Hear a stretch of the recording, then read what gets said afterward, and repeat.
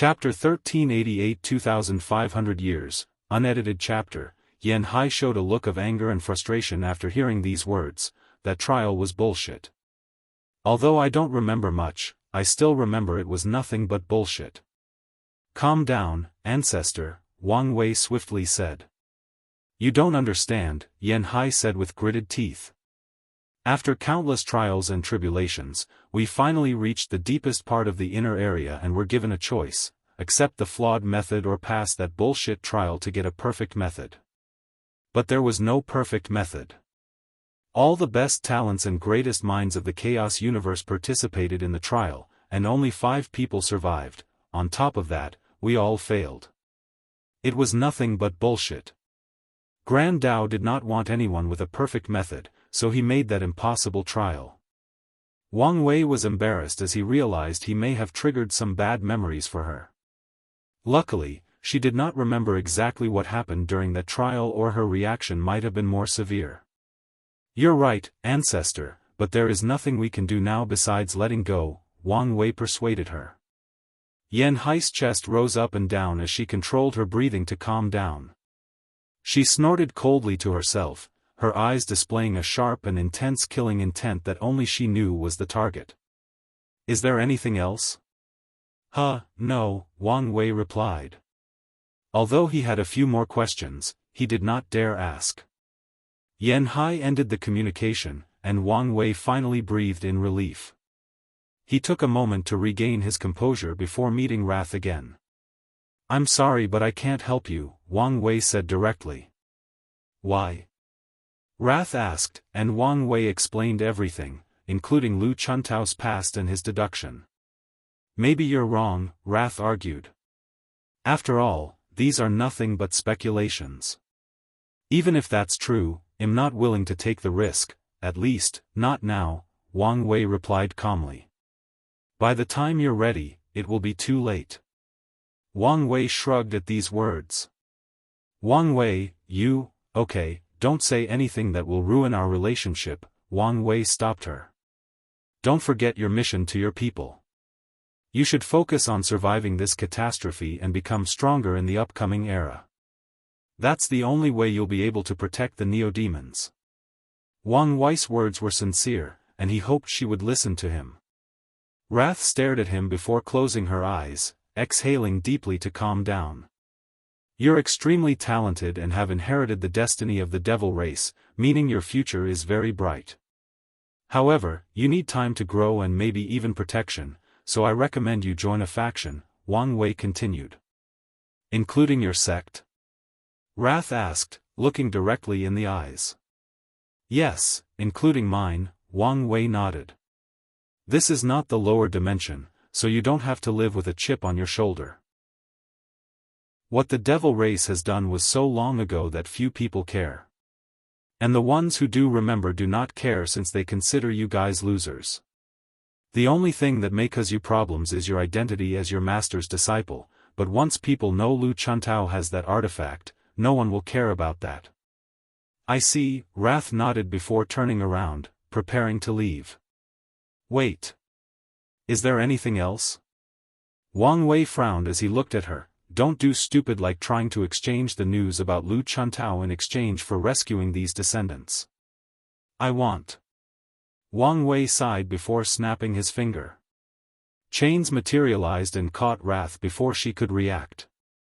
What is the meaning of this? Your eyes betrayed you, Wang Wei said. I don't understand what you're saying. Do you know how much is on my plate? Wang Wei complained. The last thing I need is for you to complicate the situation by making Lu Chuntao into an active chess player. The Heavenly Serpent Empress was still lying low-key and hiding in the shadows, which was beneficial to Wang Wei. So, the last thing he wanted was for Wrath's action to make her more active, maybe even turning her into his enemy. Are you going to kill me? Wrath asked calmly. Now that the truth was revealed, she accepted her fate. No, but I'll seal you, Wang Wei replied. He waved his hand, and she turned into a marble. Wang Wei sighed. He did many things for the devil race and fulfilled his promise to the primogenitor. But what has he gotten in return? Wang Wei was now sure that someone, most likely Heavenly Book, had stolen his fortunate encounter that contained the transcendent artifact. Why is my life so hard? Wang Wei complained before dissipating. Time passed, and a month passed by. Wang Wei was cultivating his flesh puppets in the blood pool. Then, he summoned Dulgun to check on Monk's progress. How long do you think it will take? Do you know what we're doing? Dulgun asked. I have some ideas, Wang Wei replied. The record said your clan was one of the most vengeful, and there is a reason for that. Dulgun nodded. The process takes time and requires a great price, so don't expect anything in the next few hundred years. That's really short, Wang Wei nodded approvingly. What he feared was that Monk would take too long. How confident is he? Monk has just acquired his current strength, so Wang Wei was worried about him. No need to worry. By the time the ceremony starts, he will be a full-fledged warrior with plenty of experience, Dulgun reassured. Is he going to inherit one of his ancestors' memory? Wang Wei asked. That's right, she nodded. I'm more reassured now, but that won't affect his personality, will it? I don't think so. You don't sound too reassured. He's doing things too fast, Dulgun admitted, hence her worries. However, this is the path he chose, so I'll support him. I see, Wang Wei nodded. Don't forget to remind me when it starts. No problem, Dulgun agreed. Oh, one more thing, I've successfully separated 20% of the heaven wills from the blood dragon's shadow. You did an excellent job, Wang Wei praised. Typically, this news would be something to celebrate, but things like heaven will are useless in the current era/situation. I would offer you a reward, but you understand. It's fine, Dulgun replied generously. In just a flash, 2,500 years passed. The world was still in chaos as the two major wars continued. The two suns' vessels have disappeared, fighting in the void battlefield and out of sight. Meanwhile, Taoism could barely hold on with support from the Earth Emperor. Undead Phoenix and Five Feathers have had two direct confrontations in the past 2 millennials, but anyone could tell they were testing ground rather than genuine battles. So, those two are ready to fight to the death. That's right, Red Mask reported. Five Feathers' curse has increased drastically after she finished the Heart-Soul Plague 200 years ago, and Undead Phoenix has lost too many people in such a short period.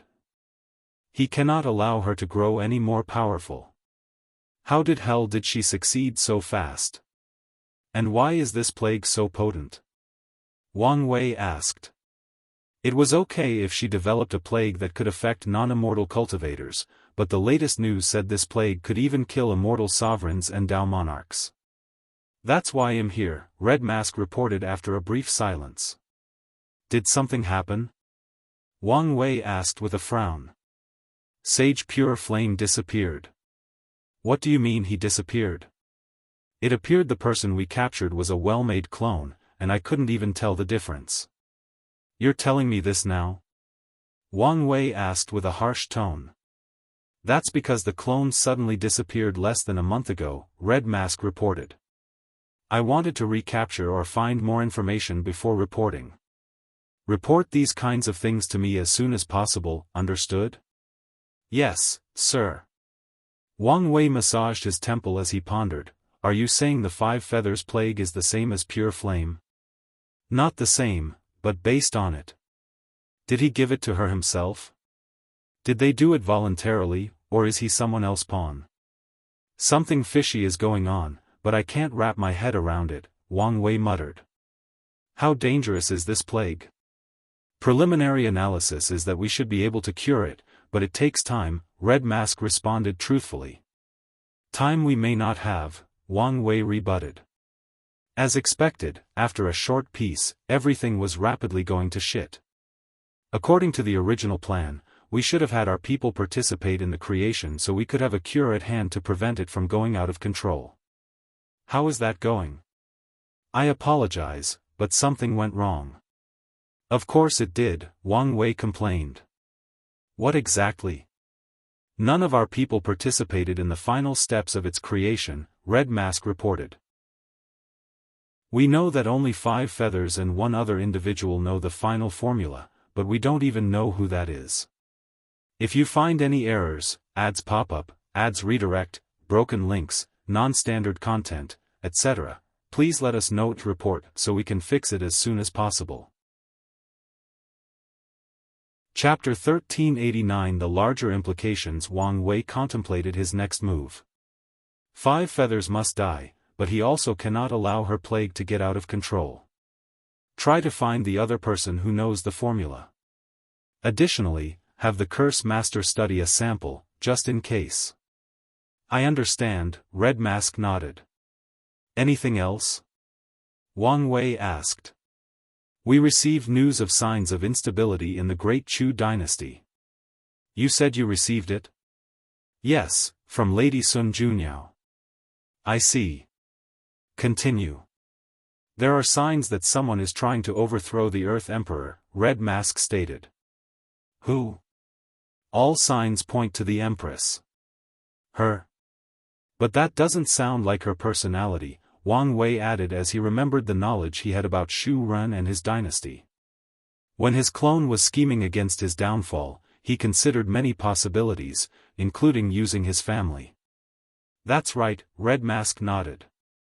The information stated that someone may be behind the scenes and the Empress is just a discarded pawn. Are they trying to force Shu Ren and the third prince to fight? Wang Wei analyzed. But this tactic is too obvious and shouldn't work, unless we are missing a crucial detail. He stopped as he suddenly remembered something. Did we ever find out why Shu Ren tolerated the third prince? Sadly, no. Wang Wei nodded before looking in the distance. Everyone can feel it, he said. A pivotal moment is approaching, and Shu Ren is one of the only open variables left that can intervene and change things. We can't allow this, so let's give him something to do. Lord, what do you need me to do? Don't worry, I'll take care of it, Wang Wei added. By the way, how much of our information do we still rely on foreign agencies to acquire? Currently, more than 22% of our most valuable information comes from foreign agencies, with Lady Zunyo's being our primary source, Red Mask reported. 15%? It's lower than I anticipated, Wang Wei nodded. The last time he asked was before his 10,000 yuan epic retreat, and the number was as high as 36%. I will do my best to reduce that number, Red Mask promised. I never doubted you, Wang Wei nodded before dismissing her. He closed his eyes to check on the mortals. The war has devastated the overall population, but the vastness of the world and the fact that many people actively protected mortals prevented the problem from reaching a higher level. However, Wang Wei knew these wars were just the beginning. Since Supreme Unity's goal is to wipe out the mortal population, the bastard won't stop at anything before accomplishing his goal. Wang Wei strongly believes that Supreme Unity never planned to allow any of the moons to die so soon.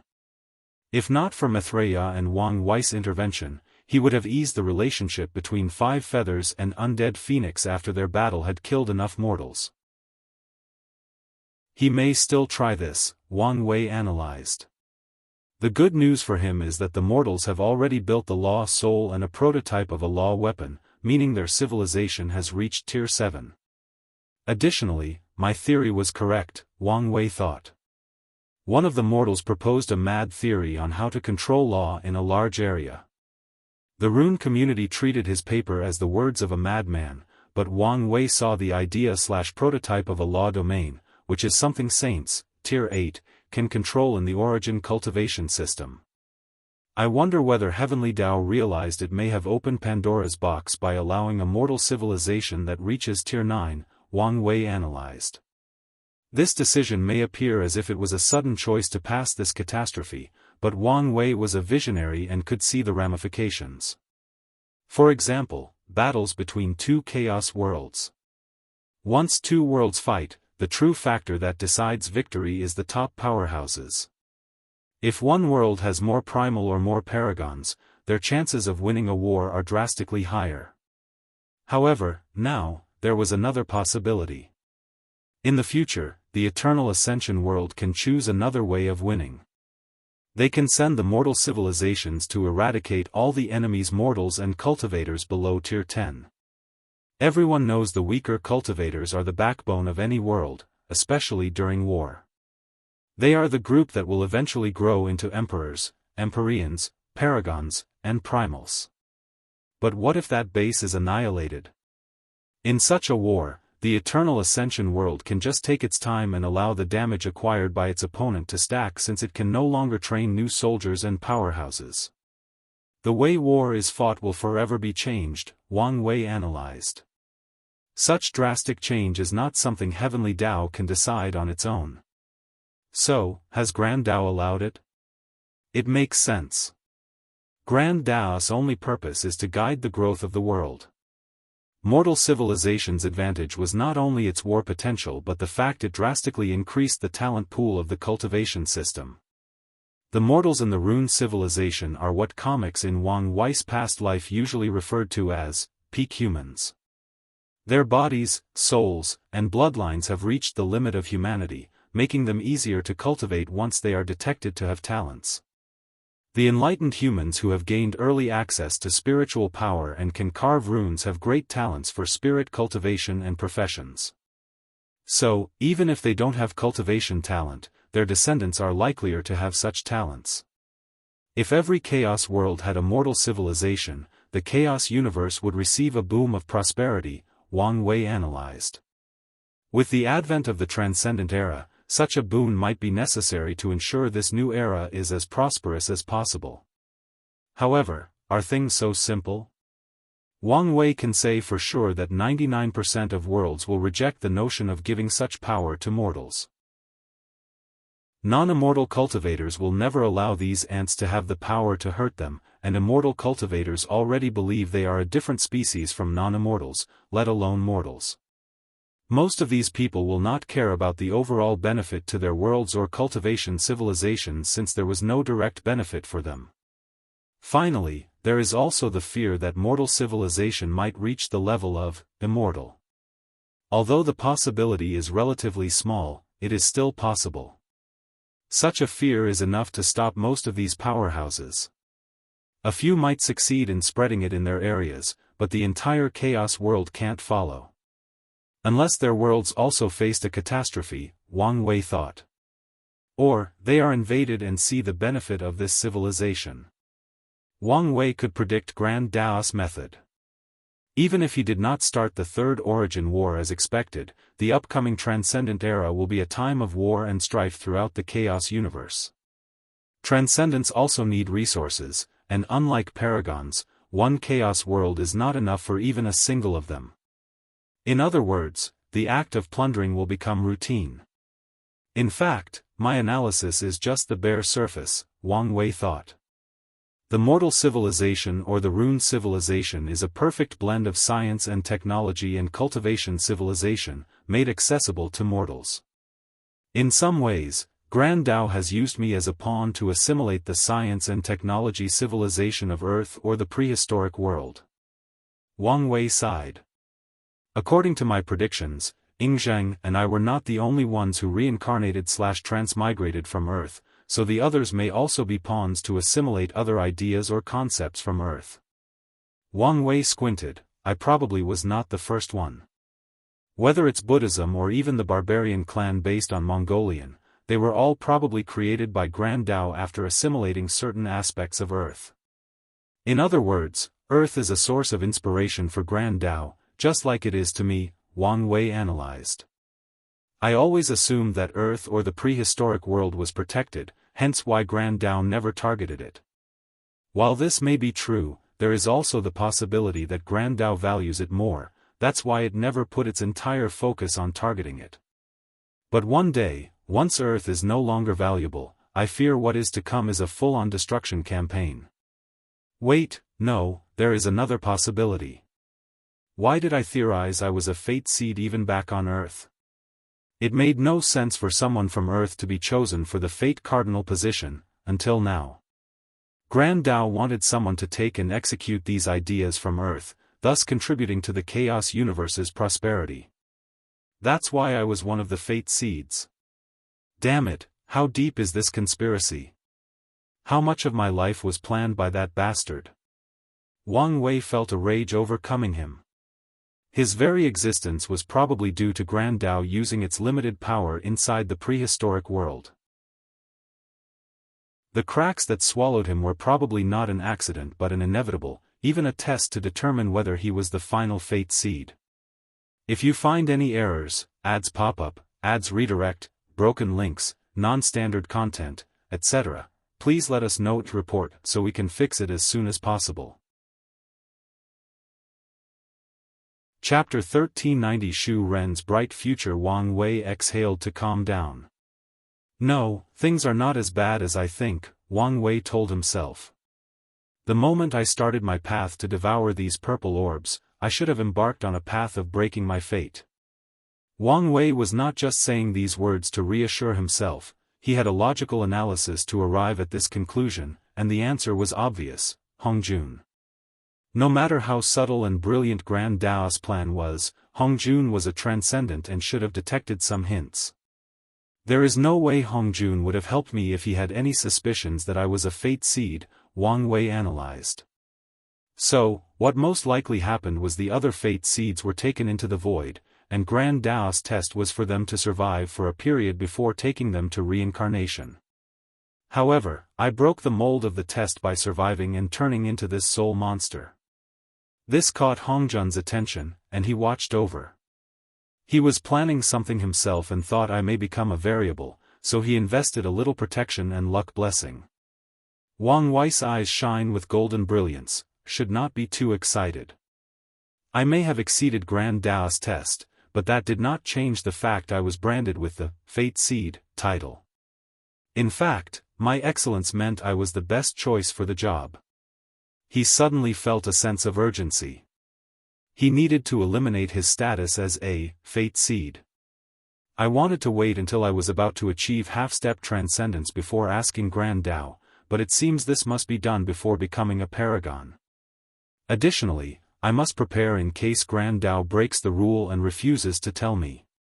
If there is one lesson Wang Wei learned from previous experience is that he cannot rely on these powerful entities to be competent or keep their word. So, he needed a backup plan in case things went wrong. Wang Wei stopped theorizing and focused on the task at hand, checking on these mortals. He waved his hand, and a piece of information manifested in his palm. The rune body is finished, and it's usable to cultivators. This method should reduce the intensity of the war, but I cannot reveal it yet in case Supreme Unity makes countermeasures.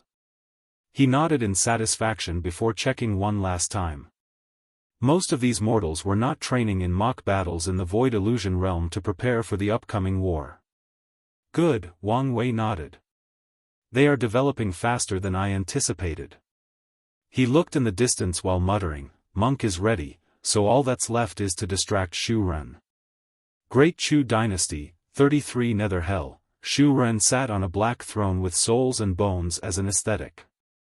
His eyes were closed as he checked the situation of this dimension, and the smile on the corner of his mouth showed what kind of mood he was in. Can this work? Shu Ren thought. His nether hell rapidly reached the finished stage after using 5 feathers method. Of course, another great contributor was these wars that allowed him to gather trillions upon trillions of souls. As long as I completed and sacrifice his nether hell to the underworld, they should give me the Earth Emperor position, Shu Ren thought excitedly. And even if that doesn't work, my actions should be enough to become a Yama king. Shu Ren's smile deepened as he thought about his bright future. Shu Ren was not stupid and knew what a bleak future awaited him. His chi luck was rapidly decreasing, and a sense of doom loomed over him. Shu Ren knew that even if he survived this catastrophe, 2 fates awaited him, being Supreme Unity's pawn or the Human Emperor's pawn. However, this will be my way out, he analyzed. Either the Earth Emperor or the Yama King positions are enough to survive this catastrophe and escape my fate as a pawn. And that's not mentioning the benefits of strength. Although Shu Ren acted arrogant on the outside, he knew he had long reached the limit of his talent. Even with the world's resources, he could no longer make much progress. However, the destiny of the Earth Emperor or Yama King was enough for him to become a peak paragon, maybe even a primal. And this may not be my limit, Shu Ren thought with shining eyes. Previously, he knew his limit, so he never considered achieving such levels, but now, a seed called ambition was growing inside his heart. I need to calm down, Shu Ren reminded himself. The nether hell was close to completion but not there yet. But the question is how to perfect it. Do I need to understand Samsara Dao? No, I came so far without it. Maybe I can use more people with Earth Dao, or I could use the more extreme way, fuse enough souls into the place and force it to evolve naturally. These two approaches have merits, and they can be used simultaneously. The souls required would be astronomical, but luckily, this world lacks nothing but souls, Shu Ren thought. However, he always felt there were better ways, but he couldn't think of it. Forget it. Maybe it will come to me later on. Shu Ren teleported away, returning to his throne in Great Chu. He did not summon his ministers but only contacted his shadow. Report. Yes, Lord, the shadow knelt on one knee. Two major things, starting with this. He took out a scroll, and with a wave, the paper flew before Shu Ren. He immediately sneered after reading it. Taoism asked him to participate in this war directly, and this time, they were no longer playing around as they directly threatened him. Shu Ren wrote an edict ordering his military director to increase troops and resources to reinforce Taoism. He also asked his ambassador to use any excuse to explain his absence. The issue of soul gathering should be dealt with now, Shu Ren thought, hiding the smile on his face. What's next? The shadow handed him an information talisman. The Empress has committed treason? Shu Ren asked. It seems that some people treat me as stupid. Lord, do you want me to investigate? No need. The shadow looked at him confusingly. It's time for me to deal with my unfilial third son, Shu Ren replied calmly. And they just handed me the perfect reason. Shu Ren sneered. His son has been safe for so long for two interconnected reasons. The bastard allied himself with the great Qin dynasty and successfully schemed to take control of a significant part of his 33 nether hell. But now that the thing was about to be complete and Shu Ren saw the hope of escaping his fate, it was time to destroy that annoying pest. His third son has always portrayed himself as filial to his mother, making her the best direction to deal with him. Swish. Shu Ren frowned as he looked at the shadowy figure in the room that appeared out of nowhere. You better have a good reason to interrupt my meeting.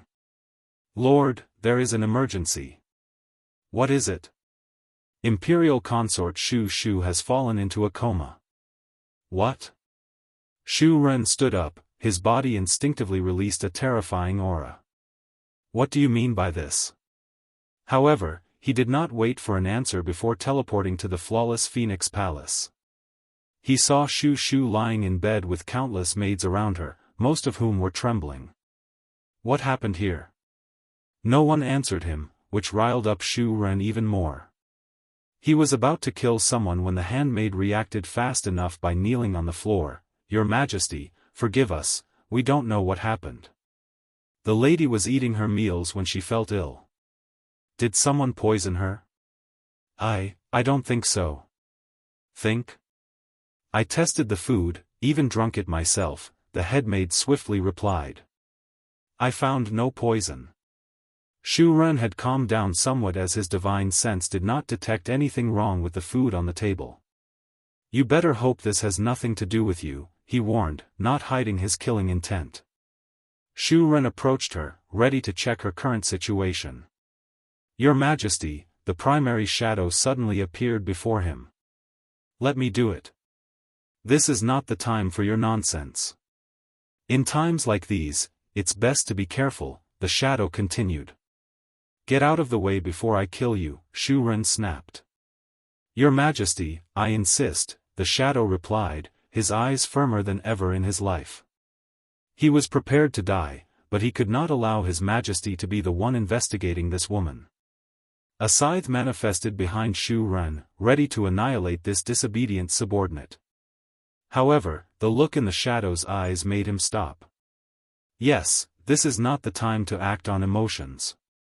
He exhaled to calm down before canceling his technique.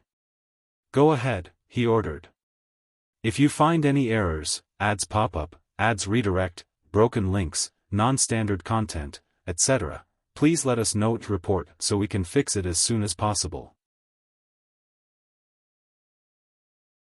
Chapter 1391 Shu Shu's Fate. The shadow took a deep breath before slowly walking over Shu Shu's body. He carefully extended his divine sense, scanning every part of her body. Usually, such an intimate act would be considered a violation of a person's privacy. As a subordinate of the emperor, he should never know the body of an imperial consort so vividly unless he was a doctor. However, the situation was different, and since it involved the emperor's body, the shadow had to cross the line. Well? Shu Ren asked after seeing the shadow frown and not uttering a word. Her existence is collapsing, the shadow replied. What? Such a severe injury? Shu Ren asked. The anger he had previously controlled immediately resurfaced. So, someone did get to her? I'm afraid not, the shadow explained. What are you saying? The shadow was quiet. Now you want to be quiet? Shu Ren roared, releasing his killing intent to the shadow again, making him kneel on the ground. Explain what you discovered. The imperial consort is a failed experiment, after all. The foundation of her existence is the concept of perfection, and since she was not appropriately made, it is not collapsing. Shu Ren clenched his hands after hearing this. He had forgotten about this fact. Most perfection experiments do not last long, and the few successful ones usually require the subjects to cultivate to a high enough level to make up for their flaws. Shu Shu had no cultivation and could live for so long because Shu Ren fed her many immortal pills. The worst part is that she cannot cultivate herself in the current situation. Do you have any solutions? Shu Ren asked. For now, we can only return her to.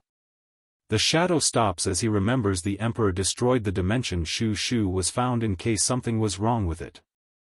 The worst part is it was the shadow's suggestion. We can only temporarily seal her to prevent the collapse. Maybe the scholars will have a method. Shu Ren calmed down before walking to her. He finally checked himself, and without hesitation, he tried to inject some of his powers into her body. However, his actions seemed to accelerate the process as a quarter of Shu Shu's hair suddenly turned white. Shu Ren immediately stopped his actions. Summon the dynasty's brightest mind. I need an answer before the sun rises, Shu Ren ordered, his gaze not leaving her side. One more thing, the news cannot leave this hall. As you wish, the shadow nodded before summoning a sword. After massacring all the maids present, he summoned these scholars and enlightened beings. Under the threat of death, these scholars gave Shu Ren two solutions. He sat on his throne, contemplating their words. The first solution was unusable since Shu Ren knew he would lose Shu Shu if he dared show her before supreme unity. If he asked Taoism for help, the best scenario was that they would use her to control him, and he would still lose her in the end. Are you sure we don't have any resources for perfection Dao? Shu Ren asked his Minister of Finance who was in charge of the dynasty's treasury. His Majesty, as I said, these things are rare, and we don't have any at hand. But I remember we had a few crystals that contain some essence of perfection. You gifted them to Sun Junyao, the minister replied. Her? Shu Ren's eyes suddenly brightened. Yes, her. As long as I get my hands on her and refine her blood and soul, I should be able to perfect Shu Shu and save her life. Shu Ren looked at the shadow. It's your job to find her as soon as possible, no matter the price we have to pay. Your Majesty, our chances at finding that woman are not high, especially in such a short window. It's your job to make the impossible possible, Shu Ren snapped. I will do my best, but I suggest we focus on finding the remains of other people experimenting on perfection. Such an approach has a higher chance of success. Do both, Shu Ren ordered with a slightly raised voice. He then turned to another team in the meeting. How long will the seal last? The team looked at each other before the leader was forced to step forward and explain. If we are lucky, about 200 years. So little? How can you guys be so useless? Pardon us, Your Majesty, but we have no knowledge about perfection, and this is the best we can do, the leader, a middle-aged man with a thick beard and yellow dress, swiftly answered. He wanted to tell His Majesty that his previous actions drastically shortened the imperial consort's time, but he did not dare. Shu Ren grunted, You said if we were lucky, what about if we're not? Less than 30 years. Are you serious? Shu Ren asked, almost losing control. 30 years might be long for mortals, but for being on his level, it cannot even be compared to seconds. No, time is too short. We need better solutions. Shu Ren looked at these scholars, releasing his killing intent. They immediately knelt on the ground while yelling, Your Majesty, we have tried our best. It's not enough, Shu Ren replied coldly. Give me solutions or die. We have no more solutions. However, Shu Ren ignored them while slowly increasing the pressure. To say the tension in the room was palpable is an understatement. Finally, one scholar desperately yelled, We can try to let her cultivate. Stop speaking nonsense, the others yelled. This might be the only choice, the scholar argued. The others wanted to kill this bastard since his words could get all of them killed. Bastard, how is that a solution? No one in this world can cultivate, so unless you've suddenly surpassed the 2 suns, shut the hell up. We can ask Taoism for an exception. And you think they will agree? They might. Bastard, you're going to get us killed. Big Nose Chen, if I die, I will curse all 18 generations of your ancestors. You. Silence. Shu Ren yelled. He pondered briefly. Taoism has been asking for cooperation, so he might ask them for this favor in return. The issue is hiding Shu under their watch while using this favor. This might work, Shu Ren muttered. Your Majesty, it won't work, said another scholar. What do you mean? We considered this possibility, even theorizing using a battle technique that temporarily increases her fleshly body to stabilize the situation, the scholar explained, and Shu Ren nodded. He knew the lock's cultivation restrictions had a flaw involving boosting techniques or battle skills. However, the result of our calculations was that such an approach would accelerate the imperial consort's existence. In fact, any attempts to heal her that do not involve perfection will only bring her harm. Shu Ren's face contorted out of sheer anger. He looked at Big Nose Chen. So, you lied to me? I. Big Nose Chen stuttered. He only said these words to buy them enough time to survive today's events. At worst, he could take this opportunity to escape. Big Nose Chen tried his hardest to find an explanation, but Shu Ren did not give him the chance. His body exploded into a blood pool, splurging the throne room. A few bold people with enough status blocked the blood with an invisible shield, but most people did not dare move and allowed their bodies to be stained. Shu Ren slouched on his throne while massaging his temple. Everyone disperse and do what you're supposed to do. He realized killing these scholars wouldn't change his current predicament, so he could only wait for news from his shadow. Shu Ren never left Shu's side, waiting for news. A few weeks later, the shadow sent news they had found something, but it was a trial. Sadly, no one could get the information it contained without passing the trial. Shu Ren did not want to waste time, so he tried to use his overwhelming strength to take it forcefully, but the thing self-destructed, almost injuring him. After that, he had to be patient. The scholars reviewed the history, trying to find any information about ancient cultivators interested in the path of perfection. Sadly, Time Eater did an excellent job erasing most of history, making Shu Ren regret not keeping more records. He considered getting the information from these ancient lineages, but he dared not invade their sect without backing from the others. Shu Ren's luck seems to have run out as Shu Shu's collapse accelerated, meaning he did not even have 200 years. 15 years passed, and just as she was about to die and Shu Ren was about to become mad, Shadow brought him good news. What good news? Hurry and hand it over, Shu Ren said as soon as he teleported to their meeting room. However, the Shadow hesitated. What is it? Is there something wrong with what you found? It seems too coincidental, the Shadow replied. If you find any errors, ads pop up, ads redirect, broken links, non-standard content, etc., please let us know to report so we can fix it as soon as possible. Chapter 1392 Double Strike Attack, what are you talking about?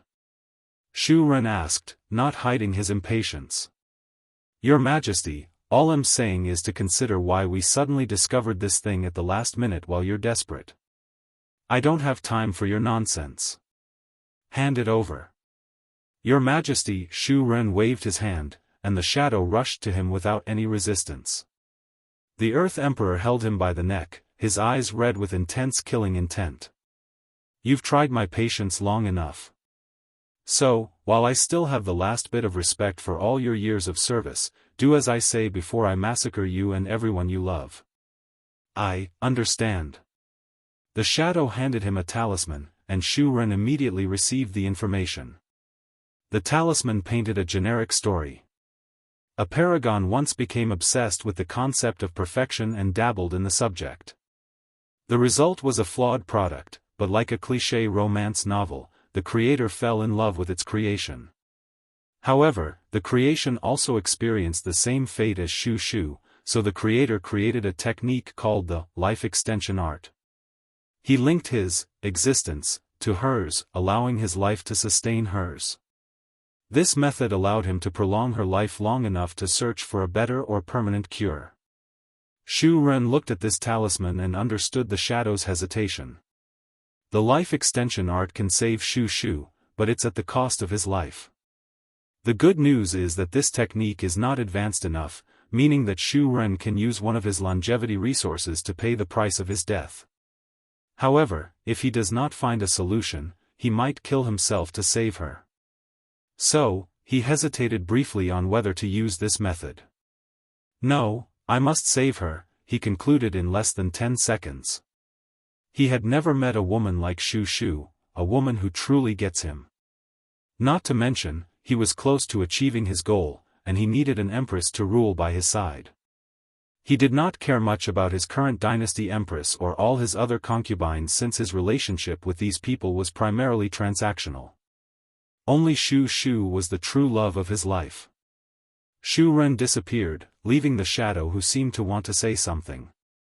He took Shu Shu to a private room and immediately executed the life extension art. The world entered a time of quiet for another 20 years. However, everyone was waiting for the climax of the current conflict. Wang Wei floated in the air in his secret dimension, with the word worry clearly written on his face. The current report about the spread of the curse plague was far from good. The Fate Shadow Guard or any agency he contacted has not found the person responsible for the curse's formula. The only good news is that the overlords and other ancient lineages realized this curse might be a problem, so they worked together to barricade Undead Phoenix and Five Feathers territory. No one or nothing can leave these areas without being captured and checked for any plagues. It really feels like I'm playing with fire, Wang Wei grunted. He started regretting giving Five Feathers that suggestion. In the past few years, he gathered all the resources he had to gather many lineages together to study that plague as soon as possible.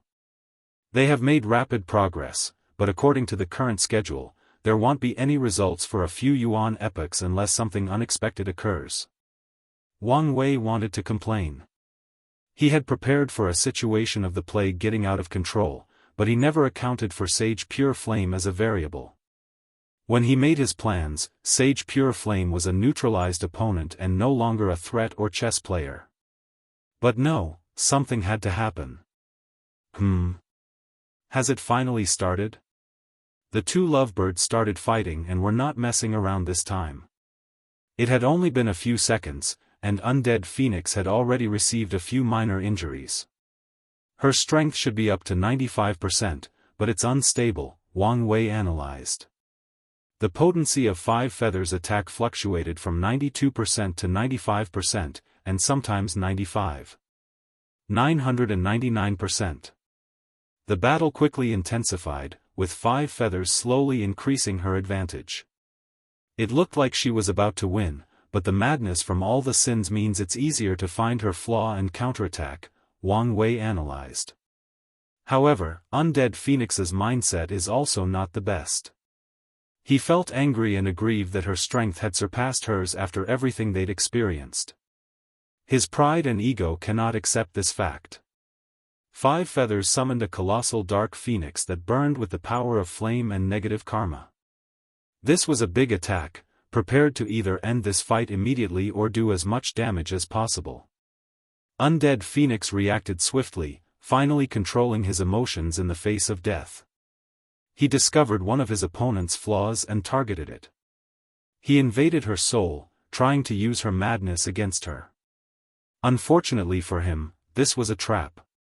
5 Feathers was not as mad as she appeared, so she laid the trap for him, and he walked out. As soon as he invaded her sea of consciousness, he received a counterattack in the form of an invasion by ghosts and grieving souls, making Undead Phoenix fall into a terrifying illusion. Under normal circumstances, Undead Phoenix's understanding and application of the soul should be leagues above his opponent. But 5 Feathers relied on sheer brute force. She bombarded him with enough souls and grievances that even Undead Phoenix could not respond in time. Everyone thought they were about to witness the first climax of this war as they watched that dark phoenix envelop Undead Phoenix. However, something unexpected occurred at the last minute. Sounds of chantings and drums echoed between heaven and earth, followed by a projection of a temple. Then, Undead Phoenix disappeared. Most people were confused, but only a few knowledgeable people recognized that temple. They all had one thing on their minds: the Vendetta ceremony. These people understood that someone else was brave enough to take a piece of the pie, and it seems they might have taken a significant chunk. Good, Wang Wei muttered. Monk has finally taken action, and Shu Ren is distracted. It's time to move. He wasted no time before summoning the meat puppets he would use. Wang Wei did not put his soul into the thing due to the risk of the next course of action. Instead, he created a pseudo-soul that was the amalgam of many of his spirit particles. There were many restrictions on using this body in such a manner, but he only cared that he could use Paragon-tier strength and that it was safe. Wang Wei then closed his eyes to control the body remotely. His new body then entered the river of time. Wang Wei was already on guard, expecting an assassination attempt. However, nothing occurred. Really? Nothing? He sneered. Others might be unable to detect that chronofluctuation, but I would never believe Time Eater didn't. So, why didn't he take this opportunity to stop or confront me? Is he trying to appear as if the seal was effective? Wang Wei's sneer increased. He might believe Time Eater had no other ways to intervene in the world's affairs but not in the river of time. Your absence reveals more than your presence. Wang Wei took note of this before focusing on the river before him. He suddenly sensed a gaze full of animosity that made his blood boil, but it was soon replaced by a more soothing one. Okay, Maitreya, you didn't let me down this time. Wang Wei raised his hand to summon a rune. It was 5 Feathers' time mark. During her battle, this mad woman forgot to hide her time mark, allowing Wang Wei's chronospirit to detect it. Now, he had isolated her timeline to prepare for the next step. He jumped into the river, turning into a humongous fish, swimming against the river torrents. Wang Wei sensed great resistance the more he swam, but that was to be expected. The older someone is, the harder it is to kill them from the river of time. Additionally, he was not a true paragon, thus limiting his abilities. Luckily, one of the core training focuses his wife ensured he had enough knowledge about was in this regard. So, Wang Wei used some of the things he had learned from her. His fish body grew wings before flying into the sky and landing in the water. Wu Hong warned him not to fly directly to his destination while navigating the river of time unless he's a primal paragon, but he could use this method to make traveling easier. Soon, Wang Wei reached his destination and entered the Eternal Ascension world. His gaze soon caught a young Five Feathers talking flirtatiously to someone. If you find any errors, ads pop up, ads redirect, broken links, non-standard content, etc., please let us know to report so we can fix it as soon as possible. Chapter 1393 The Secrets of the Infinite Trichiliocosm, unedited chapter. The person Five Feathers was flirting with was probably not Undead Phoenix, given how uncomfortable the latter appeared. Is that the best friend? Wang Wei thought. He shook his head, not caring about such detail. This period should be close to when she took Undead Phoenix's talent, Wang Wei analyzed. Five Feathers was currently in the middle stages of the Empyrean realm, meaning she should have felt the shackle of her talent and wanted a way out. I thought I would have landed when she was close to becoming a paragon, Wang Wei thought. The weaker Five Feathers was, the easier it was for him to accomplish his goal. However, the fact that he missed his descending mark by such a large margin indicates his poor navigation skill in the river of time. Well, that can't be helped, Wang Wei reassured himself. He was a poor imitation of a paragon, which limited many of his abilities. So, he decided not to be too harsh on himself. He also warned himself to become a paragon as soon as possible. Let's not waste time, Wang Wei thought before acting. He pointed at the young Five Feathers but suddenly stopped as he sensed something. His chronospirit detected an anomaly in the river of time. Did she finally discover something and wanted to stop it? Someone was rapidly approaching this timeline, and Wang Wei realized it was Five Feathers' chronospirit. Since it was her timeline, her ability to mobilize protection was much faster than Wang Wei's. Unfortunately, it's too late. With one thought, the young Five Feathers dissipated to the horror of the uncomfortable young man. Wang Wei heard the unwilling roar of the chronospirit, but he did not care. His mind focused on the repercussions of Five Feathers' death. This woman is someone who has a significant effect in the Eternal Ascension world's timeline, meaning the death of her past life should have created butterfly effects with devastating causes. But, from what I know, when I return, she will die, but the effects of her past self dying won't matter in the slightest. The young Five Feathers' death should have drastically altered the timeline. For example, she would no longer be one of the 8 moons, thus fundamentally an entire era of the Eternal Ascension world. I know this is the purpose of isolating her time mark, but how does this really work? Wang Wei thought as he closed his eyes, trying to understand what was happening. He had many theories, and the one he favored the most was cause and effect. The cause of Five Feathers' death should have catastrophic effects, changing an entire era. However, by isolating her time marks, the effects were altered to her future self dying without affecting anything else. So, that's how it is, Wang Wei muttered as he figured it out. His theory was correct but also wrong. This process involved cause and effect, but Heavenly Tao or Grand Tao did not directly overwrite causality to make these deaths make sense. Instead, it is an underlying program of the river of time. Instead, the effects of the death of young Five Feathers were divided into 2. The first part, which involved changing an entire era and countless lives, was transferred by creating another timeline. Then, the second part, which involved the death of her future self, was transferred to the primordial timeline. In simple terms, another timeline bore the drastic effects, while the primordial timeline was responsible for a minor part. A brilliant design, Wang Wei praised as this epiphany increased his understanding of time Tao and the river of time. Was this grand Daoist design or something else it borrowed from Earth? Wang Wei had his reasons for his doubts. A multiverse is defined as countless universes with lives and different rules, societies, cultures, etc. That also means that the composition of the chaos universe with countless chaos worlds is a form of the multiverse. Since the chaos universe was already a multiverse, why was there a need for the infinite Trichiliocosm with parallel timelines? This idea is something that is more common in Earth's science fiction than in a typical cultivation novel. As soon as Wang Wei asked this question, he had an answer. The existence of the infinite Trichiliocosm has made this chaos universe exponentially larger than a regular chaos universe, and large size means more population, which also translates to more talents and, more importantly, more possibilities for growth and evolution.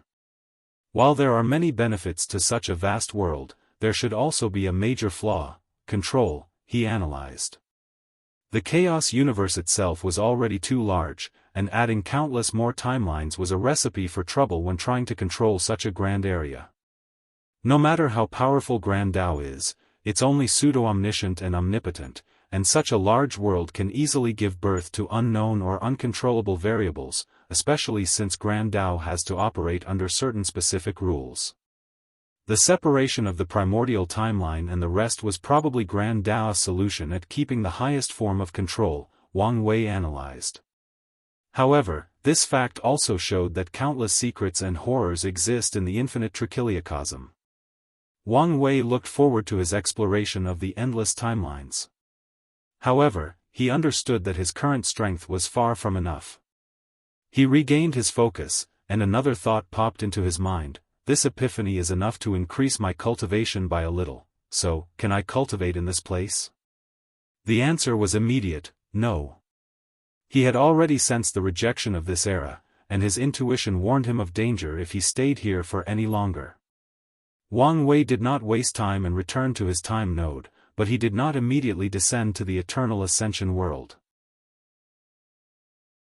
Instead, he wanted to see if he could find a loophole in the lock and cultivate directly in the river of time. Sadly, someone soon proved to him this was not possible. As soon as Wang Wei sat cross-legged, an illusory creature with an illusory body that emanated a potent chrono-energy appeared in the distance. The creature looked at him with incredible vitriol before rushing toward him. Wang Wei recognized the time wraiths and prepared for battle, but a golden light appeared and destroyed the creature. It can't be, Wang Wei muttered. Yes, Supreme Unity has controlled a few wraiths to patrol our branch of the River of Time, a soothing voice entered his mind. He's very thorough, Wang Wei replied with gritted teeth. Indeed, but forget that for now. You can't stay here. I don't need long, Wang Wei swiftly said, I just need to summon my main body, and will return after regaining his previous cultivation. Do you have any idea how dangerous this place is? Maitreya asked.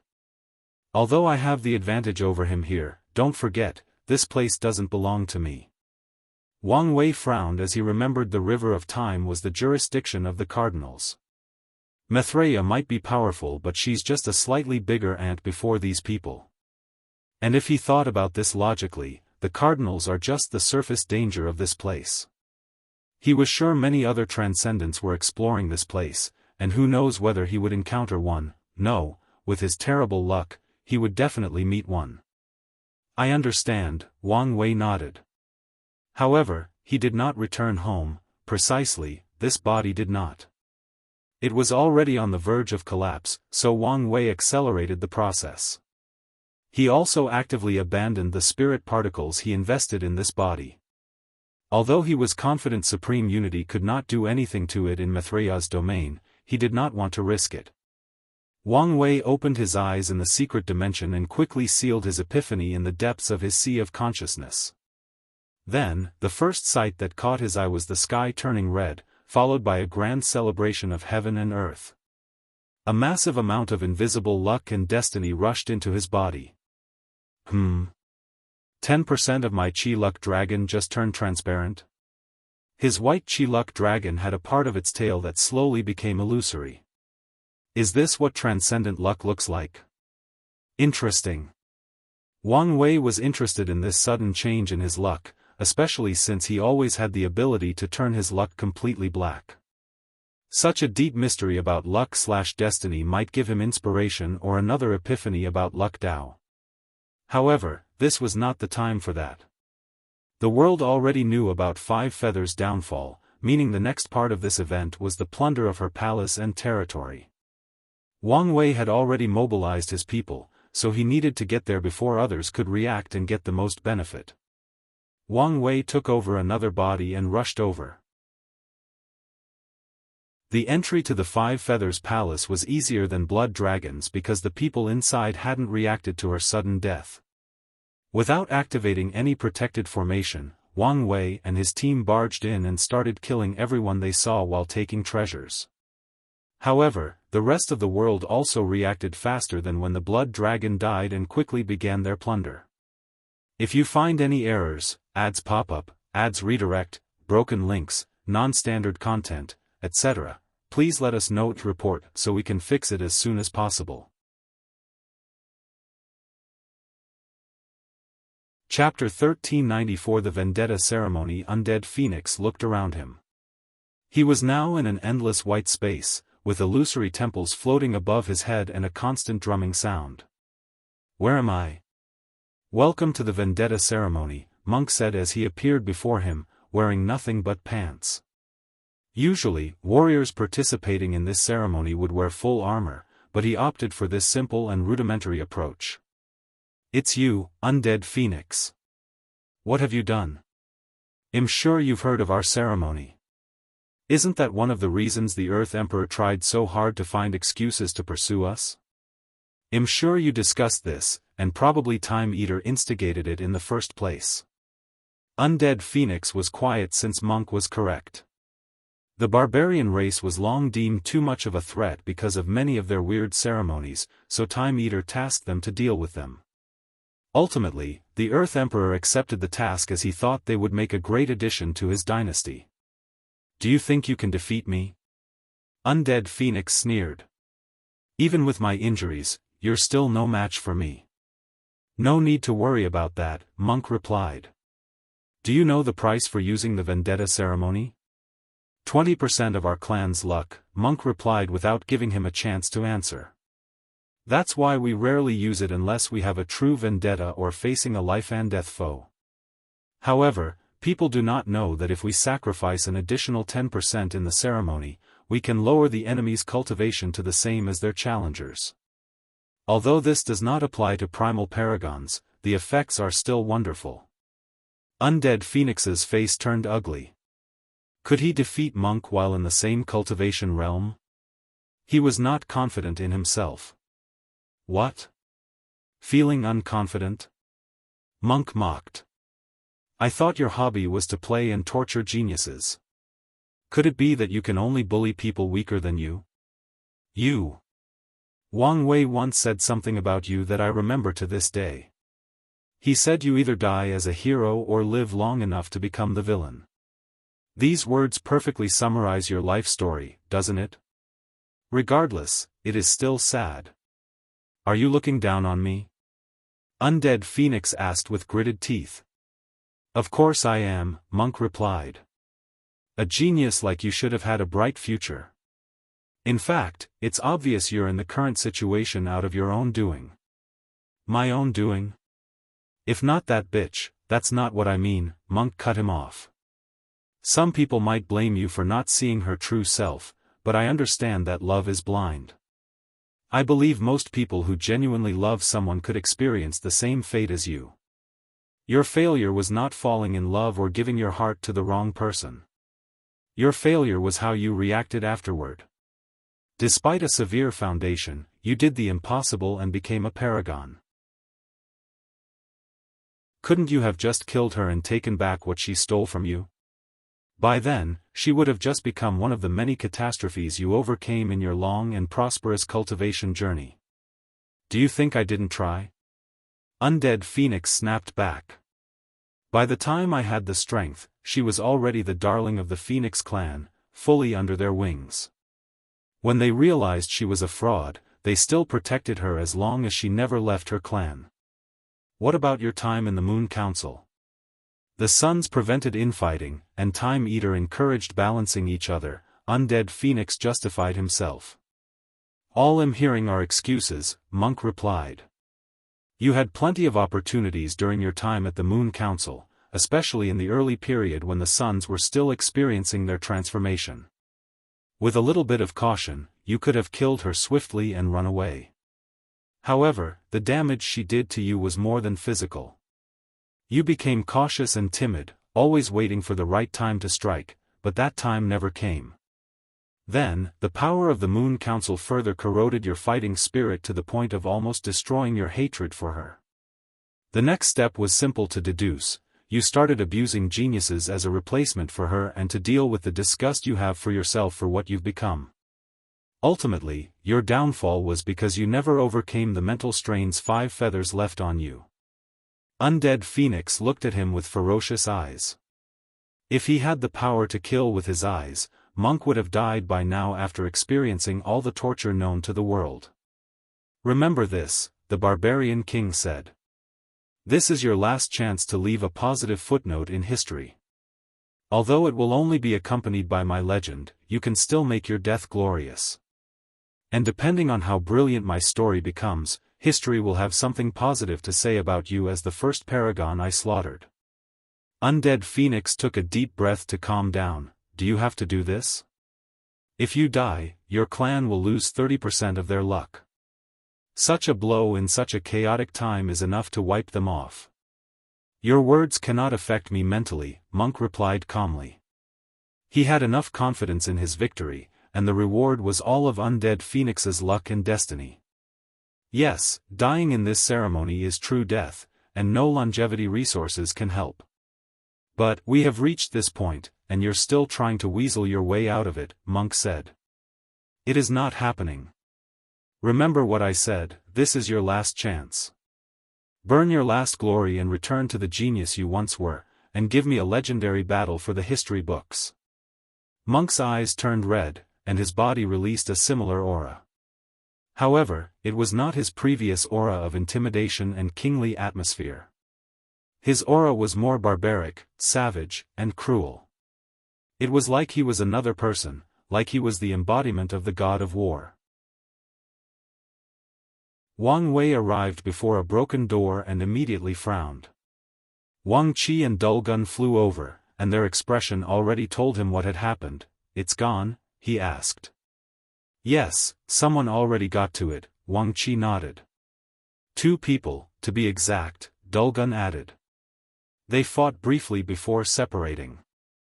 It's a shame we couldn't get the treasure, but I got my hands on 5 Fetaher's person space, so that's more than enough, Wang Wei nodded. Let's reunite with the others before separating.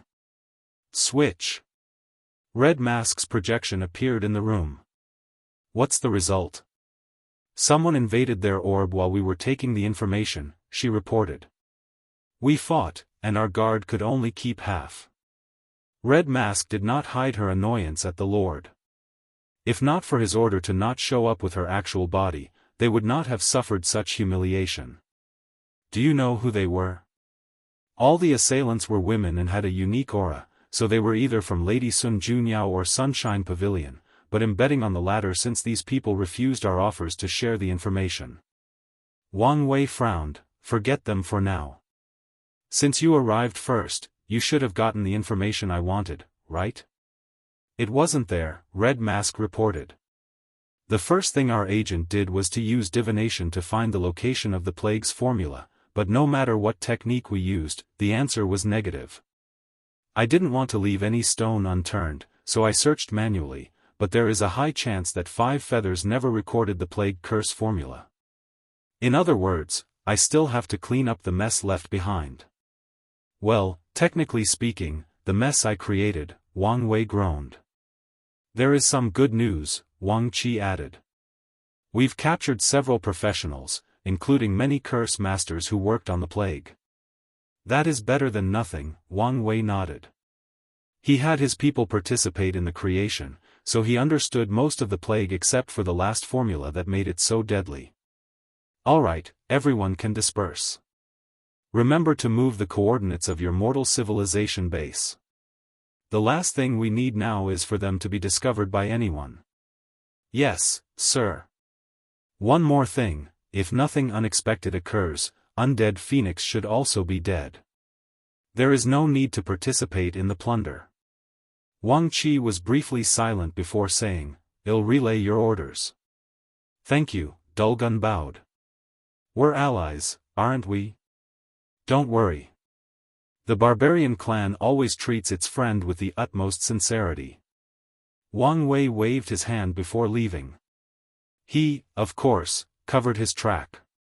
Back at his sanctum, he summoned the most remarkable find of this plundering, a green ring with designs of tree barks.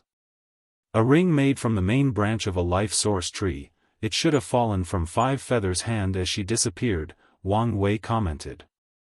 This ring was a third-level longevity ring, meaning he now had an extra life. Although this ring was probably useless before transcendent entities, its existence allowed him to be bolder in many of his operations. If you find any errors, ads pop-up, ads redirect, broken links, non-standard content, etc., please let us know to report so we can fix it as soon as possible. Chapter 1395 A Genius Last Farewell. Wang Wei did not immediately put the ring on. Instead, he activated the slight remaining obsession he discovered attached to it. "It's you," screeched a female voice. "Are you so afraid of death?" Wang Wei asked while looking at this obsession of 5 feathers that lingered on. "It's your fault, it's everyone's fault," she continued. "I was so close to killing him and proving to the world I did the right thing, to prove I was better than him. Why did you have to intervene?" So, her obsession is about Undead Phoenix's death. That's good news, Wang Wei thought. He had a team researching the power of obsession from the Grand Mist Gang Lord, but he never actively participated due to his busy schedule. As such, he was not too confident in dealing with 5 Feathers' obsession, even if it was a minor one. "It's ironic how tragic your and Undead Phoenix's life was, but you haven't even realized it," Wang Wei shook his head. "What nonsense are you talking about? Do you really think what happened between you two was an accident?"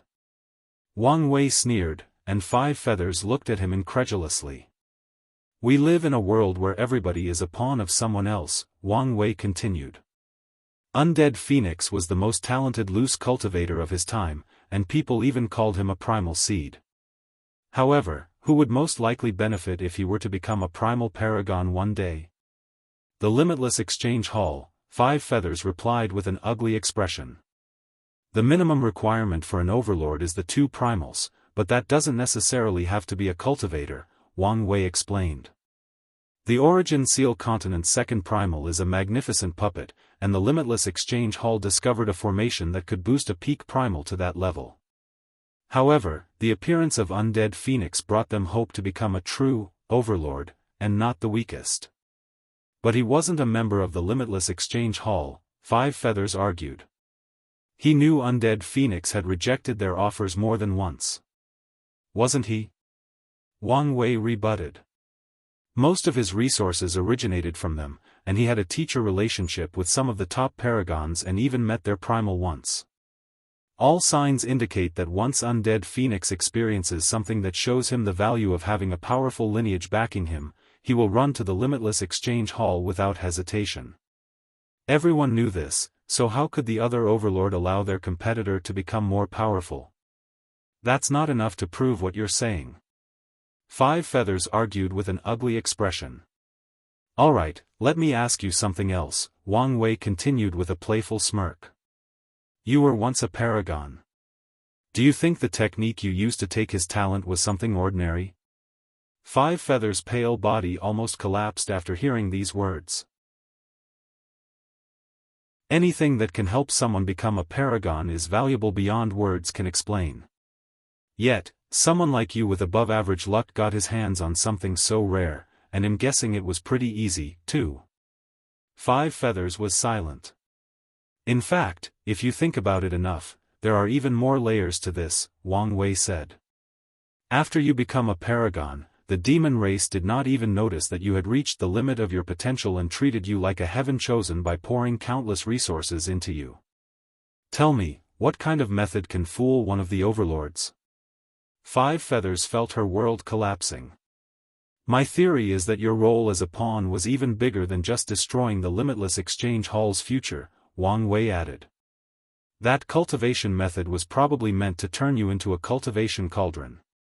After being nourished by the demon race's resources, the person behind the scenes would have appeared and absorbed your cultivation, probably to reinforce their foundation and increase their chances of becoming a primal.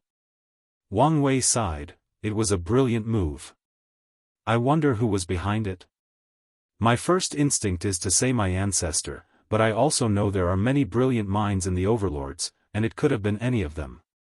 No, you're talking nonsense, Five Feathers denied. If you were telling the truth, why did no one come to collect their cauldron?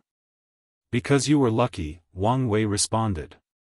The person was probably busy with the Second Origin War, and they died in the ultimate taboo immediately afterward. While in limbo, the world changed drastically, and you became one of the moons, thus escaping your fate. No, it can't be. My theory is verifiable, Wang Wei casually said. You should have kept a copy of the technique, right? I only need to understand it, and I'll know whether you were turned into a cauldron or not. Five Feathers was quiet. She did not utter another word but returned to the ring. So, collapsing an obsession's worldview and spirit can affect them, duly noted, Wang Wei thought. He was telling the truth, but that did not stop him from gathering more information on obsession. He summarized what happened and sent it to the study team. He then focused on other things.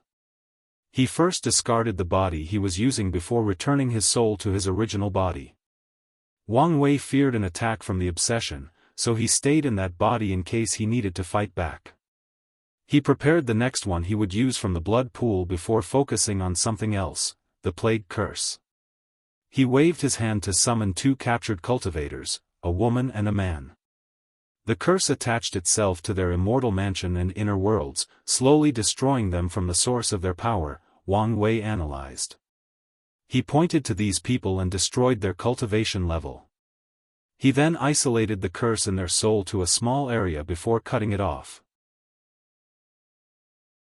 Lastly, Wang Wei injected life energy into their bodies to keep them safe. The decaying aura of these subjects rapidly dissipated, but that was only for a few seconds. The curse returned, Wang Wei observed, not surprised. Their main problem was this issue: the curse always returns less than a few seconds after being dealt with. Is the problem their existence? Wang Wei thought. He raised his palm to condense his perfect aura before forcefully fusing it into the subjects' bodies. Such a rough approach has basically killed these two, but this was not Wang Wei's priority right now. A perfect existence means no curse should be able to affect them, but Wang Wei waited, and as expected, after a few minutes, their cursed status returned. It is as the report said, the curse has a potent source, and without understanding what it is or directly removing it, the curse will continue to replicate and spread, Wang Wei grunted. He realized he needed to find Sage Pure Flame as soon as possible, or the world might indeed be doomed. There is one good news from this small experiment, Wang Wei thought. He discovered that a perfection aura could delay the curse's return. So, in the worst-case scenario, he could work with Sun Junyao to create a delay pill, buying them enough time to find a proper cure. It's not a good thing to be this passive, so let's get ahead of the problem, Wang Wei thought. He took his communication talisman and contacted Sun Junyao. He told her about this news and asked her to work with a few pill refiners and curse masters to create this delay pill. He promised her all the support she needed, and she agreed. Afterward, Wang Wei headed to the demon race to see the Star Sage. He wanted to use her expertise to find Sage Pure Flame.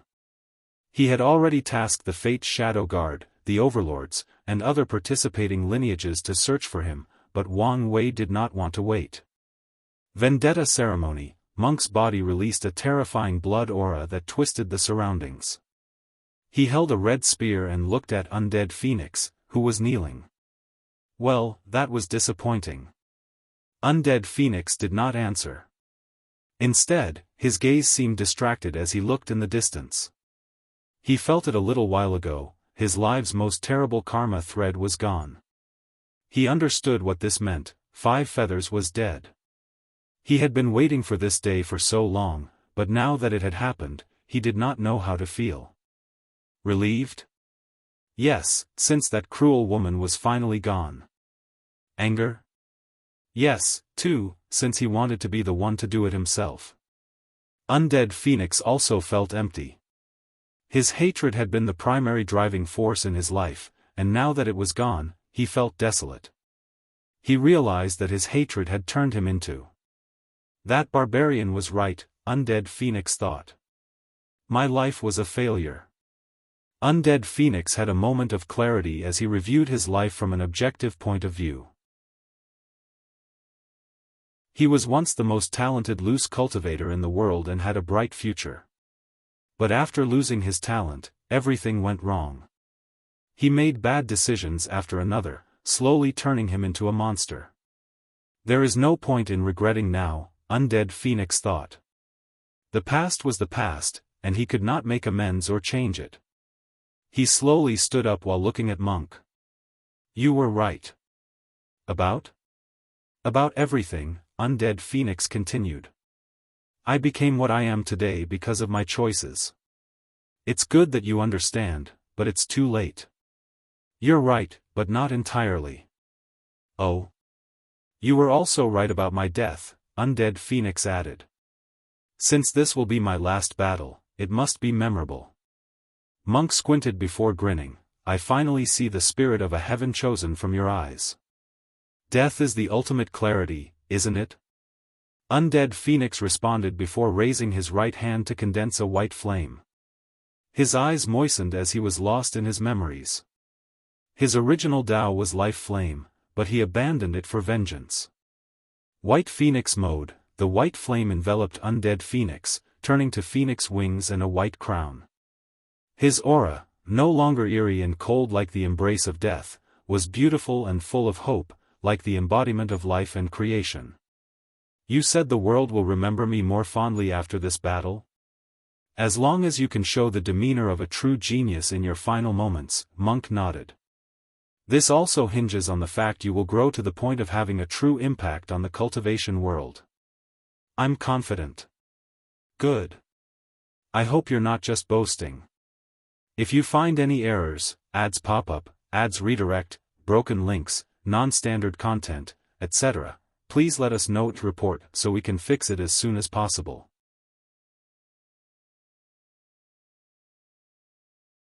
Chapter 1396 The Great Wisdom Sutra. Monk stood above the dead Undead Phoenix, no, White Phoenix, with blood and burn marks all over his body.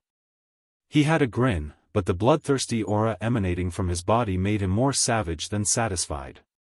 You were a worthy opponent, Monk said. After entering the White Phoenix mode, White Phoenix embodied the word, Immortal.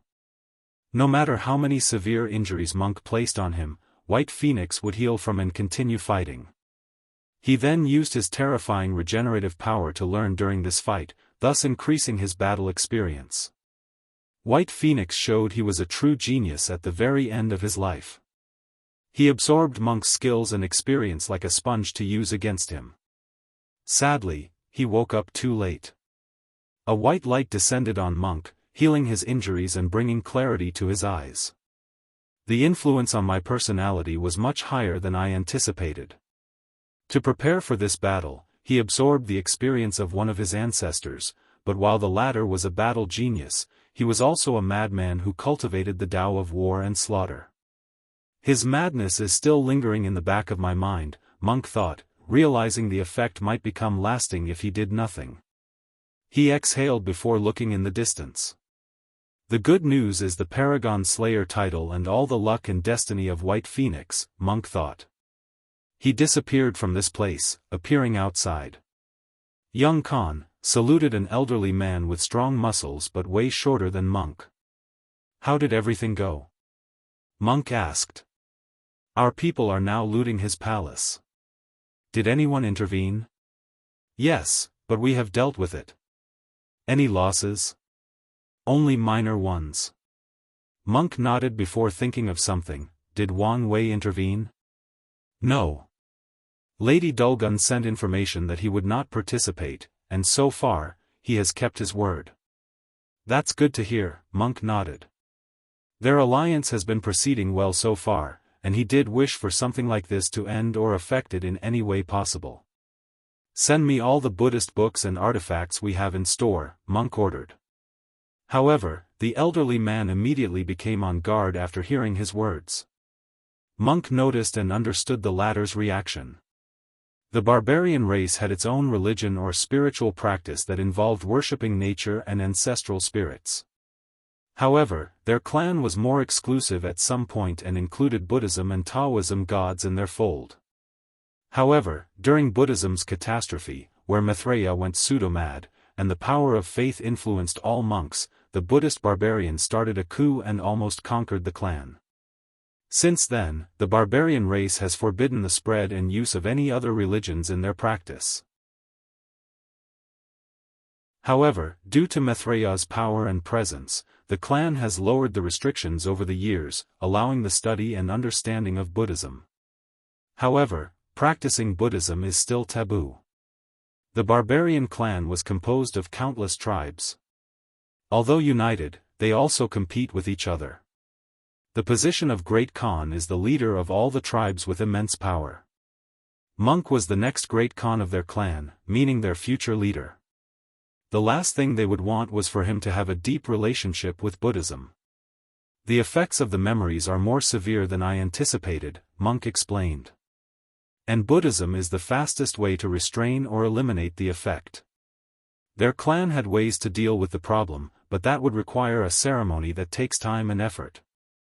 Monk understood the emergency nature of the current situation, so he wanted to be back in peak condition as soon as possible. As you wish, nodded the elderly man. Monk did not return to his tribe but teleported to the war god temple.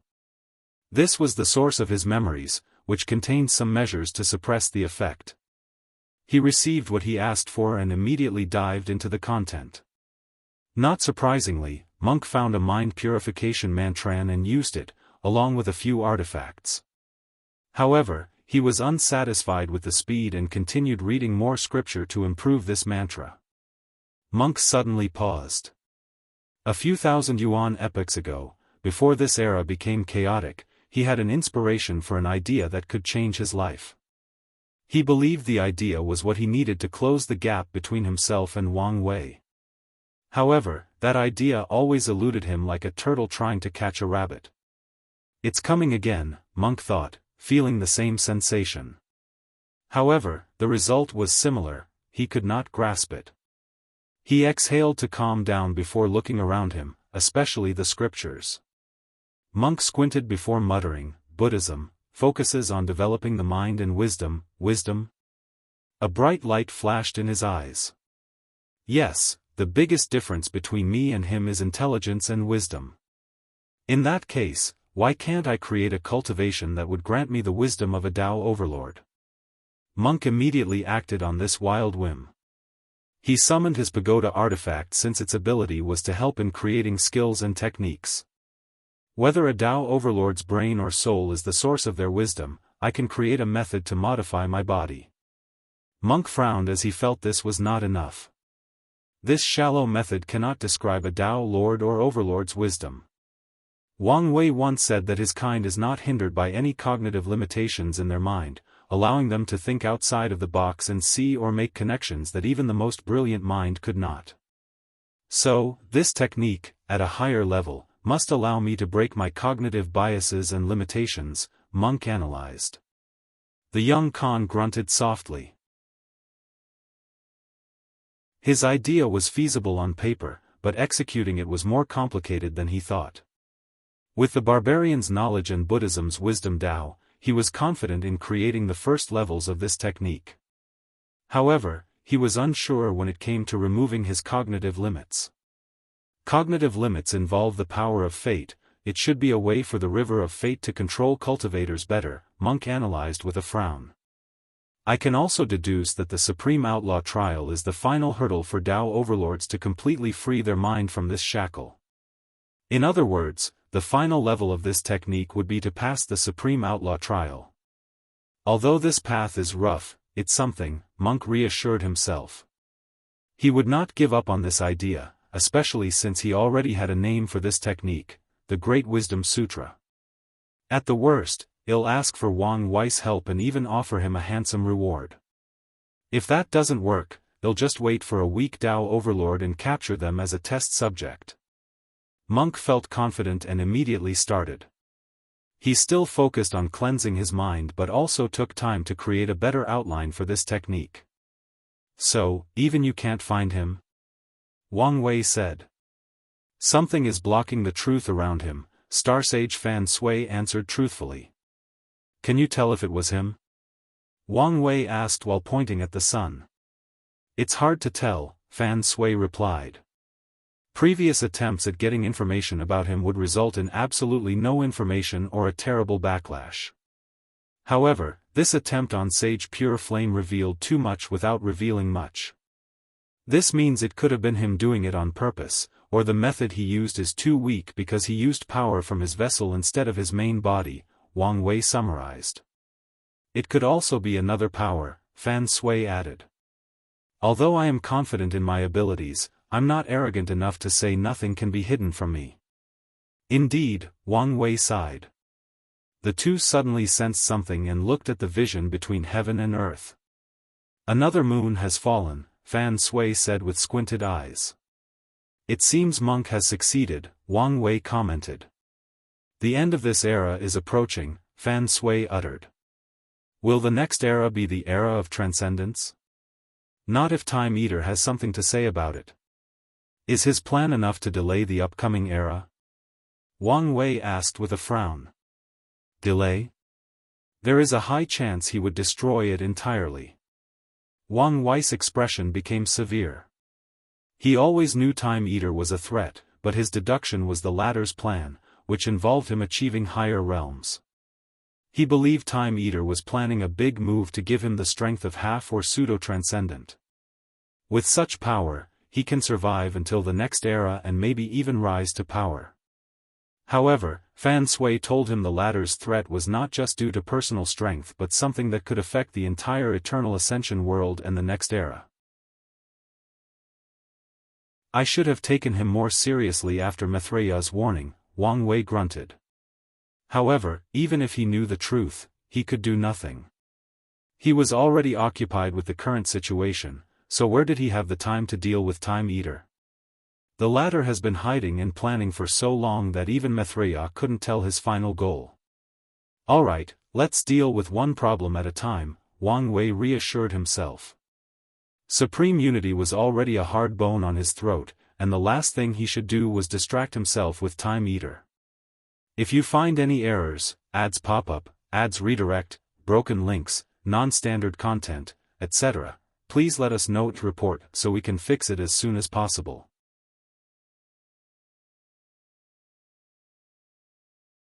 Chapter 1397 The Inevitable Catastrophe, unedited chapter.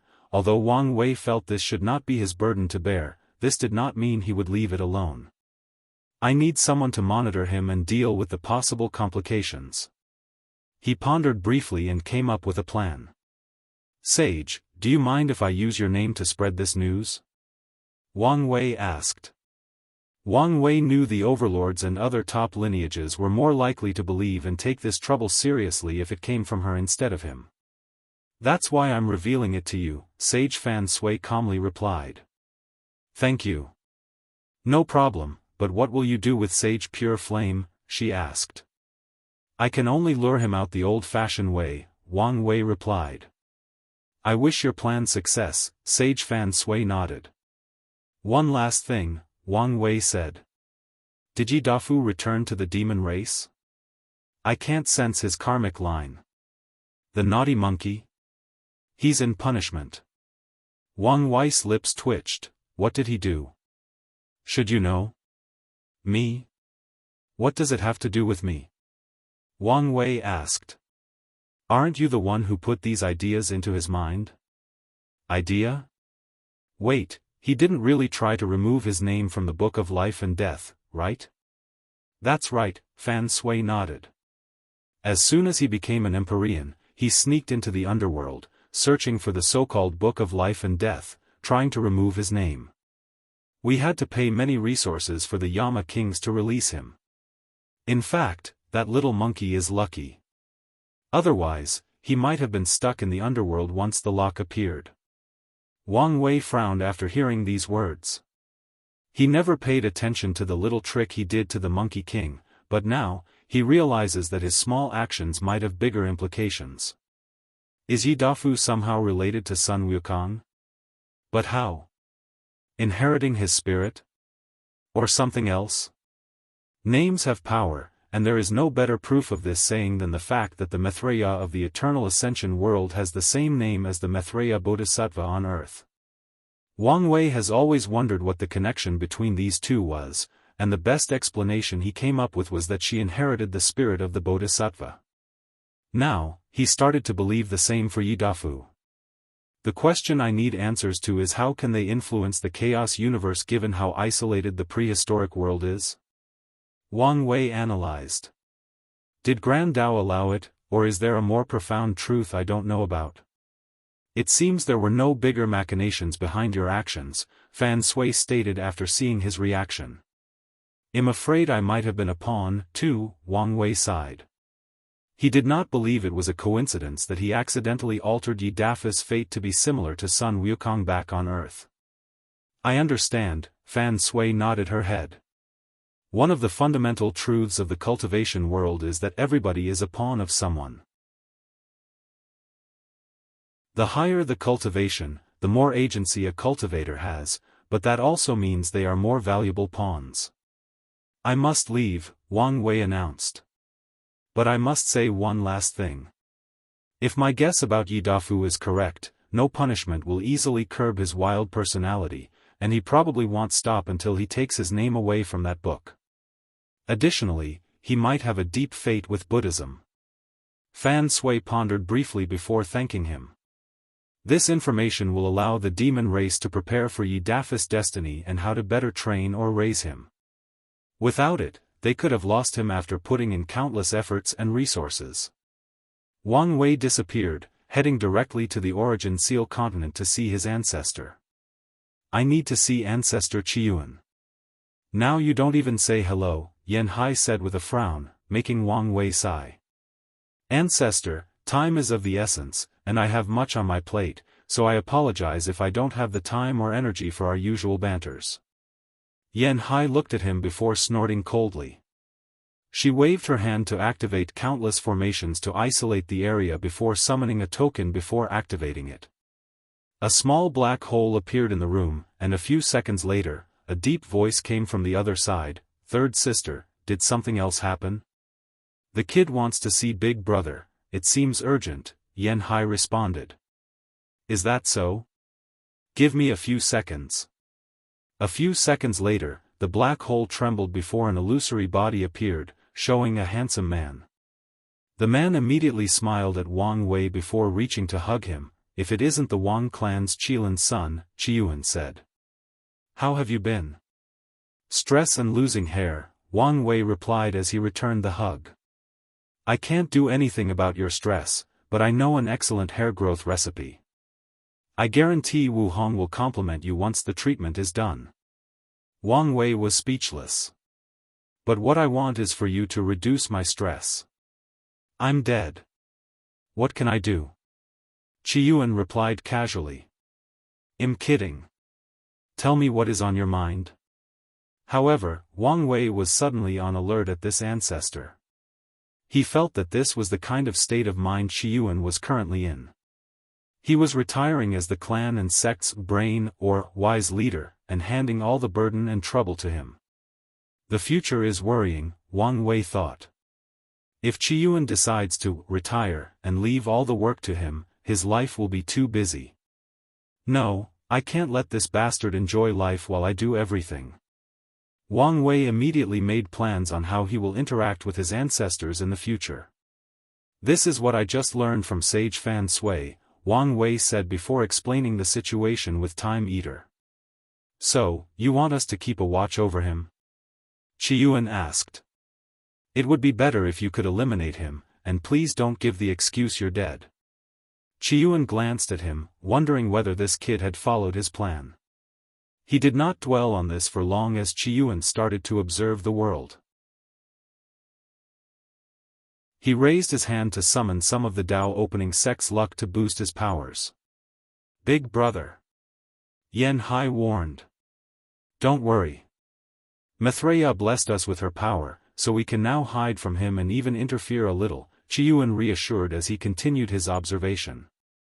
He observed for a few minutes before speaking again. I'm afraid you're going to be disappointed. What did you see? Wang Wei asked with a frown. Time Eater's catastrophe is inevitable.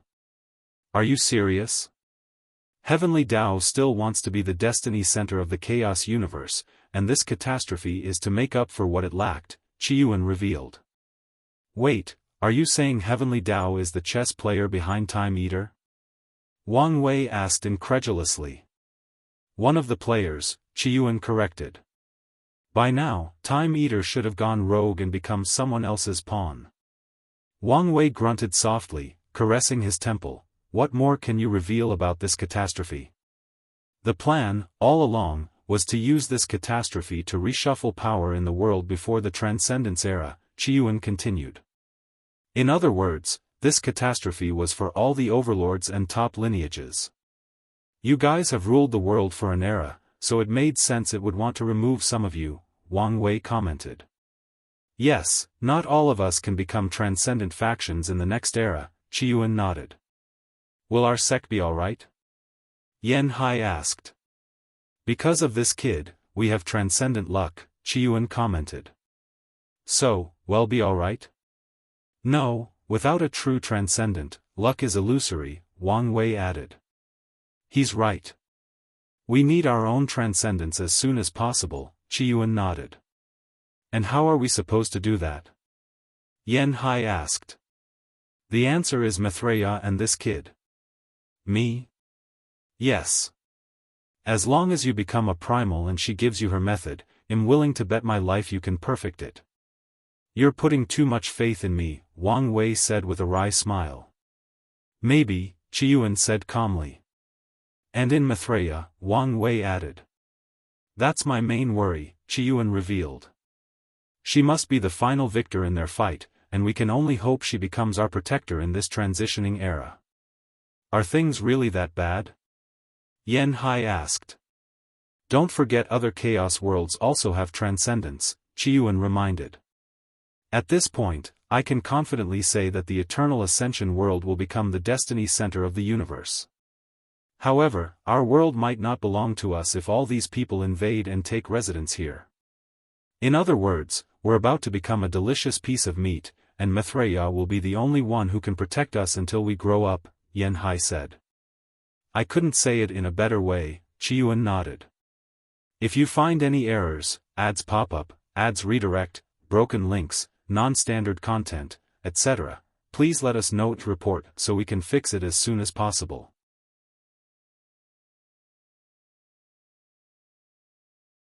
Chapter 1398 Two True Transcendents. What do you think the catastrophe will be? Wang Wei asked. His ancestor was wise and insightful, so he wanted to see if he could get some information or inspiration from him.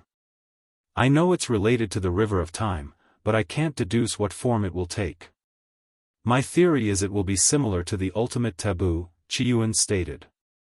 Past, present, and future, all condensed into one place, the Eternal Ascension world.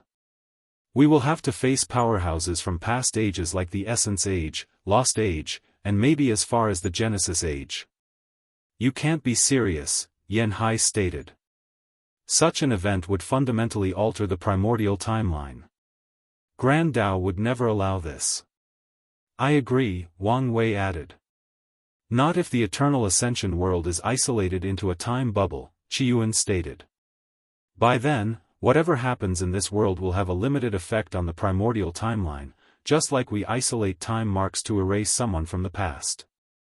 This still seems far-fetched, Xianxia stated. I also agree. Where did this come from? Wang Wei asked. He knew what terrifying creatures existed in these ages.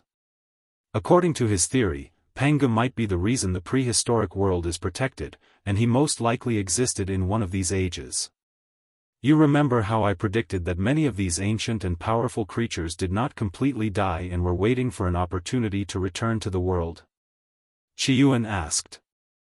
Are you saying this catastrophe is their chance? Xianxia asked. It's one thing if only a few of them wish to return, but if they want a grand event with everyone returning, they'll need a world that is the destiny center of the universe as an anchor. So, they were behind the scenes of the Second Origin War? Wang Wei caught on to what Qiuan was insinuating. Yes, he nodded. Grand Dao never wanted these flawed methods to become common. So, why did it succeed in the end? These people paid a lot to ensure Grand Dao compromised. So, all the flawed or incomplete methods in the ultimate taboo might have been from these creatures, Wang Wei commented. That also implies that there were many half-step transcendent powerhouses and creatures in the old ages. Wang Wei was slightly shocked by this revelation. He knew some people successfully walked the transcendent paths before the ultimate taboo, but he did not think they were so common. However, as he looked at his ancestors' response, he realized they knew this truth already. It's not new information, Qiuan said as he saw Wang Wei's look. We even know the Chaos Universe produced 2 true Transcendents. 2 of them? Wang Wei asked with shining eyes. Can you tell me more?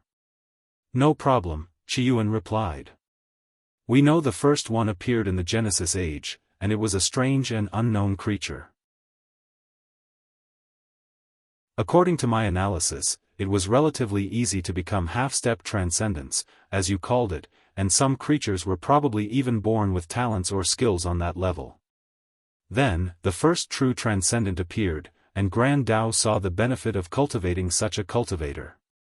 It began to encourage all lives to grow and reach that stage. Unfortunately, the creatures in that era were born too powerful and had no motivation to improve. Grand Dao eliminated them and started over. The primordial Chaos Age was the era of Chaos Demon Gods. Powerful creatures were born with great talent and bloodline, but they still had to work hard to improve themselves. Things did not come too easy for them. The Chaos Demon Gods did something terrible, leading to the Lost Age. Whatever happened in that age made Grand Dao realize that not all transcendent paths were good for the universe and started putting restrictions. No wonder everything is so strict now. Our predecessors screwed us, Wang Wei smiled wryly. He shook his head, deciding not to dwell too much on this.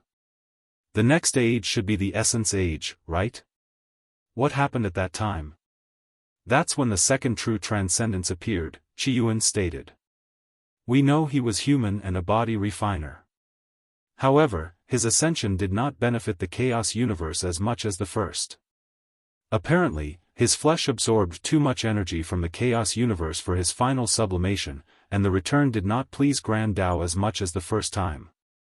So, that's why the Essence Age ended and more restrictions were placed on body refiners, Wang Wei nodded.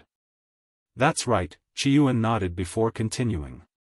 The next age is the Soul Age, but, wait, not the Paragon Age? Let me finish.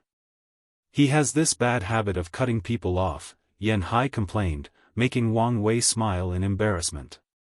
The Soul Age was too short, so most people do not know about it or consider it part of the early parts of the Paragon Age, Qiuan stated.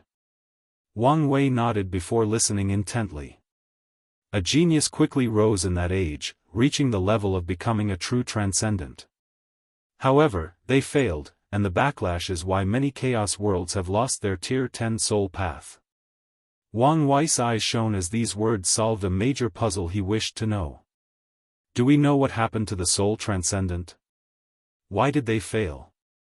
There are many theories, but the one I believe in is that Grand Tao eliminated them, Qiuan said.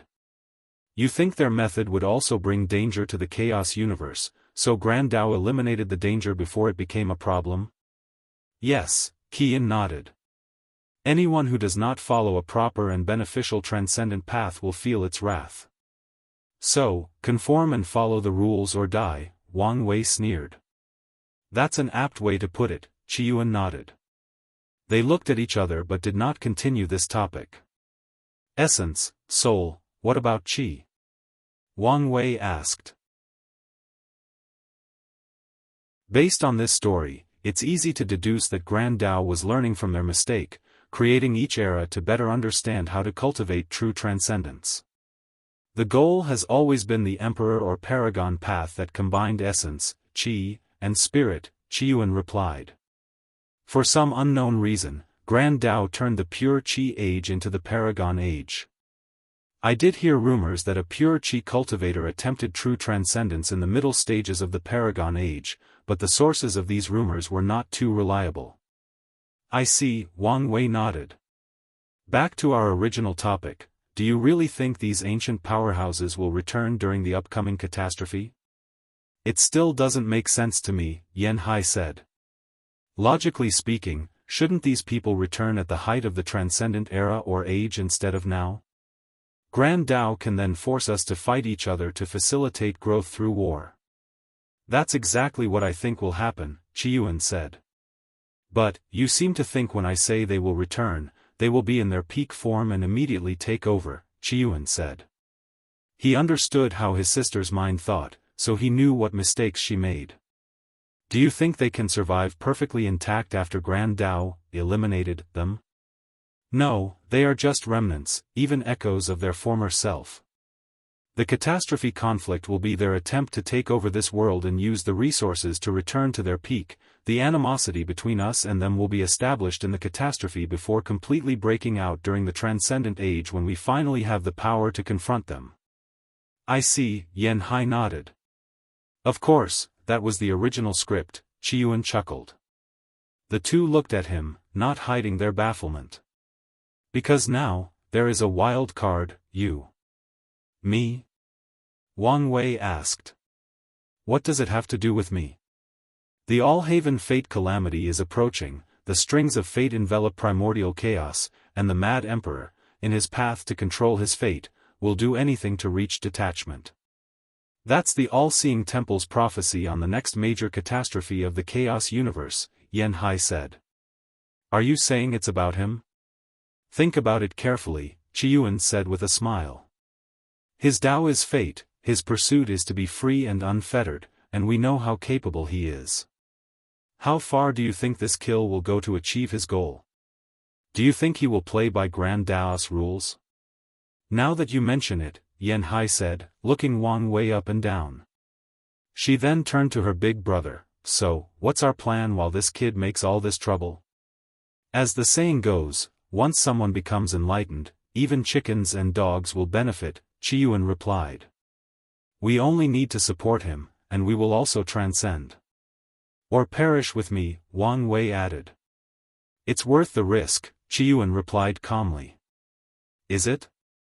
The ultimate taboo showed me my limits, Qiuan said. I can probably come close to transcendence but never truly achieve it. And in the process, I may lose everything I hold dear. Qiuan sighed. However, it's different when I look at you. In you, I not only see an opportunity for true transcendence for myself but also a future in which many people and even the sect also transcend this universe. Ancestor, aren't you putting too much faith in me? Wang Wei smiled wryly. Maybe I am, Qiuan smiled. But I think you can take it. What do you think, third sister? Since you trust him and I trust your judgment, then I believe he can do it, Yan Hai replied calmly. If you find any errors, ads pop up, ads redirect, broken links, non-standard content, etc., please let us know to report so we can fix it as soon as possible.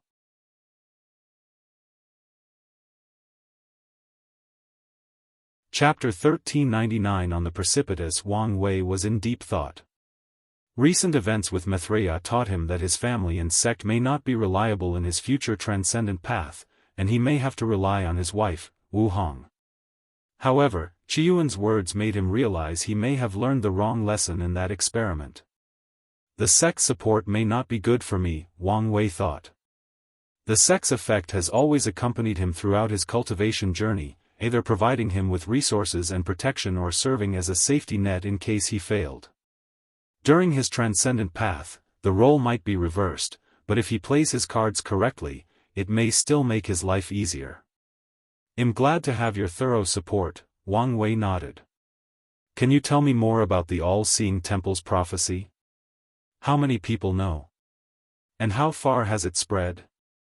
He was not surprised by this prophecy since Wang Wei had long deduced his transcendent path would terrorize the entire chaos universe, hence the confrontation between himself and Grand Dao.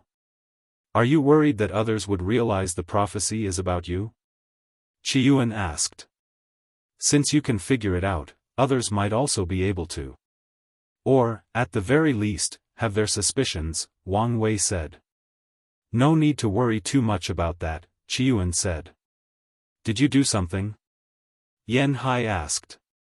After knowing about the prophecy, I knew I needed to divert the trouble from us. So, when these two first left the world to fight in primordial chaos, I took the risk to contact our people in other chaos worlds, Qiyuan explained. By now, a few people should also meet this description. Everyone knows the Eternal Ascension world will play a significant role in the All-Haven Fate Calamity. Still, it doesn't necessarily have to be the one who created the Mad Emperor.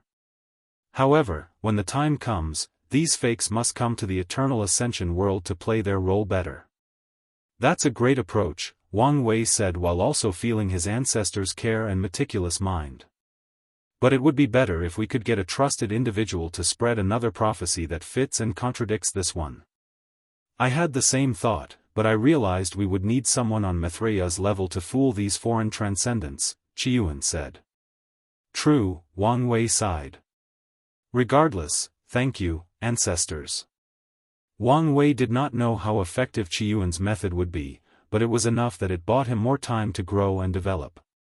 Like I said, you are our future, Qiyuan patted him on the shoulder, and Wang Wei nodded. So, what should we do with Time Eater? Do we ignore him since we know it's inevitable? No, he's still a dangerous individual, Qiyuan stated. If we allow him to develop until the next era, he could become a major problem. So, when necessary, we must kill or weaken him as much as possible.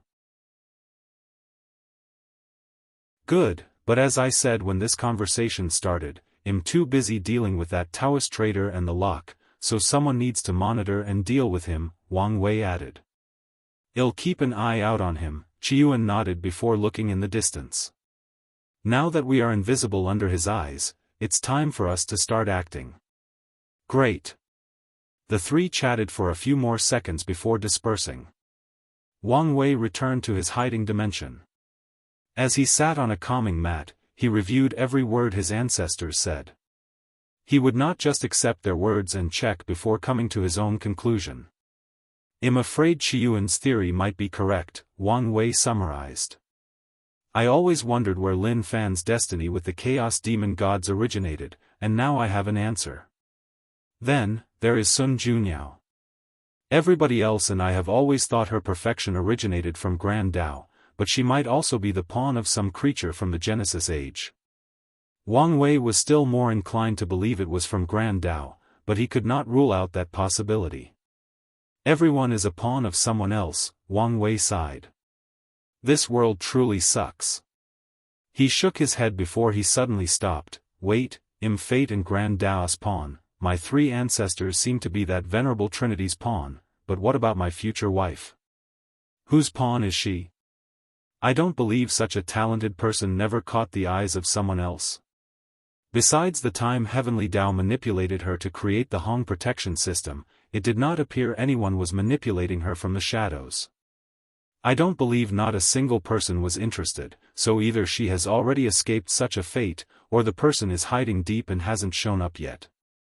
This wife of mine seems to have many secrets she hasn't revealed yet. Wang Wei shook his head and decided to have this conversation with her in the future. Now that he was done dealing with all these theories and larger-than-life enemies, it was time for him to return down to earth and deal with the problem in front of him. He waved his hand to summon Red Mask. "Lord," she saluted respectfully despite communicating through an image array. "Spread a rumor that I will establish a sage council in 100 years to gather all the world's sages, to create a solution for the plague curse." "Lord, do you want to lure Sage Pure Flame into action?" "Yes, but I also want to establish the council. I know for a fact that these top lineages must have hidden a few first and maybe even second-level sages. If they could accept my invitation, it may indeed solve the current problem." "I understand," Red Mask nodded. "Anything else?" "That's it for now." Wang Wei ended the conversation, remaining alone with his thoughts. If I were in Supreme Unity's shoes, what would I do next? His mind went into deduction mode. Assuming he's the one manipulating Sage Pure Flame and he co-opted my plague idea, the next thing I would do is to make the blood of mortals a cure for the plague. No, not just a cure, but a temporary one. With this move, the Immortals will now have a reason to target mortals. More importantly, they are desperate. If mortal blood is the only way to save their lives, these immortal sovereigns and Dao rulers will become ruthless to save their life. And if the plague mutates to affect mortals, then the mortals will have no hope. I can't let him slowly plan in the shadows. I need to force him to activate his plans before he's fully prepared. Wang Wei did not waste time and immediately accessed the Void Illusion realm. He modified the core program before putting his plan into action. Then, Wang Wei used it to send a message as wide as possible, with the password, Immortal Dream. Any cultivator can receive a technique from the Void Illusion realm called Longevity Rune Body, which can increase everyone's lifespan between 12,600 years to 1.26 million years. Additionally, this technique has other benefits similar to the Source Rune Physique for professionals and a minor increase in talent for other cultivators. Wang Wei knew cultivators' greatest motivation has always been benefit. But in the post-lock era, the benefits have changed from an increase in strength to an increase in lifespan. Next is Shu Run. Wang Wei closed his eyes, focusing on Shu Shu. The woman was the pinnacle of his understanding of perfection and existence. He was extra careful when creating her, and to ensure the plan's success, he never once checked on her after the creation. However, now that he sensed someone else had connected their existence to her, it was time to check on her. The first thing he did was check her memories. Well, Wang Wei was slightly traumatized by some of them, but all was worth it for the sake of this plan.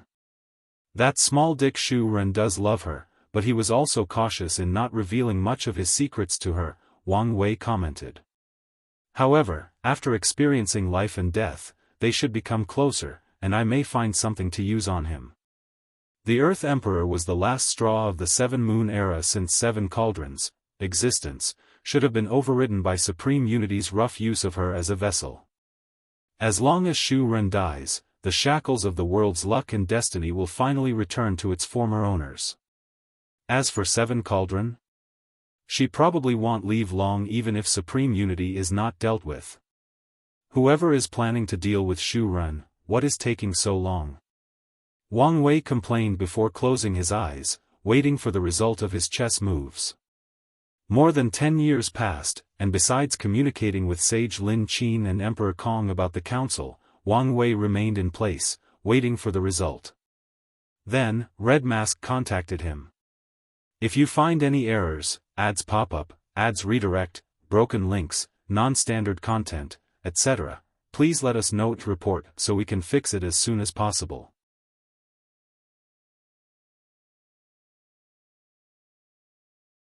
Chapter 1400 Civilization War, Democracy, unedited chapter. Your facial expression tells me you're bringing bad news, Wang Wei calmly stated.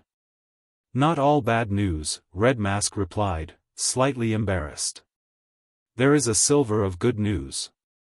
Start with the bad, Wang Wei sighed. The other lineages have sent news that there are signs of the plague in other territories. Wang Wei sighed deeper. Did someone break through our blockade?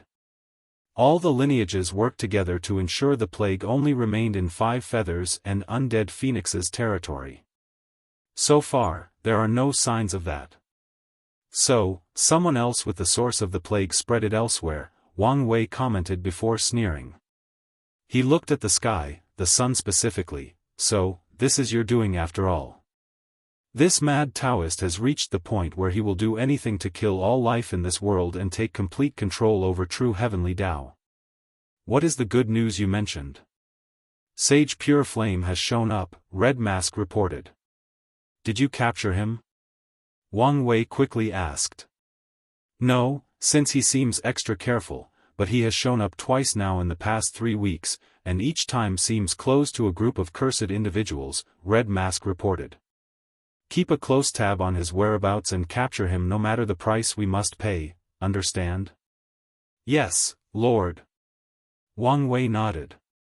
Has there been any signs that mortal blood is the cure for the plague? Nothing as of yet. Maybe we still have some time, Wang Wei muttered. They discussed a few matters before he dismissed Red Mask. Wang Wei's next destination was to check on the mortal civilization. In the past 10 years, he did 2 things, understanding Mithraya's analysis of the lock and casting a luck spell to accelerate the development of the mortal civilization. Wang Wei quietly arrived at Du Zong's base, which was testing a new generation of domain armor. He watched as the armor released 5 floating scales surrounding it to form a circle with a radius of 40 meters. Then, the scales started resonating with each other before activating their power of law. It's indeed a domain, Wang Wei thought. However, this thing was extremely frail, and there was no way it could beat the weakest saint without using countless armor. However, Wang Wei still nodded in satisfaction. The first version of this technology required the mortals to build 5 enormous, law pillars, to establish the domain.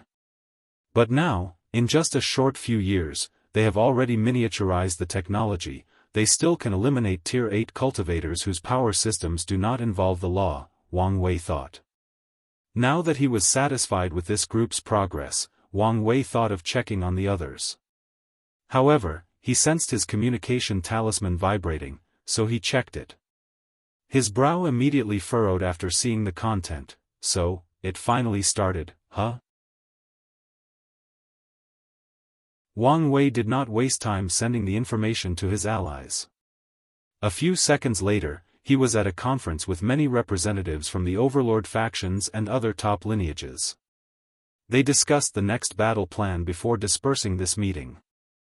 Wang Wei then summoned all the leaders of the mortal civilization through the Void Illusion realm. Time is precious, so let's get to it. Wang Wei said as soon as he showed up with Jiaping and the other guardians. He showed them a recording one of his creations sent him. All these leaders then watched, in horror, as this cultivator with purple pus on their bodies and red eyes massacred a dynasty of more than 50 million people and drank their blood. Then, the madness in his eyes faded, and even a few small pus sacs faded away. Whoever recorded this image took the time to ensure it was as detailed as possible. Heaven has truly forsaken us, said one of the mortal leaders. First, everyone wanted their blood for longevity, and now, it appeared to be the cure for the terrible curse/disease spreading in the outside world. This is not the work of heaven, but the result of man's greed, someone else countered. This leader knew more and understood the core of their people's suffering. Guardian, what should we do now? Du Zong asked. He felt the atmosphere might suddenly shift to that of depression and nihilism, so he decided to ask a question with a more hopeful tone. The next course of action is for you to decide, Wang Wei said. He raised his hand to condense a map with countless dots, many of whom were disappearing. Over the years, with the help of his soul network ability and access to the Void Illusion realm, he created an excellent map of large and middle areas occupied by mortals. The map was not perfect since he categorized any area with a population of less than 500 million as small, but he will do it for now. You have 2 choices, continue developing until your civilization is fully prepared for this war, or reveal yourself now to rescue as many of your fellow compatriots as possible. Wang Wei paused, leaving his words to simmer. I won't decide for you in this matter. From now on, all major decisions involving the fate of your civilization will be decided by you. We must save our people, Sun Longwei immediately yelled. He remembered what the Guardian said, he levied for his people. As such, he would not accept waiting as their fellow compatriot are slaughtered and everyone else gets to live a peaceful and sheltered life. Don't get excited too quickly, said another leader. If we can become a Tier 9 civilization before leaving our base, think of how many people we'll be able to save. Yes, that's right. This is a matter that can affect our entire civilization, so taking a careful approach is best. If you fear for your life, say so, Du Tsong countered. You people saw how powerful the law armors were, and by our calculations, cultivators are even more powerful. Can you imagine how many of our people they will kill if we don't help? By the time we reach a Tier 9 civilization, how many will be left alive? We must fight. War is the best way to motivate technological innovation, said a leader with a more militaristic style. That's right. All our achievements and data on fighting cultivators have been curated and well controlled. We have no idea whether these puppets, armors, poisons, etc., will even work in a war with ever-changing scenarios. But what if our bases are discovered? All our people will die, and all our progress will be destroyed. That's right.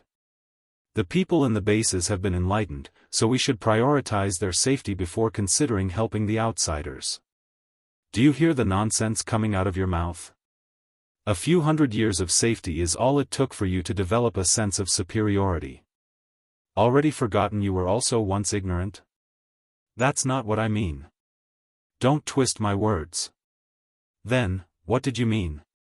I was merely concerned with preserving our rune technology and all other advancements we've made so far, and the bases are the key to that preservation. The people are the key, argued someone else. We can preserve the knowledge in the void illusion realm. That way, even if the base falls, someone else can rebuild it. We started ignorantly and built such wonders, since we can do it, they can, too. No, they can do it better since they will be standing on the shoulders of giants. The argument continued while intensifying with each passing second. Wang Wei calmly watched them argue for more than 5 hours without stating his opinion. Sir, these people are not ready to be independent, Jia Ping sent him a message. Maybe so, but there is not enough time to slowly let go of the wheel, Wang Wei replied. He finally used his power to silence everyone. Many of the leaders, like Du Tsong, hoped Wang Wei would make a decision and remove this burden from their shoulders. We will put it to a vote, and the majority wins, Wang Wei said. Under his control, 3 choices appeared before these leaders: intervene, don't intervene, and abstain from voting. You have 10 minutes. 10 minutes later, Wang Wei announced the result: 1, 3 million votes for no interference, 200,000 for abstention, and 1, 5 million for interfering. The choice has been made. Everyone leaves to prepare for this war of civilization. The leaders looked at each other before nodding and leaving to execute this order. Is something on your mind? Wang Wei asked. Sir, is it really necessary to relinquish power to them? They don't seem ready for the task, Jia Ping asked. Our existence will become a shackle to them, Wang Wei explained. If we want their civilization to develop truly, this is a necessary step. But even so, it seems you've grown attached to them. I can't deny that. Well, don't be too attached, Wang Wei warned. In the current political climate, attachment is a weakness, and the last thing we need is someone to use it against you. I understand. If you want to one day rebuild your dynasty, I have no issue, Wang Wei continued. You can even integrate the mortal civilization into your rule. But like I said, don't get too attached to these mortals specifically. As you wish, Jia Ping replied with more light in his eyes. If you find any errors, ads pop up, ads redirect, broken links, non-standard content, etc., please let us know to report so we can fix it as soon as possible.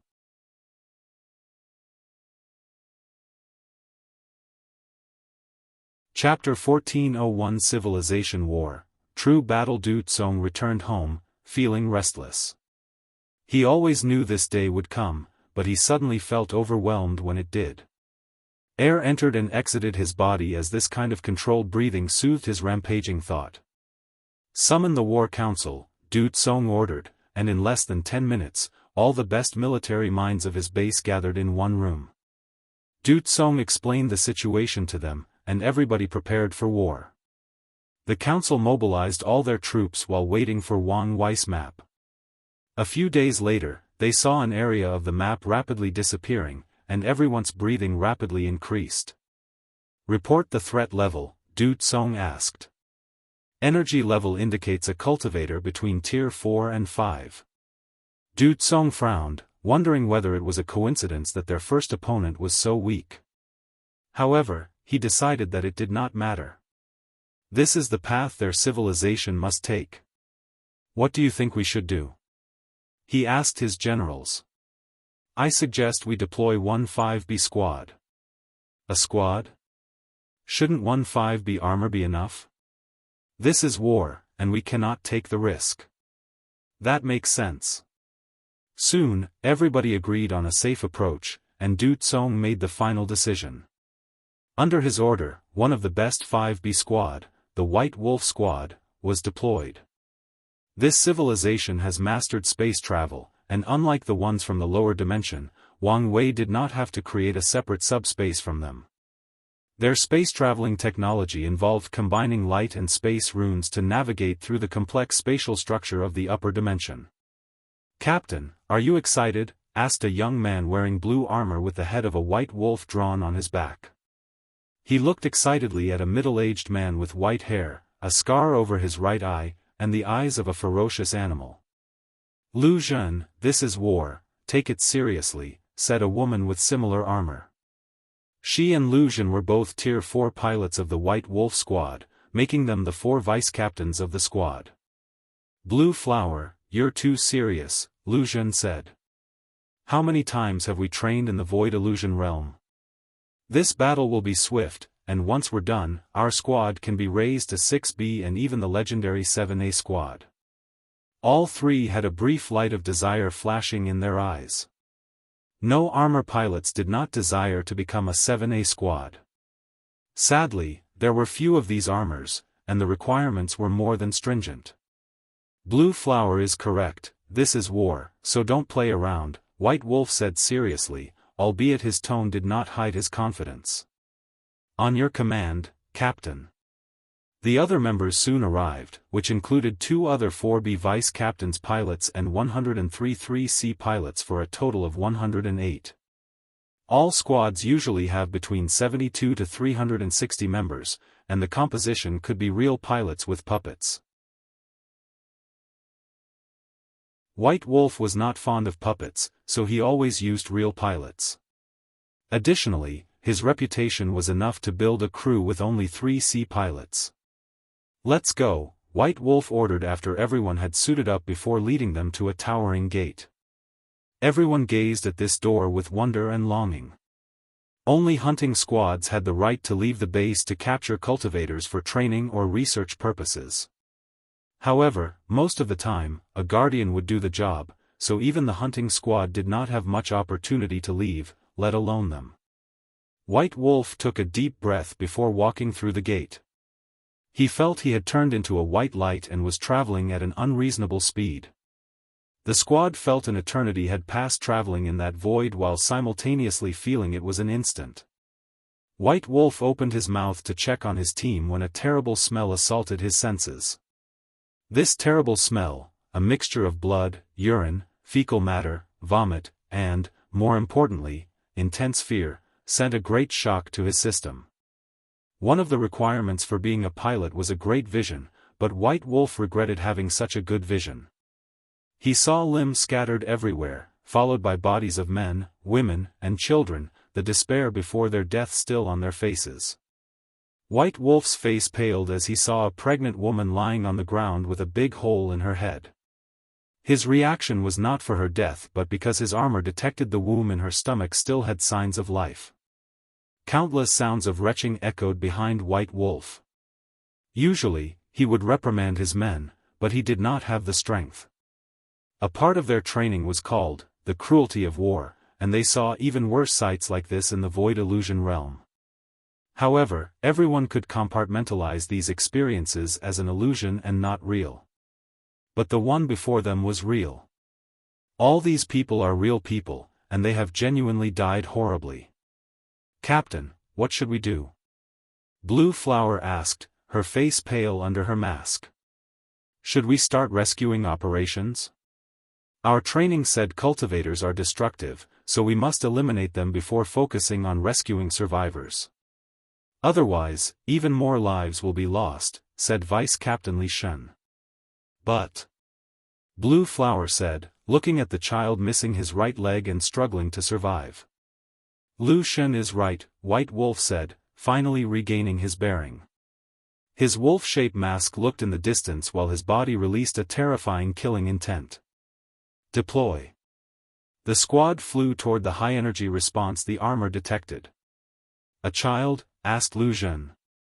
The enemy was a child with long white hair, black clothes, and red eyes like an animal. A close look revealed purple pus sacs on its arms and neck. "Not a child. It should be a cultivation technique that made him look like this," Vice Captain Grindax replied. "I was hoping the enemy was from the demon race," Lu Zhen commented. "Don't have any unnecessary dreams. Although we are both humans, cultivators do not see us as the same species," Grindax sneered, his words impacting the team more than he understood. They were all smart people and understood the truth. The great Guardian Wang Wei and Guardian Jiaping treated their kind respectfully, but any discerning person could tell how they did not want to associate too closely with them. These pilots understood. Although now mortals can live up to 10,000 years, allowing them to have long friendships with cultivators. However, 10,000 years was not even a nap for these immortal powerhouses. And that's not to mention that if they did not control their emotions properly and accidentally released their aura, they could annihilate every life in their bases. With such a vast difference, it's understandable why they did not want to associate with regular humans. Of course, understanding is just that, understanding. Just because these mortals understood the reason did not mean they could accept it emotionally. Ultimately, unless Heavenly Tao accepts mortal civilization as a viable cultivation path that can become immortal and higher, mortals will always feel inferior to cultivators. "Enough talking," White Wolf ordered. "Get in formation." All 3 sea pilots surrounded this devil child, and their armor linked together. They raised their hands to fire projectiles and spells at their opponents. The 4 vice captains teamed up, leaving White Wolf as the primary vanguard. The captain launched at this devil child, trying to claw him into two. All 3 sea pilots surrounded this devil child, and their armor linked together. They raised their hands to fire projectiles and spells at their opponents. The 4 vice captains teamed up, leaving White Wolf as the primary vanguard. The captain launched at this devil child, trying to claw him into two.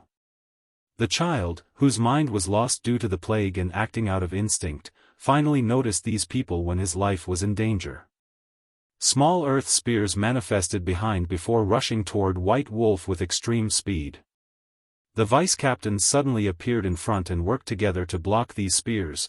White Wolf's momentum did not decrease due to his teammates' utility help, so he continued forward. The child was about to attack a second time, but the 3 sea pilots started their barrages of energy attacks, forcing him to create energy shields to protect himself. White Wolf finally arrived and released a barrage of attacks. His claws were made of the best materials capable of shredding most divine body cultivators' shields. Additionally, he asked for his claws to be boosted by metal runes, so adding his White Wolf martial arts, the captain was confident in tearing that damn cultivator apart. However, the shield calmly created earth shields around him, blocking all of White Wolf's attacks. The enemy is suspected of being an Earth Dao cultivator, Grindax said in their interlinked communication system. Firing squad, changed to fire-based attacks. More than 20 members of the 3C squads had fire rune base armor, and then they became the primary link of the formation. Using their runes as resonance, everyone else could now attack with fire spells. The squad opened their palms, preparing to release fireballs. White Wolf cooperated with the team. He did not allow his anger to dictate his actions. He moved out of the way to make more space for the firing squad. If you find any errors, ads pop up, ads redirect, broken links, non-standard content, etc., please let us know and report so we can fix it as soon as possible.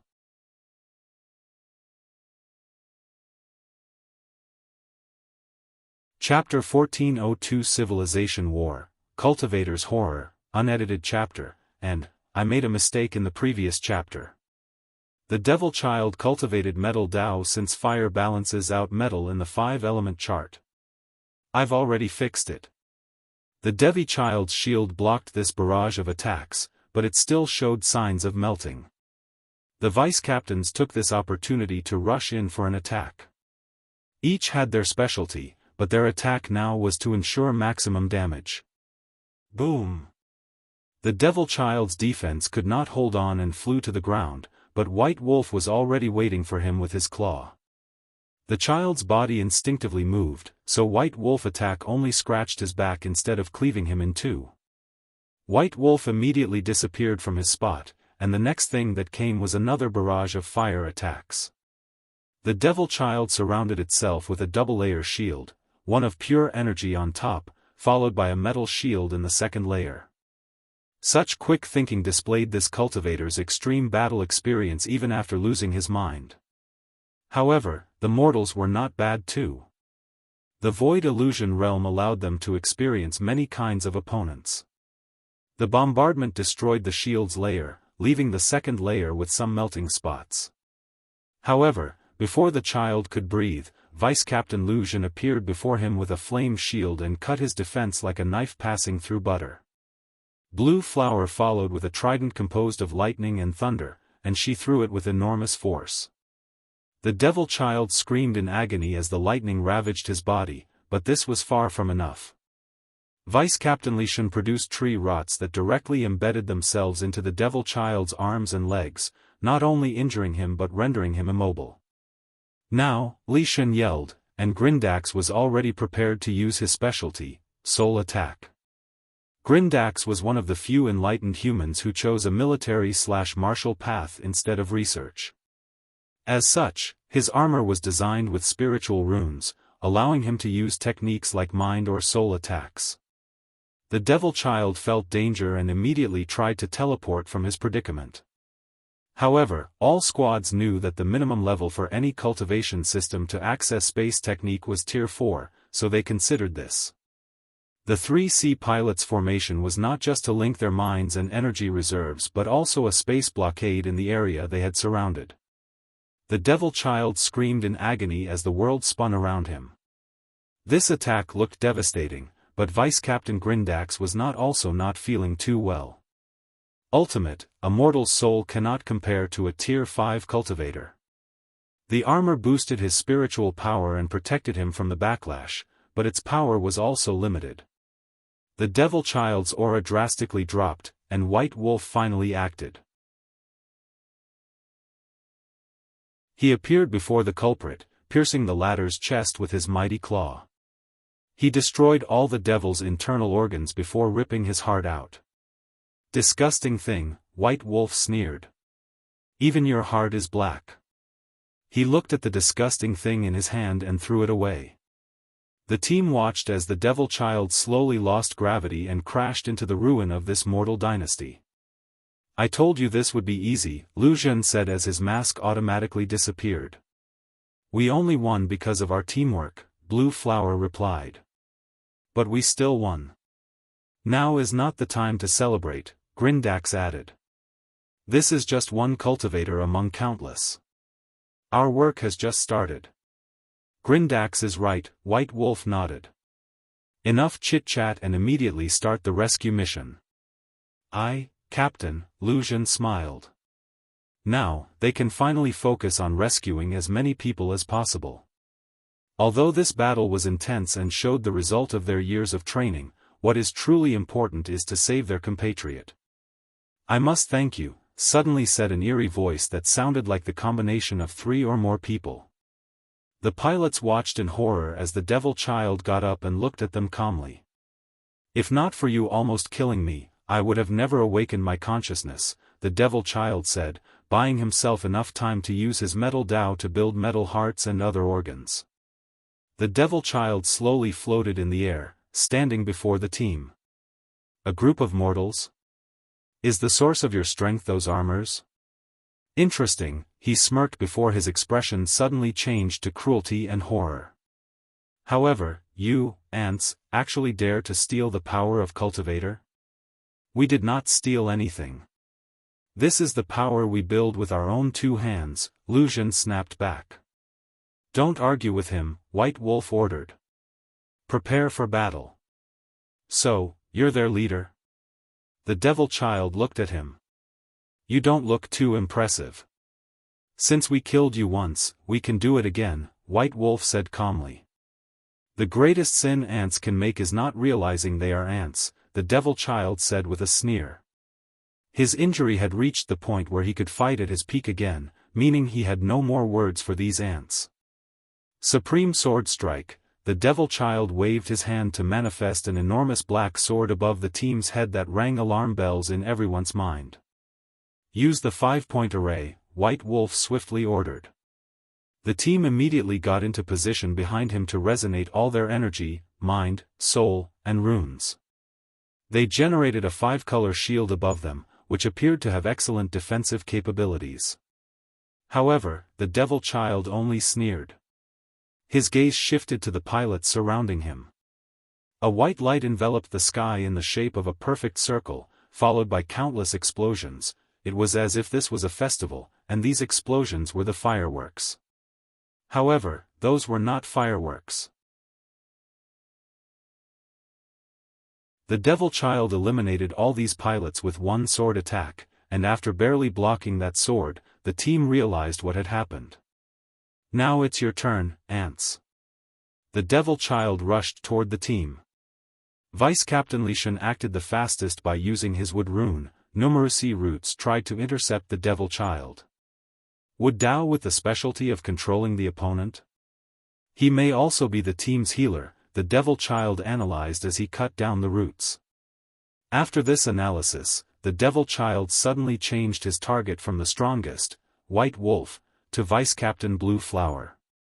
The female pilot used the time Lishan bought her to summon a potent lightning bolt and attack. Unfortunately for her, the devil child had some understanding of the relationship between the elements. He calmly condensed a sword and used it to absorb her lightning bolt. Then, he reversed the lightning and boosted it before returning the attack to Blue Flower. He perfectly countered her attack. The powerful electrical currents temporarily short-circuited Blue Flower's armor, rendering her helpless. The team's face became horrified as they realized she was wide open, and they immediately tried their best to support and protect her. Swish! The devil cultivator disappeared. He teleported directly behind Li Shen and cut off his head with one swift motion. Everyone was still focused on Blue Flower and did not react to what just happened. However, that would not stop the devil child.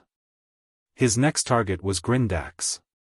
After the last spiritual attack, this person was moving sluggishly, and the devil child recognized such behavior as the backlash from spirit injuries. Grindax did his best by mobilizing all the energy in his suit for one desperate block. Sadly for him, the devil child's sword was not a physical attack. The sword directly invaded his sea of consciousness and obliterated his soul. No! Lu Zhen screamed. His armor combusted as he removed all the limits and burned all the energy and runes, turning him into a humanoid elemental flame spirit. He flew toward the devil child with one intention: kill him at all cost.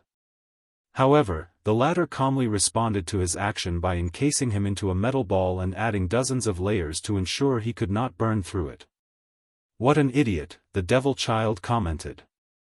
The only fate left for Lu Zhen was to burn himself inside that ball. "Run away." "What?" "Blue Flower, this is a direct order, live and run away," White Wolf said. "I'll buy you enough time, so run away." The base cannot use spatial technology to teleport them back until their tasks have been accomplished or they are in an isolated area without any enemies in sight. White Wolf knew that only by finding a safe space could Blue Flower have a chance at surviving. "Want to run away?" The devil child sneered.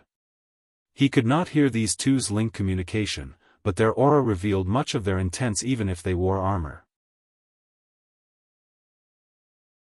He opened his mouth to spit a mouthful of blood that rapidly condensed into another devil child. "He knows," White Wolf said with an ugly expression. He gritted his teeth before rushing to his opponent. He still wanted to fight both these creatures to buy his teammate a chance at surviving. "If you find any errors, ads pop up, ads redirect, broken links, non-standard content, etc., please let us know to report so we can fix it as soon as possible."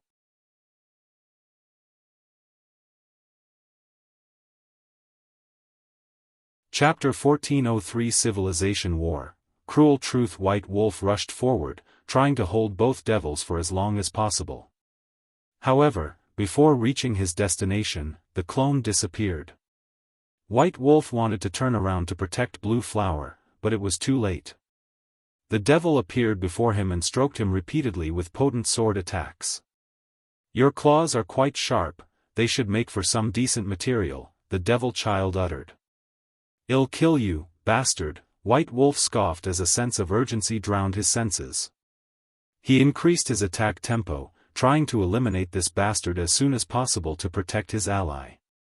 "Your mind and will are weak," the devil child taunted. "And that's just the surface of all the flaws you have. The cultivation world has existed for longer than your tiny mind could fathom. Did you really think you could rival us after creating this little armor? Shut up." Boom. White Wolf's body paused as his armor sensor detected that Blue Flower's life signs were completely gone. His mind reverted to their first meeting. "Captain, what if they don't like me?" "They don't need to like you. You know what I mean," Blue Flower added.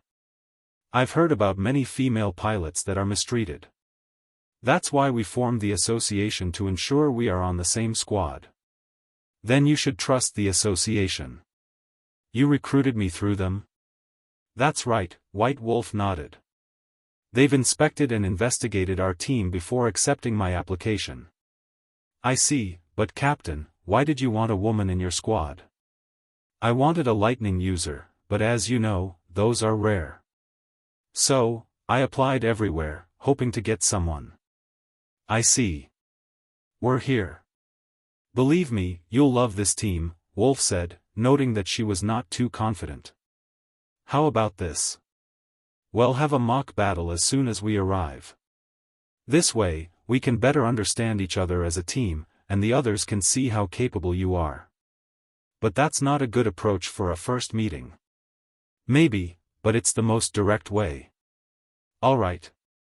Team, come meet our new number." "Captain, where did you find this terrifying pilot?" Lu Zhen asked. His armor was torn apart by lightning in the battle simulation. "So, what do you guys think?" Wolf asked. "She's awesome," Lu Zhen immediately said. "She will be a great addition to the team," Li Shen nodded. "Grindax?" White Wolf asked. "I know you're not one to mince your words, so tell me honestly what you think." "Her control over her armor is superb, and the utilization of her thunder rune is one of the best I've seen," Grindax replied calmly. "But she's too slow for a thunder user," Grindax added. White Wolf did not comment. "Blue Flower, what do you think of this comment?" "The Academy's instructor had the same evaluation," Blue Flower admitted. "She said I could become a 6B pilot if I fix this problem." Grindax here has a knack for training pilots. With him here, your chances at improving and becoming 6B will be much higher. I will be in your care, Blue Flower bowed. We are all teammates, so let's take care of each other, Grindax nodded. Good. Now that everything is resolved, let's celebrate the arrival of our new member. Blue Flower had the most potential of our team, White Flower thought. Maybe if we trained her harder, she could have become a 6B pilot without participating in this accursed mission. This thought haunted the White Wolf. However, he extricated himself after realizing Blue Flower would eventually have to participate in the war. Ultimately, it is the fault of these cultivators for treating us as resources and materials, White Wolf thought with gritted teeth. Calm down, this is not the time for this. I need to make this bastard pay, even if I must die in the process. Swish. White Wolf saw two white lights flash on both sides of his body. He was puzzled by what was happening until his sensor reported the loss of his 4 limbs. White Wolf was still puzzled because he could not feel the pain since the armor immediately injected a medicinal solution into his body to remove all his pain. Like I said, your mind and will are weak, the Devil Child said. Your body instinctively paused after a great shock to your psyche. Did you think I couldn't exploit such a major flaw? White Wolf looked at this man in his eyes, despairing and already overwhelming his mind. However, he did not let it consume him. Instead, he used his hatred to retain the last bit of his sanity and consciousness. Why didn't you kill me? What can I say? I like to play with my food, the Devil Child smiled cruelly. White Wolf stared at him. You want to search my soul and get information about our origin? Sadly for you, this is a futile effort. The Devil Child's face changed, and he immediately invaded this mortal's sea of consciousness to search for his soul. As expected, White Wolf's soul was already destroyed. The truth of the matter is this Devil Child was playing with fire, trying to get information from White Wolf's mind. The location and situation of these mortal bases were of the utmost priority, so the protection of their information was left to Wang Wei.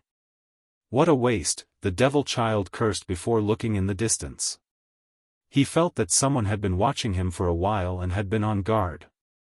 However, the sensation disappeared after this mortal's soul scattered. Whatever, he announced.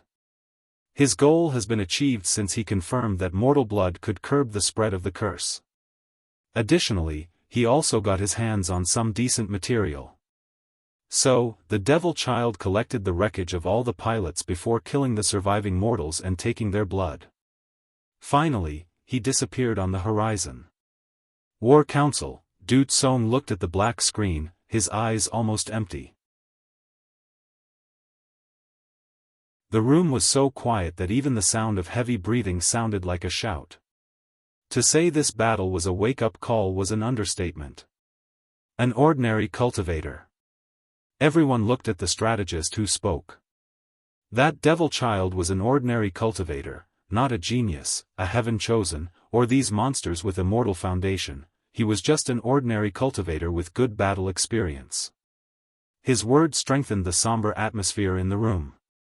A few people wanted to rebut, but the truth had just slapped them in the face. What should we do? Someone else asked, but no one had an answer. Can we still track that bastard's location? Du Tsong suddenly asked. Oh, yes, someone replied. He just killed our people. We can track the spiritual residual from his body. Good.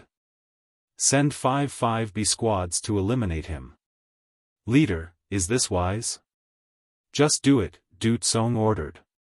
If you want to kill him, at least send a 6B squad. No, we need to know how our troops fared against ordinary cultivators on the same level, Du Tsong replied, his expression and demeanor extremely calm but also cold. Everyone looked at each other before sending the order.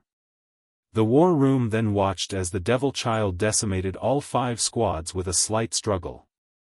Send 20 squads, Du Tsong cruelly ordered. The war room finally witnessed the death of the Devil Child. However, at what cost? Only 3 pilots survived this encounter. On the verge of death, the devil child used a secret technique that reverted his body to look normal. It also pushed his strength very close to the primordial spirit realm. Luckily, one of the captains in this 20-squad small legion was a brilliant strategic mind. He forced the 3C pilots to use suicide attacks to injure and weaken the devil before everyone had a chance to kill him. About 25 squads, Du Tsong said, his eyes more focused than ever. That's about the number of people we need to sacrifice to kill one ordinary cultivator. He allowed his words to marinate. From the beginning, we never had a choice, Du Tsong continued. We must save our compatriots on the outside. Our only advantage over cultivators is that we outnumber them by 1 to a trillion. We must use this advantage and throw lives at them to kill as many as possible. The people's faces contorted after hearing these words. If that is true, the upcoming war will be a tragedy for them. How many of their kind will they sacrifice to win this war? Can they even win? How long will this war even last? Cultivators live a long life, and although that is true for mortals now as well, 10,000 years is nothing to the enemy. It's entirely possible for this war to go for 100,000 years, maybe millions. If this war ever ends, how many lives will they sacrifice? You better accept this reality as soon as possible, Du Tsong said before dismissing everyone. He needed to meet with the other leaders to discuss this cruel truth. If you find any errors, ads pop up, ads redirect, broken links, non-standard content, etc., please let us know to report so we can fix it as soon as possible.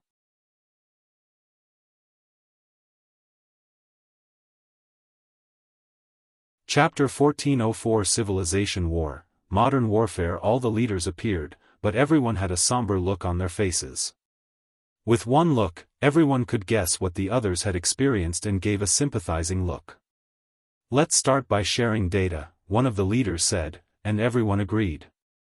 The meeting immediately started with these leaders reviewing the battle experience of all the bases.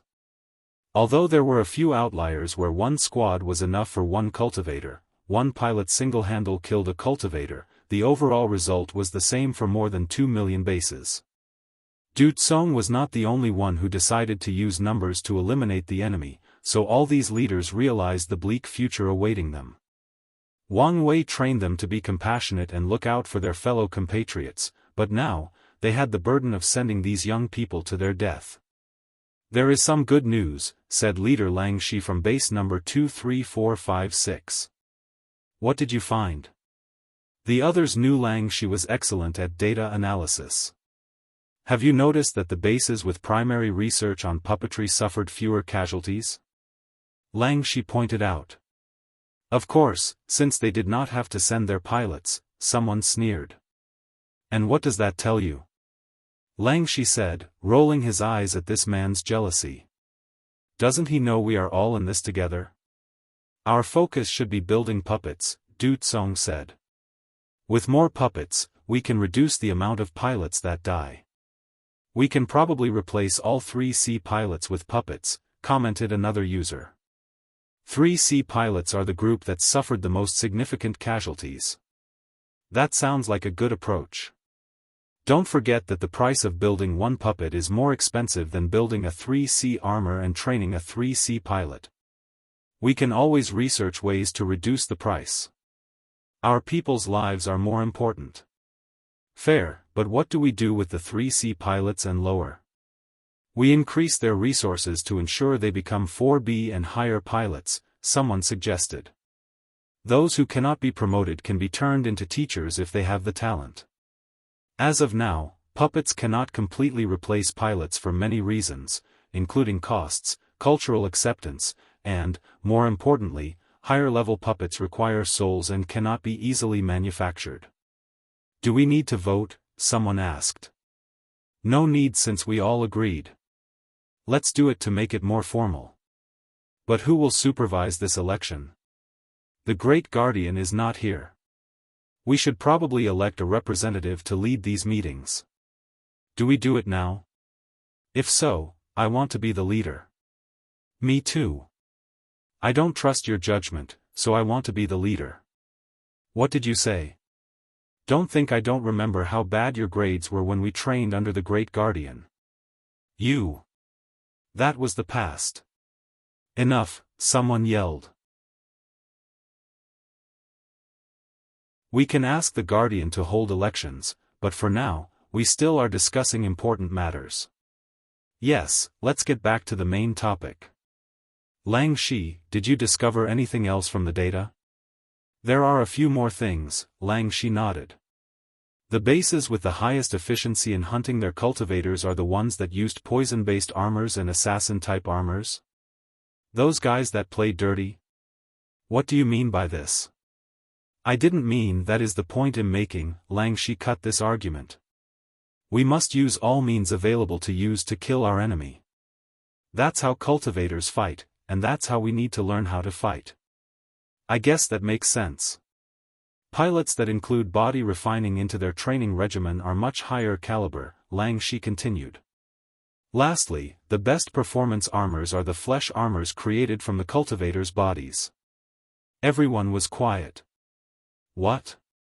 Scared? Du Tsong sneered. Since they see us as commodities, we can do the same to them. He has a point. I know, but it's not easy to adapt to the cruel nature of this world. The Great Guardian's training warned us of this, you guys just didn't pay attention. This conversation was about to turn into another argument when everyone suddenly received an email. To be exact, it was two, all from Wang Wei. The first had this subject title, How to Incorporate Pilot and Puppet. Low-level puppets have a core that needs to be controlled by a puppeteer near it. If they need to be automatic, the puppeteers can program directions into the puppet, but its actions are still limited. Higher-level puppets need to have consciousness, meaning they must have a soul or some level of spiritual power. That's why they are so challenging to make or why they are so expensive. Wang Wei's suggestion was to use Earth's neural link technology. He suggested these mortals found a way to link a pilot's mind/soul to a puppet to replace their individual soul. With this technology, pilots can control the puppets from afar, thus reducing their casualty. Of course, this approach does not mean there will be no casualty. The soul backlash is enough to kill many pilots, and this is a world where curses and karma techniques exist. I'm always in awe of the Great Guardian's wisdom, one leader praised before checking the second email. Everyone's eyes shrunk as this one is about the new position of High Chancellor to lead this council. Wang Wei laid out rules for the election. However, the election won't happen for a while now. How these 3 million leaders respond to the upcoming catastrophe will help them in their election. Wang Wei calmly observed these leaders. Their failure was expected and could have been ever more severe. The rumor about the effects of mortal blood on the plague has spread, but Wang Wei and the other lineages have reacted swiftly, killing anyone who tried. Previously, they would only capture and seal anyone with the plague, hoping to wait until they had a cure to heal these people. However, as soon as the news spread, they changed their tactics. Wang Wei allowed some small fries to bypass their defensive lines as a test for these mortals. I just need to slowly increase the strength of these cultivators, Wang Wei analyzed. That also means it won't be long before the first confrontation between 7A pilots and law cultivators. Wang Wei waited 3 months until he allowed the first law cultivator to bypass their blockade. During this time, these mortals have fought countless cultivators and created many new tactics. Although more than 50 billion people died in just 3 months, they killed hundreds of cultivators, including many in the primordial spirit realm. Wang Wei calmly watched the battle. The mortals were suffering a devastating loss. The pilot can no longer bear it, Wang Wei commented. The law soul was responsible for building the 7A armor, but a pilot was still required. However, even if the armor was designed for mortals to use, not just anyone could control an armor with the power of law embedded in it. 7A pilots are the elite among elites, their minds have been trained to bear the burden of the law. Unfortunately, their control over the law is subpar compared to a cultivator whose soul is countless times more powerful than theirs. Additionally, the armor designs were flawed as they failed to consider the environment. In the current battle, the repeated use of the law has created an area infested by, well, the power of law. It makes sense since the power of law could be considered the highest form of energy or power, so when one or more people use it in an area, its power will become concentrated. Such a change is nothing to a cultivator with a powerful soul, but the same cannot be said for those 7A pilots. Their frail mind and soul already had to bear such a burden with their armor's law, so this law zone became a nightmare for them.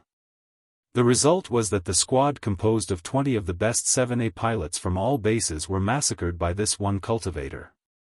The leaders quickly gathered to find the source of the problem before coming up with solutions. They summoned their best rune engravers and armor makers to attend the meeting. Soon, many solutions were discussed, including better training for 7A pilots, linking their souls to bear the brunt of the power of law, and adding more souls into the armor to relieve the burden. These guys are thinking like cultivators when they should be thinking like scientists and engineers, Wang Wei muttered before sending them another message. He suggested these people stopped focusing too much on armor after the law level. Instead, they should build 7A battleships that ordinary, enlightened humans can operate. Their tactics should change to a few 7A pilots holding the cultivator long enough for their fleets, which should be composed of countless 7A battleships, bombard the cultivators into oblivion with their cannon that contained the power of law. Cultivation civilization prioritized individual power, but the strength of your mortal civilization is community, Wang Wei uttered. Heavenly Tao has broken the rules and allows you to mass-produce weak artifacts, so use it wisely. Whether it's armor or battleships, they are at the bottom of the barrel compared to the things artifact refiners make. However, their advantage is that they are cheap and can be mass-produced. That's why Wang Wei suggested they change their ways of fighting to resemble modern warfare from Earth. If you find any errors, ads pop up, ads redirect, broken links, non-standard content, etc., please let us know to report so we can fix it as soon as possible.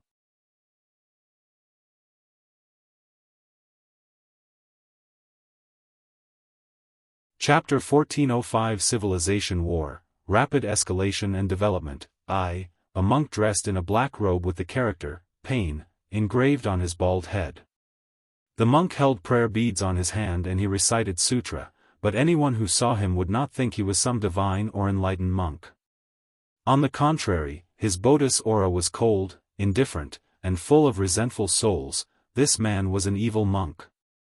People who claim to be evil monks, meat-eating monks, flower-stealing monks, and others have always existed in the upper dimension. During Maitreya's reign, Buddhism prospered, and these people were labeled heretics, but it was hard to eliminate them, until she became one of the sons. With her immense power, these blasphemous monks were hunted down like mad dogs. In fact, she did not even have to spend too much time on them. With one thought, she could take control of the word, monk, and eliminate anyone who dared sully it. This evil monk should have been long eradicated from this world, so why was he still alive? If there is one thing cultivators are great at, it's finding a way to survive. After Maitreya's sublimation as a sun and once she started eliminating these people, these evil monks ran to Taoism to find refuge. Supreme Unity knew these people could have some effect on Buddhism by ruining their reputation, so he provided them with asylum. Maitreya was not happy and wanted to retaliate. Sadly, Supreme Unity did not care as much as she did about Taoism's reputation. This decision was among the first signs of cracks between the two sons. The suffering monk waited in a dilapidated temple until two people appeared, a woman and a man. Their slightly red eyes and the fact they covered every part of their body were indications that they had the plague. Donors, you're finally here. Suffering monk, are you sure your news is true? The woman asked with a grating voice. The man did not speak but intensely stared at the monk. Donor, I'm sure you've heard of the rumors. These rumors also said nonsense like mortals now have the power to kill cultivators, the woman sneered. That is also true, the suffering monk responded. Let's go, the woman said to her partner. I told you this was nonsense. Donor, death is looming over you, but you don't seem to be in a hurry, the suffering monk said with a smile, showing his black teeth. However, that's fine too. You can slowly wait for your demise as pain and suffering slowly take your mind and spirit. When the suffering is too much, maybe you will have a chance to break the shackles of your soul and achieve nirvana. The mad monk laughed out loud with a creepy and haunting voice. Honey, we don't have anything to lose, the man finally said. Why don't we try it? He did not want to die, so even if he felt he was making a deal with the devil for his soul, he still wanted to try. This monk doesn't look trustworthy, his wife said through divine sense. I know this, but am confident we can kill him as long as we work together. All right. The plague was rapidly spreading through their bodies and souls, meaning they did not have long before they lost their minds or consciousness and died. Lead the way, the man said. Donor, you've made the right choice, the suffering monk said with a wide grin. Now, follow me, and don't stray too far. The monk mobilized his law to tear open the void, and the couple followed. The three spent 2 weeks traveling before reaching their destination, a large area where more than 30 mortal dynasties lived, prospered, and competed against one another. Wang Wei had more than 1,000 screens before him, observing and analyzing. As soon as these three reached their destination, he was alerted and briefly glanced over them. He was about to ignore this group before he suddenly paused, looking at the monk. Is this how they bypassed our blockade? All the factions involved were serious about this blockage, and without Supreme Unity's direct interference, he could not understand how it happened. However, Wang Wei now had a theory. Some of these evil monks, with the proper technique, disguised themselves as true monks to bypass their blockade. This bastard truly knows how to best utilize all his pawns, Wang Wei complained and praised. Supreme Unity had many pawns, many of whom he knew, but he also labeled some useless. However, no pawn is useless if the chess player knows how to use them. Lesson learned, Wang Wei thought before focusing on the task at hand. It's been 5 years of constant training, so let's see how you guys do with this group. It's been 5 years since the base's first battle with cultivators, but 100 years have passed for them due to the time array. Wang Wei felt it was time for a new challenge. We're here, said the suffering monk. And you're sure their blood is enough to cure the plague? The woman asked. Not cure, but slow down its spread, the monk corrected. That's enough for us, the man nodded. They are also here, the monk suddenly said. Who? The mortals. More than 1,000 lights descended from the sky, revealing this enormous ship surrounded by more than 20,000 smaller ships. What are those? The woman asked, looking at these strange-looking black ships. She did not have the words to describe them, but if she had, she would say they were sci-fi-like. Haven't I told you? The Mortals' Defense Force. You're telling me they've built such artificer wonders? It probably wasn't them, the man said. These top lineages probably gave it to them as protection. That makes sense, but how did they control them? The man shrugged, not knowing the answer. Let's prepare for battle, the suffering monk said excitedly. Battles and wars are one of this world's primary sources of pain and suffering, so he enjoys them thoroughly. Inside the largest battleship, Commander, what should we do? Commander Ping did not immediately answer. Instead, he glanced at the monk. His intuition was telling him something was off with that monk. What is the level reading of these three? Ping asked. Level 7. He frowned, and after a brief analysis, he relayed his orders. First, charge the Annihilation Cannon, and activate the Guardian Shield. Everyone looked at him, not hiding their surprise. None of these orders were standard and seemed extreme for the situation.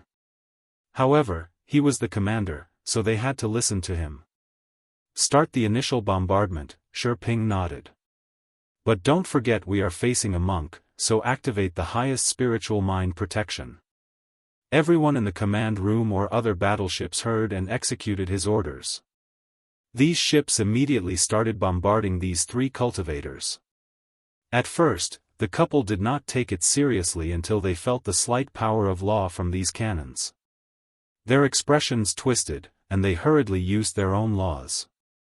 The woman released a tempest of flames while the man played with black winds. Only the monk remained calm as his body released a black aura that easily blocked these attacks. "Target these ships," the woman said, and everyone rushed forward. "Wind and Flame Dao and a possible body refiner monk," Commander Shiping commented. The monk's situation was still iffy, but he remained Shiping's primary concern. "Target the woman with our water cannons and the other 2 with lightning." The battleships immediately changed tactics, using their element counter for these 2. Such a quick decision made reaching the ships more challenging for these 3. However, they still made slow progress until they arrived less than 3 kilometers. The suffering monk punched forward to manifest a towering black fist. The ships reacted swiftly by activating their shields, but this attack destroyed more than 20 ships, killing countless people. The mortal's rune technology had significantly advanced, but the soul link technology Wang Wei proposed hadn't been developed to be used in all their ships, meaning these ships contained many humans helping control them. Commander Shiping remained calm. He had experienced countless expeditions in the past 5 years, and death has become one of his eternal companions. "First, release the mist," followed by puppet legions, Shiping ordered. "Command them to use tactic 6Y4 for the woman, 9J8 for the man, and 13K9 for the monk." The battleships opened a few latches, releasing more than millions of puppets. Although most of them were 6B puppets, there were a few 7A as well. Without hesitation, these puppets rushed to their target. The couple glanced at each other before nodding simultaneously. They immediately used their famous combination attack, Wind Flame Tornado. An enormous spiral flame engulfed these enthusiastic puppets, eradicating hundreds of thousands of them. However, such an enormous casualty could not deter these mindless creatures. They had one objective and would not stop until they had accomplished their task. If you find any errors, ads pop up, ads redirect, broken links, non-standard content, etc., please let us know to report so we can fix it as soon as possible.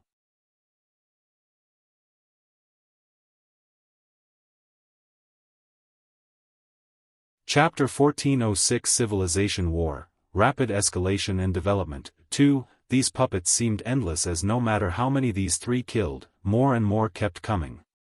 "Something is wrong," the woman said. "They've killed so many puppets, but the number never disappears." "You're right," her husband agreed. "Monk? We are in an illusion." "What?" "The first wave of the enemy were actual puppets, but afterward, most of them were illusions." "Damn it, why didn't you say anything? And rob you of an opportunity of enlightenment through pain? Donor, why would I do such a thing?" The suffering monk looked at him, genuinely puzzled why he asked such a stupid question.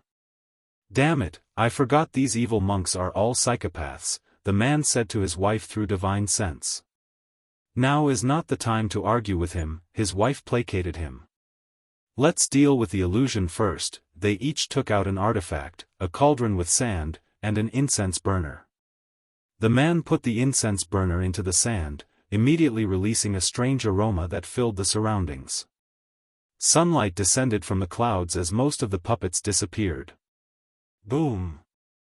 "Watch out," the man yelled as he condensed his black wind into the densest shield he could manifest. While the puppets distracted these people, the ships had enough time to power up their cannons for one massive and mighty attack. What's more, Commander Shiping used one of the most destructive elements, lightning. The result of this attack was a hole in the man's chest, and the woman was missing her left arm. Confirm injuries in 2 of the targets. "What about the monk?" Shiping asked. "He appeared intact." The commander squinted. Despite the man's heart being obliterated, the commander knew this was not a severe injury. As law beings, Tier 7 cultivators do not have major weaknesses in their hearts and brains. Their souls are the crux of their survival. Of course, these cannons used the power of law, meaning they would still be injured and weakened. Prepare to deploy the law domain at a moment's notice, Shi Ping commanded. Sir, we are using a tremendous amount of power and energy, someone warned. Ultimately, their creations were not as perfect as artifacts, meaning they had limitations. The commander had already ordered the activation of the Annihilation Cannon and the Great Guardian Shield, which were the two other things that required the most energy. Now, he activated the third most consuming thing. At this rate, this ship won't last long. Just do it, Shi Ping said. He was one of the best commanders in all the bases, and the reason was due to his observation skills and intuition. He knew something was wrong with the monk, so he prepared early. As you wish. The woman regrew her arm, and the hole in the man's chest closed, but their expression was pale. However, the battle had just started. 15 7A puppets surrounded the team, with each allocated 5 puppets, and that's not mentioning the other pilots and puppets working with these 7A elites. The 6B and lower squads immediately suffered tremendous casualties at the hands of these three, but with their sacrifices, the 7A puppets barely managed to hold against these people. I've had enough of these things, the woman suddenly yelled as she activated her Proving Dao artifact, a red necklace. The ability was ordinary as it simply boosted her flame spells and techniques, but that was enough for her. Heavenly Flame Spear Rain, the woman conjured millions of flame spears and dropped them on the Legion. She wiped out countless puppets and even a few hundred ships with one attack. However, her action was her undoing. The 7A puppets resisted, but as soon as they died, the 5 of them exploded into a water barrier seal. The woman was caught off guard, and the barrier surrounded her, sealing her into a vast ocean of water, a counter to her flame Dao. No, her husband yelled as he rushed toward the seal. However, before he could touch it, an invisible puppet appeared behind him and plunged a dagger into his brain, directly killing him. All the puppets then focused on the calm monk while the surviving ships annihilated the water barrier seal alone with the woman. So, the mortals have developed to this level, the monk thought calmly. It was now evident that he was not taking his fight seriously. Don't you care about your comrade's death, said one of the puppets. It's not this poor monk's fault they could not find enlightenment amidst their suffering, the monk replied while calmly looking at this puppet. You must be the commander of that giant ship. Monk, leave this place, and we will pretend nothing happened, Commander Shi Ping uttered. Unfortunately, this poor monk hasn't seen your true limit yet. Commander Shi Ping immediately stopped communicating and ordered, launch the domain. Tell all other ships to activate the light rainbow maneuver, and everyone will have 30 seconds to evacuate. People were shocked, but considering the worry in the commander's voice, no one objected. The other ships were also surprised, but they followed orders. They activated the domain and the protocol for the maneuver before proceeding to an evacuation area that teleported them to Shi Ping's ships. Meanwhile, the suffering monk suddenly felt his surroundings becoming murky, making it hard to move and breathe. The law of pain embedded in his flesh had considerably weakened. A domain? They've come so far.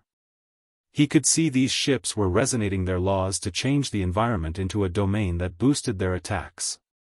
I guess that's good enough. The monk's aura suddenly increased. Commander, the target's energy level is now 8. Everyone looked at him in shock. They did not expect the commander to predict the enemy was tier 8 instead of 7. Fire, Shi Ping ordered, and the sky turned bright with all these cannons firing simultaneously. Such a devastating attack could annihilate any tier 7 cultivators except for these geniuses or people with higher artifacts. However, it was useless to the monk. He first rushed to the main ships where Commander Shi Ping resided, but the monk targeted the remaining vessels after realizing it would take some time to destroy the Great Guardian Shield. He turned into this black light, destroying one battleship after another. These rune ships' protective shield was a joke to the monk. "How long has passed since my order?" Shi Ping asked. 5 seconds. Shi Ping clenched his hands before ordering, "Activate the light rainbow maneuver." "But sir, we still have 24 seconds of evacuation." "We will all be dead in 24 seconds, replied with gritted teeth. The technicians were quiet before executing his orders. The surviving ships suddenly accelerate faster than the speed of light, heading directly to the monk. They crashed at unimaginable speed, and they exploded upon contact. The sight of so many speeds turning into golden lights and forming a rainbow was indeed beautiful, but none of the survivors would appreciate such a sight. Shi Ping calmly watched this unfold. He knew the weight of his decision, but he had to do it. He observed for the right moment and used his authority to fire the annihilation cannon. The monk was occupied by these suicide ships.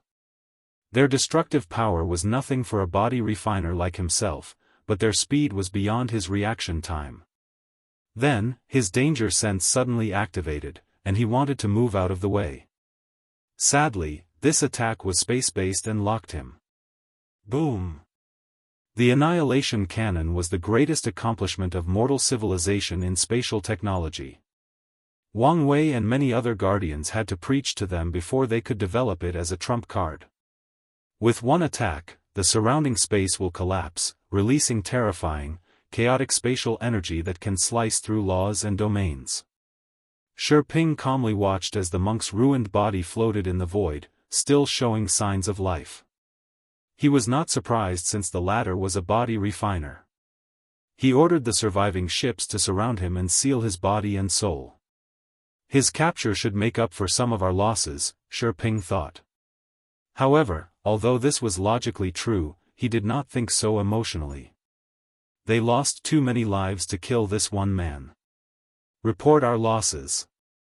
We came with 12,600 ships. Now, only 123 remain operational. What about our loss of life? You know what, don't tell me, Shi Ping said. Deploy the salvage team to recuperate as many resources as possible, followed by the transportation crew. They need to control these dynasties and evacuate our compatriots. Many lives were lost in this fight, but once they evacuated everyone from this area, their base would have new blood to train and develop. Shi Ping left for his quarters and immediately took a gourd of wine to drink. Was it a good thing they saved these people? It appeared so, but once they returned to the base, these mortals would be trained as soldiers before being sent to their deaths. Ultimately, the same fate awaited most of them. Let's not think about this, Shi Ping uttered before gulping his wine. If you find any errors, ads pop up, ads redirect, broken links, non-standard content, etc., please let us know to report so we can fix it as soon as possible.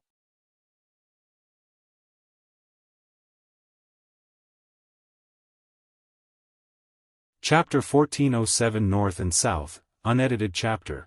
Wang Wei nodded in satisfaction after seeing Commander Shi Ping's battle. The man made all the correct choices, so although this battle was tragic, he still won beautifully. Their civilization is already Tier 8, and they have almost cracked Tier 9 rune technology. The mortal civilization would not accept staying at Tier 8 and has been studying how to create puppets, armor, and even Tier 9 battleships. They couldn't recreate the Origin system's Dharma body, at least not yet, so Wang Wei suggested they go the path of domain evolution. In many cultivation systems, domains are the foundation for a world of law, and that's the path these mortals chose. Their idea is to follow the same method of law resonance between ships or puppets to create a domain. However, they will instead increase the number of ships, and if they arrange them using knowledge about arrays, they could build a world of law, allowing them to confront Tier 9 cultivators. They have made great strides in this technology, but Wang Wei also encouraged them to try alternate methods, for example, the path of pure energy. If these mortals can condense and control enough energy, they can injure Tier 9 cultivators. In other words, he encouraged them to learn from the pure qi cultivation system. They were very receptive to this idea. The eternal ascension world is full of the incredible energy called Dao Qi. It's everywhere in the environment, and it is more versatile than spirit qi. With access to such a great energy source, why not use it? So, after the suggestion, these rune engravers immediately started. Unfortunately, they soon realized that controlling such vast energy was quite challenging once the level was high enough to hurt Tier 7. So, someone suggested turning all the qi into pure physical matter for better control. This suggestion resulted in the design of a puppet bigger than the observable universe. Wang Wei was shocked once he saw the design. These mortals went and invented Gundams. Fate was an interesting thing. Wang Wei looked at the meeting of all the lords. Over 4 years ago, Du Tsong won the election and became the High Chancellor. Since then, he has reduced his presence before these mortals. Soon, I won't have to worry too much about you, Wang Wei thought, nodding in satisfaction. Did he understand that Grand Dao was playing him so he could use more ideas from Earth to develop these mortals? He knew, but that would not stop him from doing it.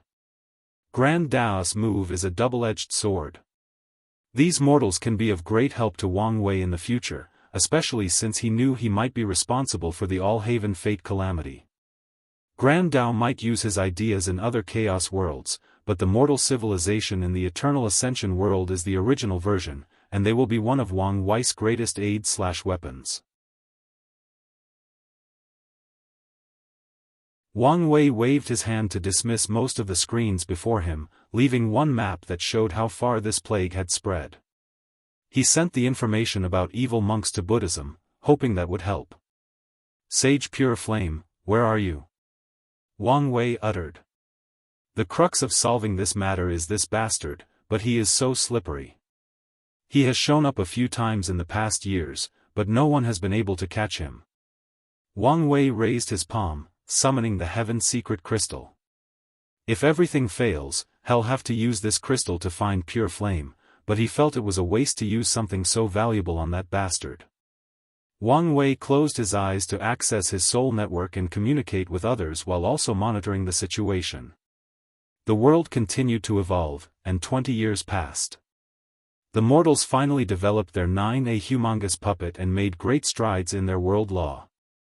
Their war of civilization with the cultivators continued and was reaching the point where Wang Wei and the others would only protect them from Tier 10 and above cultivators. Meanwhile, this plague curse continued to spread, sending the entire world into a panic state. There is no need to hesitate, Wang Wei said as he held the crystal. If there is any more hesitation, the situation will reach an irreversible state. However, just as he was about to activate it, he felt a slight change between heaven and earth. Wang Wei immediately observed but found nothing. He tried a few calculations with the same result. What just happened? Whatever event has occurred or is occurring is enough to affect heaven and earth, meaning it's of great significance. However, it also seems the people involved have blocked the world's secrets to prevent others from spying. Wang Wei's communication talisman vibrated, and he activated it, showing an image of Red Mask. Did you get any news? A coup is happening in the Great Chu Divine Court. Oh? Who is so brave? Is it the third prince? That's right. Interesting. I wonder where he got the confidence to fight against Shu Ren from. Did he know he was currently in a weakened state? Did you reveal the news? Yes. But you didn't tell me? Apologies, my lord. My original intention was to work with the third prince, and once everything was set up, I would bring it up. However, it seems he cut me off and found another partner. Wang Wei groaned. Red Mask has developed this bad habit of doing things before reporting. She probably thought she was taking loads from Wang Wei's shoulder and reducing his stress, but all he sees when she does this is that she's creating unknown variables that he may not be aware of. "This is the last time I will say this, don't act on your own again," Wang Wei warned. "Any other time, I would appreciate your initiative, but not now, understand?" "Yes, Lord," Red Mask replied as she knelt on one knee. "Anything else you didn't report?" "I've made contact with Shi Rulan. She is our inside contact in Great Chu." "Her? Such a name brings back memories," Wang Wei commented. "I thought she was a secret child." "After she proved the Tao, the Earth Emperor brought her back to the palace," Red Mask explained. "He probably wanted to monitor her better," Wang Wei sneered. "What's her current strength?" "She's still a great emperor." As expected, he nodded. "Can you get a visual on what is happening?" "I'll try my best." Wang Wei had to wait for half an hour, but soon, he saw a projection of what was going on in Great Chu. The third prince, a suave young man with bright red hair and black clothes, led an army to attack his father's palace. The imperial guards tried their best to defend the palace and prevent the prince's entry, but they were outmatched military-wise, and that's not mentioning the people secretly supporting this coup. Wang Wei watched as the third prince slowly and methodically eradicated all of the palace's defenses before heading inside. "How are you?" roared an indignant voice. Shu Ren finally showed up. The prince calmly looked at the hooded man next to him. "He's indeed weakened. But he is still a paragon." "It doesn't matter," the hooded man replied. "My plan was never to kill him in a direct frontal confrontation." "Well, I'll trust you again." The hooded man flew toward Shu Ren. "Who are you?" the Earth Emperor asked. "Don't you remember me, Your Majesty?" The hooded man revealed his appearance. "Prime Minister, no, I should call you Paragon Jimin." "There is no need to be so cold," Jimin said casually. "After all, I've served you for many years." Shu Ren looked at his son and snorted coldly, "That's your confidence? A newborn paragon that has fallen down from his realm?" However, the third prince simply smiled at him. He had this demeanor that everything was under control. "All right, enough chit-chat," Paragon Jimin said. Over the years, he was able to return to the peak of the Empyrean realm. The lock did not affect him since he was not cultivating but regaining his strength. However, although his cultivation was low, he could still sublimate himself and return to his peak for a short period. Jimin's aura increased, and he immediately fought with Shu Ren. Their battle lasted for an hour, and despite his weakened state, Shu Ren had the advantage during most of the battle. However, it appeared that Jimin's goal was to hold him off for as long as possible. Once that was done, he evacuated along with the prince. "That's it?" Wang Wei thought, feeling there was more to this than meets the eye, and he was right.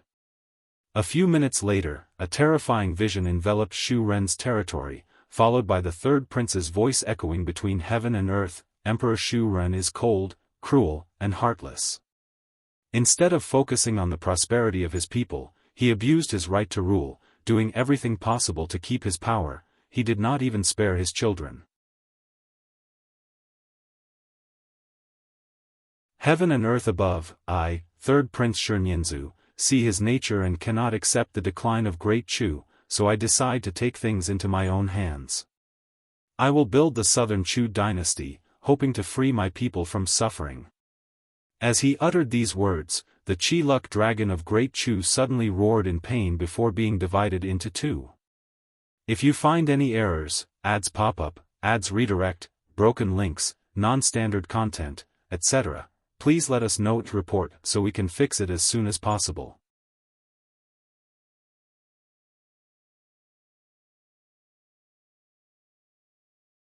Chapter 1408 Battle for Control. Xianxia floated from the hair, his hand holding the luck-condensing artifact of the former Great Chu divine dynasty. A gentle smile hung on the corner of his mouth as he watched the newly formed Chi-Luck dragon of his Southern Chu dynasty. "Your Majesty, please fulfill your end of the bargain," a voice suddenly echoed beside him, almost ruining Xu Nianz's happiness. "Don't worry, Prime Minister, I'm a man of my word," Xu Nianzu nodded as he handed the dragon seal to him while looking him in the eyes. "Don't forget you're part of the agreement." "I want." Paragon Jimin took the artifact and immediately absorbed much of this dynasty's luck. He first focused on the residual luck from the northern Chu dynasty before continuing to the south when someone stopped him. His aura rose exponentially, and in a matter of seconds, he healed the previous backlash for forcefully sublimating, and he returned to his original cultivation state. "He's here," Jimin said. How could Xu Ren allow his dynasty to be divided into two? He could have accepted the previous rebellion if his rebellious son had just taken a few of his subordinates and left the dynasty. But the bastard stole his luck-condensing artifact and divided his luck into two.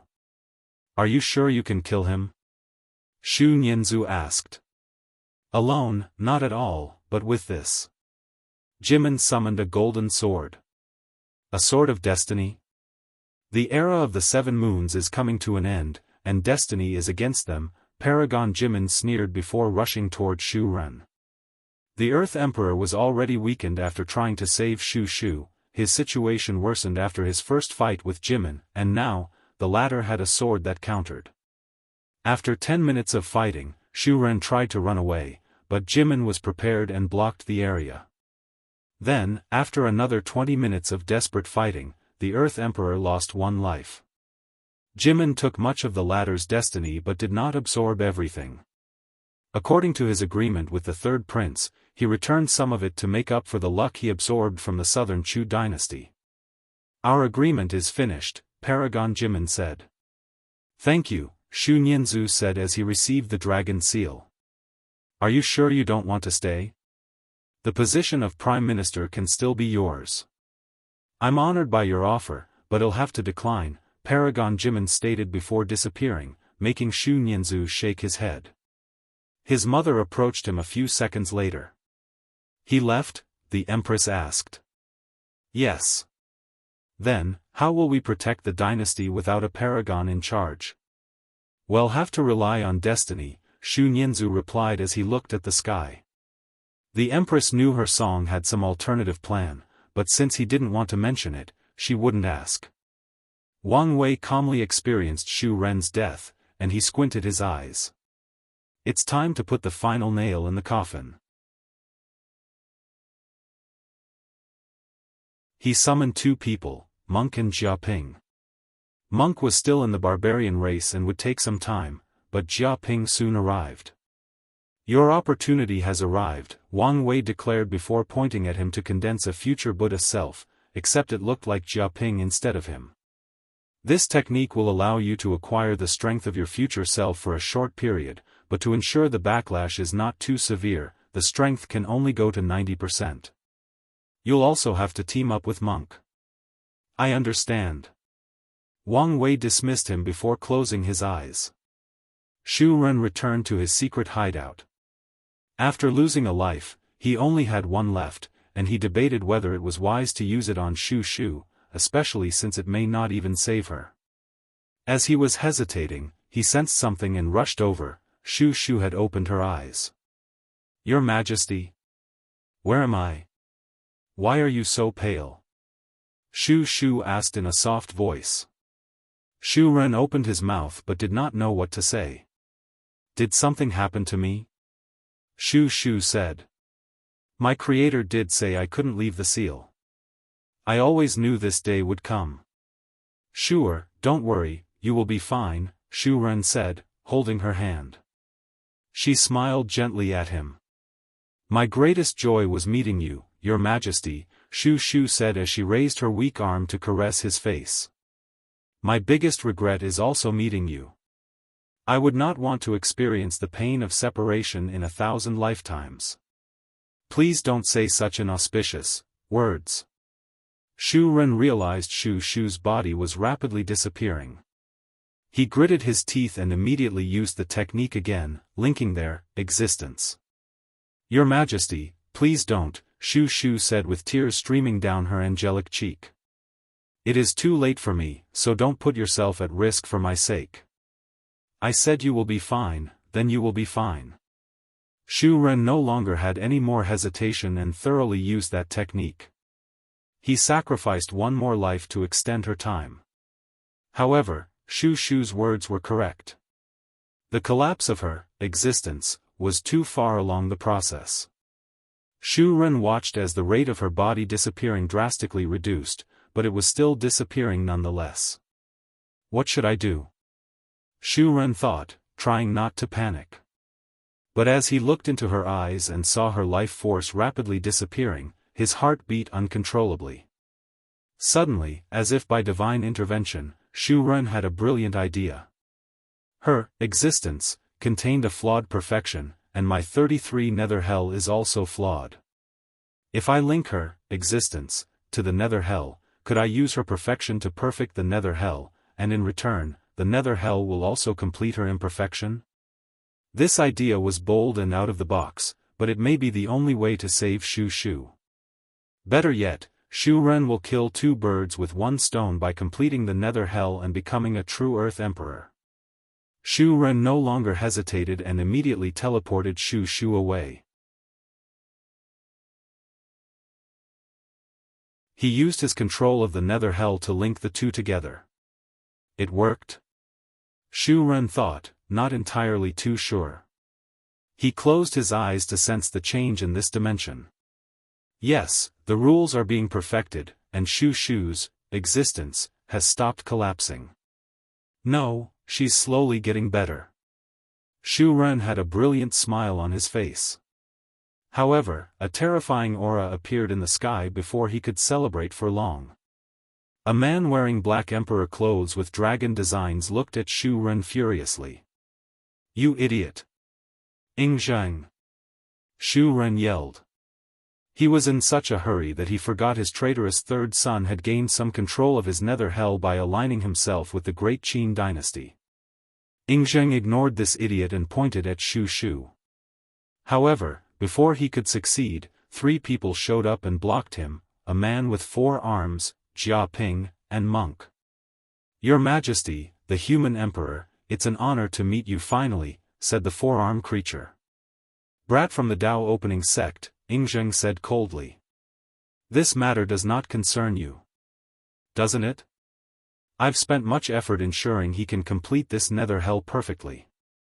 Wang Wei, Shu Ren said with gritted teeth. The latter might be using another body, but he would not forget that detestable soul aura.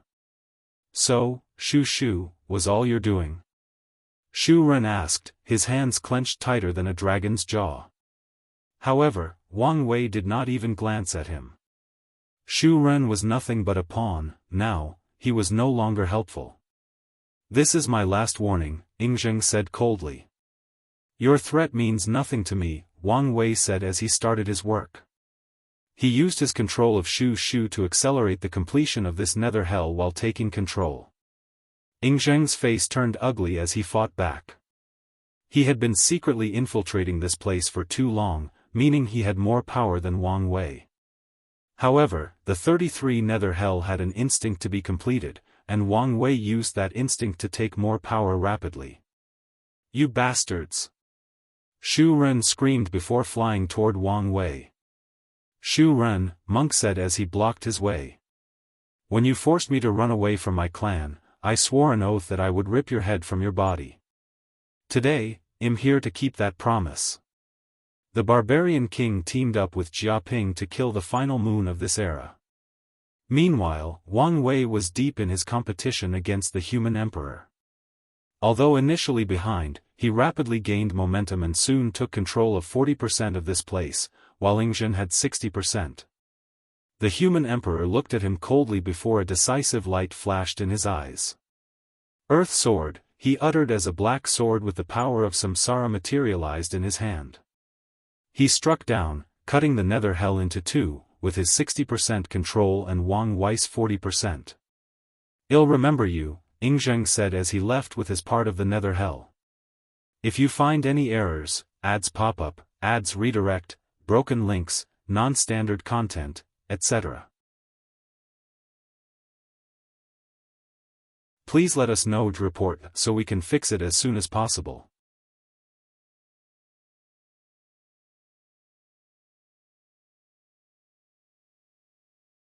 Chapter 1409 The End of the Seven Moon Era. Wang Wei looked at this piece of the nether hell, thinking what to do with it. I should be able to complete it easily if I ask Sun Junyo's help. Then, maybe I can use it to create a body and return to my peak. However, he immediately shook his head. It would be a waste to use this thing to make a body. Additionally, a body made from the nether hell would be too unbalanced toward his samsara Tao, which was not conducive to his future. Shu Ren probably wanted to sacrifice this thing to the underworld to receive the title of Earth Emperor, Wang Wei thought. Yingzheng probably has the same idea, but he's dreaming. If the Yama kings despised me and almost rejected my application, I doubt they would take too kindly to someone as cunning and famously cruel as Yingzheng. Wang Wei played with the nether hell that he had shrunk into a small cube. I don't care for the Earth Emperor position, but it would be funny for me to achieve Yingzheng's path of transcendence after he spent countless yuan epochs scheming. Wang Wei has no plan to achieve transcendence through the human, earth, heaven emperor method. However, he did not mind doing it after achieving transcendence in another manner, as it should boost him in the transcendent realm. Then, it's decided. I'll just follow their plan, Wang Wei decided before his body suddenly paused. What if there is a better way? He was inspired as he remembered a unique creature called Deva. He once read a theory in Wu Hong's library about the early development of samsara. Once any creatures died, they were reborn according to the 6 paths of samsara: Deva, gods, asura, demigods, humans, animals, hungry ghosts, and hell denizens. Over time, the 6 paths of samsara no longer served as a way to determine how someone did in their previous life but as racial identities. For example, if humans lived incredible lives doing good, they would no longer be reincarnated as Deva or Asura but as humans blessed with immense luck and good fortune. The animal path is no longer a punishment but a way for the demonic race to reincarnate. However, this original system is not totally abolished, Wang Wei thought. Once someone dies and has great merit, they will have a chance to reincarnate as their former race or as a Deva. Heaven and earth bless the Deva race. They are born immortal, and until adulthood, which takes around 2 to 3 million years, no tier 10 or below power can harm them, including great emperors. Additionally, the Deva race is the original holder of the emperor bone physiques, as heaven and earth will lower a heaven will for them after they become quasi-emperors. The only difference is that their heaven will has no blessing to increase their chances of becoming eternal emperors. Few people reincarnate as Devas because of how high the requirements are and due to strong racial identities, Wang Wei thought. However, this does not matter. What if people with good karma and merit had another option, the Western Heaven?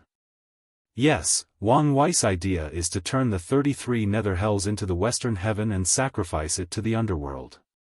That way, when people die, they have another choice instead of constant reincarnation. They can live in a paradise where they are constantly happy and life is easy. This is a great idea. The Yama King should not only reward me with the true Earth Emperor position, but Heavenly Tao should also reward me with a ton of merit, Wang Wei thought before his lips started to twitch.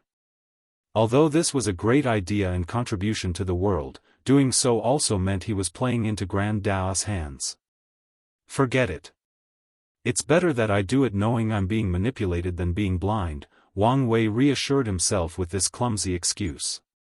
His focus shifted to the battle before him.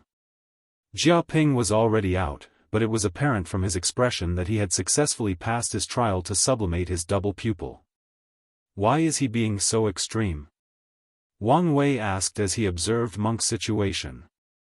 The bastard was burning his existence to increase his strength, ensuring he had the power to kill Shu Ren. At this rate, even if he killed him, his cultivation will also fall to Emperor realm, and maybe less. Wang Wei frowned, considering whether he should intervene. He did not care for Shu Ren's luck and destiny since heaven and earth granted him the achievement of killing him once he used the life extension method to save Shu. Forget it, this seems personal, Wang Wei thought. You're mad, Shu Ren yelled as Monk pummeled him with punch after punch. He tried to resist using his body and countless spells, but the young barbarian king's fists destroyed anything that came at it as it had only one mission: pummel this man to death. Mad? Monk said with cold eyes. The barbarian clan is a proud warrior race, and we consider it a great shame to run from battle or death. The day you pressured our clan, I was prepared for my death. Bang! Monk kicked him in the face. Do you know why I abandoned everything I believe in and ran away? Monk asked rhetorically. I saw my father, the indomitable man with an unbreakable spirit who raised me since my mother's death, knelt before me, begging that I run away. The tribe's priest, a woman who is the embodiment of wisdom and leadership, knelt before me, asking that I abandon my pride and run. My wife, my other half, the woman who is my anchor, the woman who is braver than me, crying and asking me not to be stubborn and to think about the clan's future instead of my pride. Do you have any idea the gut-wrenching pain I felt that day? Monk slapped him on his face, breaking a few teeth. He looked at Shu Ren with gritted teeth. You know the worst part about all of this? You were such a disappointment. I spent years thinking of the day I would be able to kill you myself, building you up as my ultimate target. But then, I came to find out you were nothing but a pawn that was manipulated and discarded. Shu Ren's body visibly paused after hearing these words. Monk took this opportunity to rip his arms off and inject his willpower manifestation to prevent his regeneration. If you were a true warrior, then killing you would have been worth all my pain and suffering. But you were a disappointment until the end of your miserable life. Shu Ren's eyes lost some luster as he reminisced about his life. He was once at the top of the world, but was that true? The people of the world despised and cursed his existence every day, and more importantly, he went from being Ying Zheng's pawn to Time Eater to supreme unity and, in the end, even Wang Weiss. He lived for so long and amassed immense wealth and power, but what did he do with them? Absolutely nothing that the world will remember fondly, and that is if they remember him at all. The only time I was truly happy was when I was with Shu Shu, but even those moments were not real. Shu Ren smiled wryly. Monk looked at him coldly before ripping his head off and destroying his soul. He looked at the head with cold eyes, preparing to turn it into a trophy to wash the greatest shame of his life. The era of the 7 moons is over, Wang Wei muttered as he looked at the sky. The roar of a dying dragon echoed between heaven and earth, followed by golden auspicious visions. Then, 13 dragons manifested in the sky in different corners of the world, symbolizing the return of the destiny of the 13 overlords. Interesting, Wang Wei commented as he realized the dragon for Buddhism and Taoism was so much grander than the others. This vast difference should bring enough pressure to these overlords in the upcoming catastrophe. Wang Wei raised his head to look at the lock. If not for that thing, this period would be when all these people in limbo started reviving themselves. Now, no one is brave enough to try to resurrect, assuming the lock did not block all resurrection. These people can only use their limited interference from limbo to make their moves on the chessboard. I'll be returning to the clan to heal, Monk said. Take care, Wang Wei nodded. Thank you for giving me a chance at revenge. I promised you, didn't I? You can contact me if you need anything, Monk said finally before disappearing. Wang Wei took Jia Ping away to the Dao burial ground since he couldn't move to retreat before returning to his hideout. He discarded the forearm flesh puppet he was using as his soul returned to his body. However, before he could even breathe, he received an emergency communication. If you find any errors, ads pop-up, ads redirect, broken links, non-standard content, etc., please let us know to report so we can fix it as soon as possible.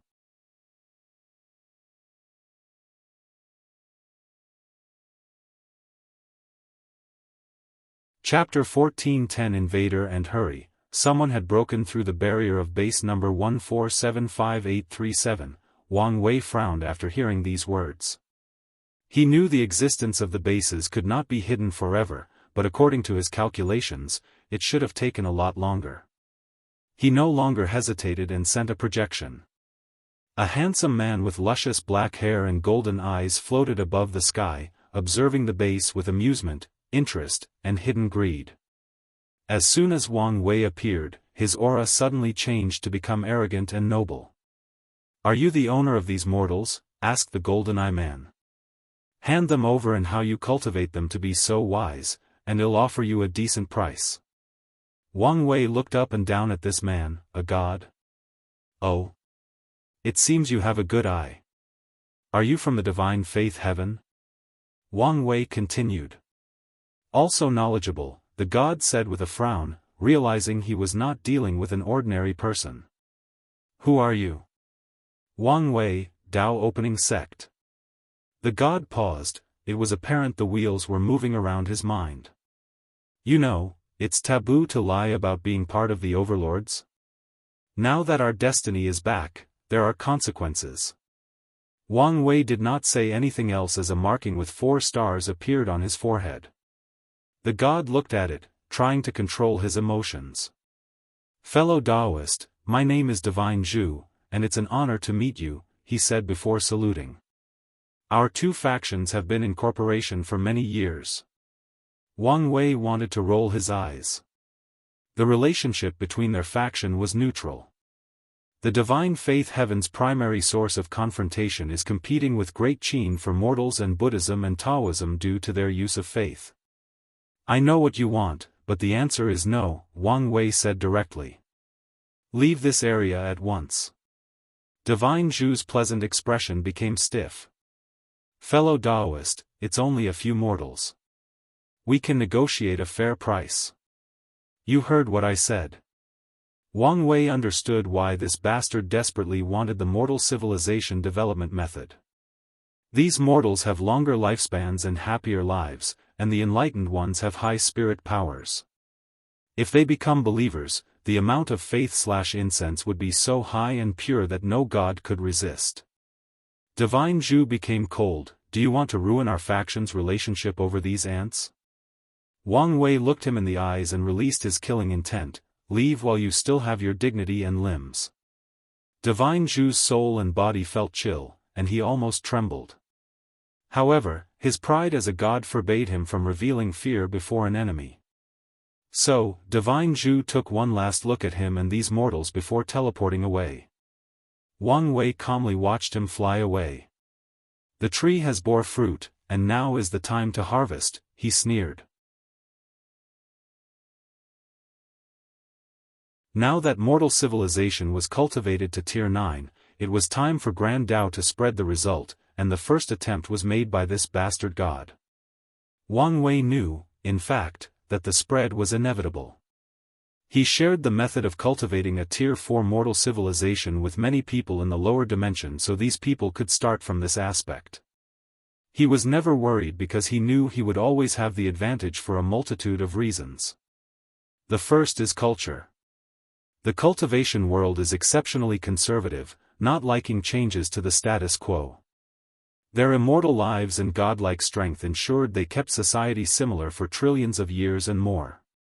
Cultivators like benefits, so they will adapt to a certain extent when needed, but unless they fully commit, their mortal civilization will only be a shell of the one Wang Wei cultivated. He has already predicted what will happen once this information is leaked.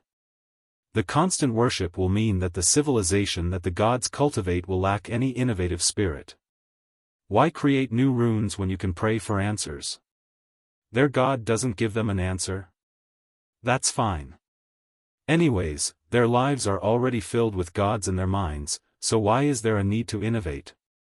There is also the fact that these enlightened humans, who are the core for developing civilization, are wise creatures, meaning their faith in gods is not the best since they understand gods are just powerful cultivators. The mortal civilization created by dynasties and empires will have another issue: they are too self-reliant. If the mortals do not need their ruling dynasty for anything, then they become a liability. How can the dynasty use them to control the rise and fall of their qi luck? Not to mention, weak dynasties without any immortal powerhouses could not build a mortal civilization since the mortals now had the power to overthrow them. As for other factions, Wang Wei was not worried about them. Their innate disdain for mortals would not allow them to cultivate a proper civilization. Wang Wei predicted top paragon lineages and many other overlords would develop the most basic of civilization simply because the civilization is a high pool of talent for their faction to discover geniuses. In Wang Wei's mind, he had only a few competitors in the training of mortal civilization. The first one is his wife. She's wise and a visionary, meaning she can see far ahead the benefit of genuinely cultivating these mortals, and as the person with ultimate power in the Origin Seal continent, she can do what she pleases with no one objecting. The second opponent is Mithraea. She's wise enough to see the benefits and, like Wu Hong, has ultimate power over Buddhism. Mithraea is the true enemy, given how influential Buddhism is.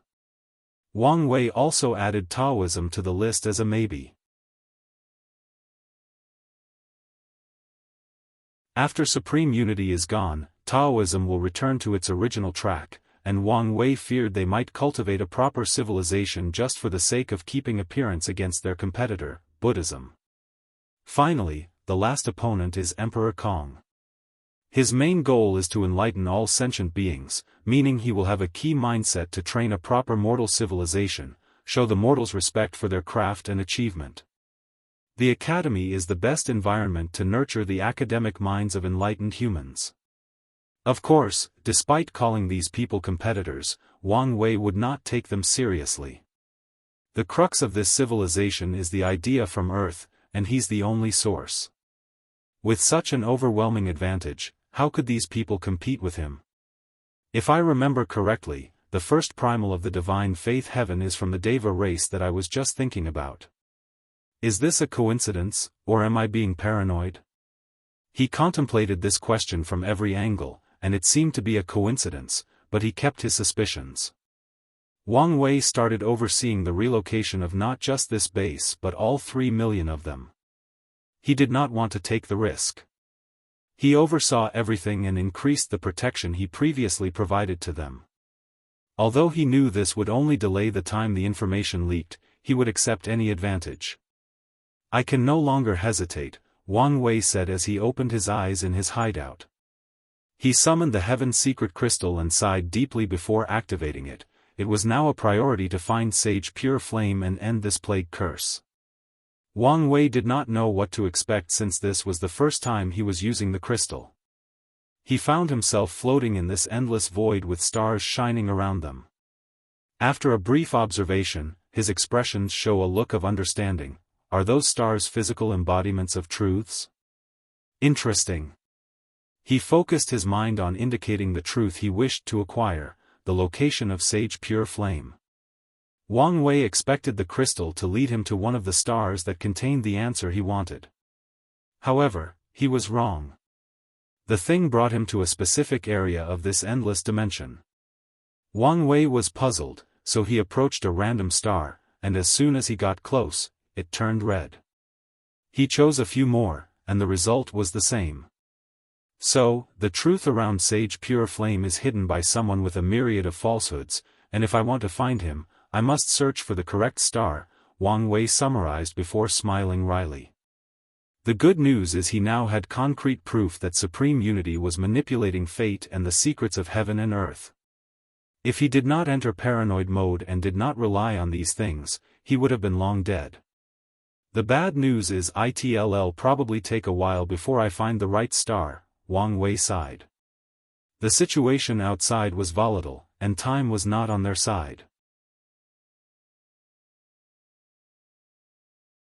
Who knows what might happen if he takes too long searching for Sage Pure Flame. He disconnected from the crystal to leave some preparation in the outside world, like a clone, to keep an eye on the overall situation. Only then did he return to track down that bastard. Join my Discord to have many discussions about the story and so on. Here is the link, Novelcole Discord. GG/m says TAPY if you find any errors, ads pop up, ads redirect, broken links, non-standard content, etc., please let us know it report so we can fix it as soon as possible.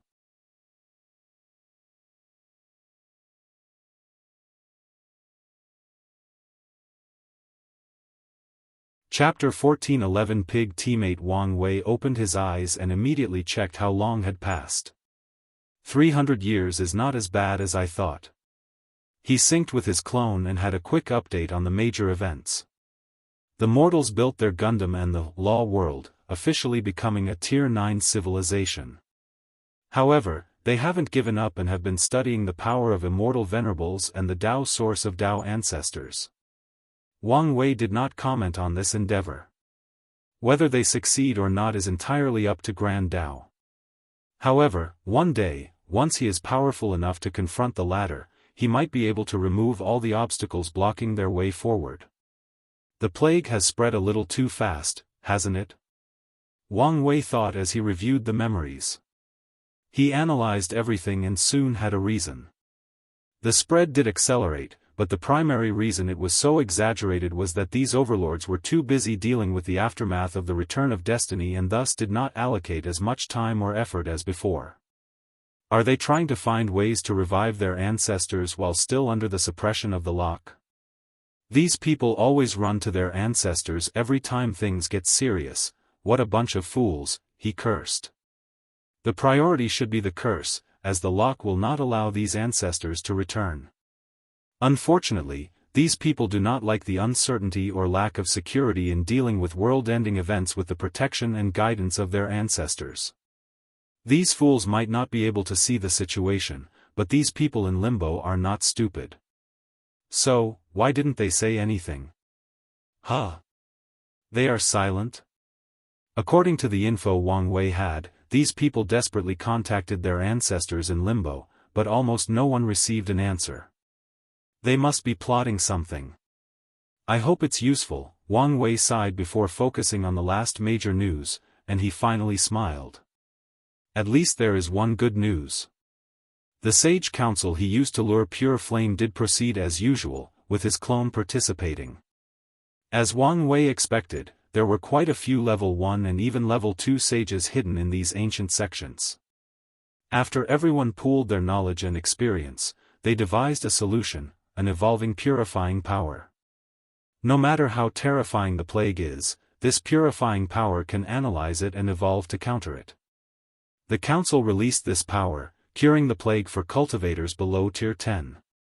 Soon after, there were rumors that this cure was a way for the overlords to control people, but this approach did not have much effect. The overlords did not care about these loose cultivators and would capture them to cure them. Sadly, as previously stated, they did not focus too much on giving the cure, thus aggravating the situation. Of course, Supreme Unity would not accept defeat so easily.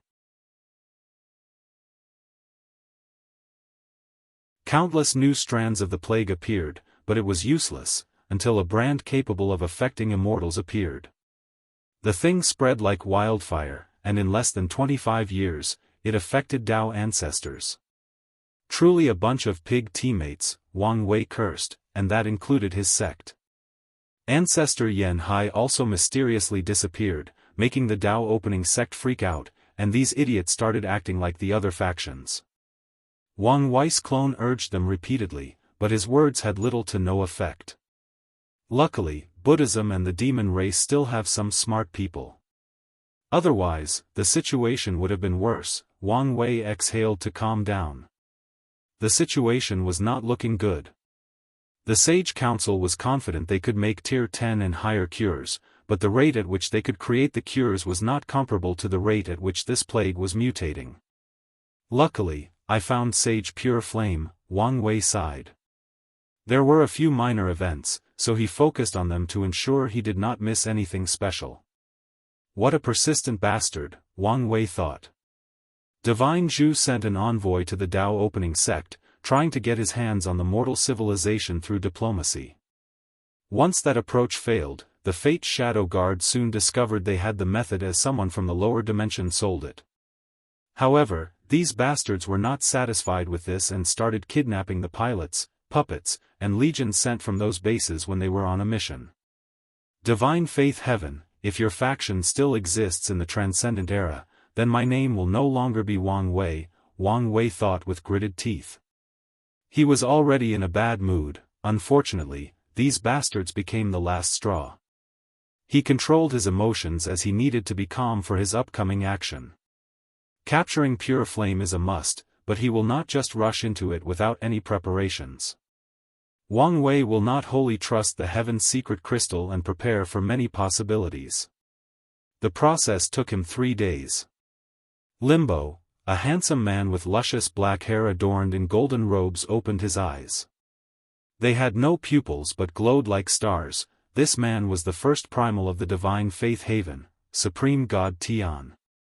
"Father, is something wrong?" asked a young boy about 12 years old beside him. "I sense a warning," Tian said with a frown. "Something must have happened to heaven." The young boy frowned after hearing this.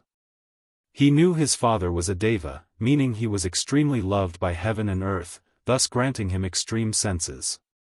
So, if he sensed something, there must be a reason.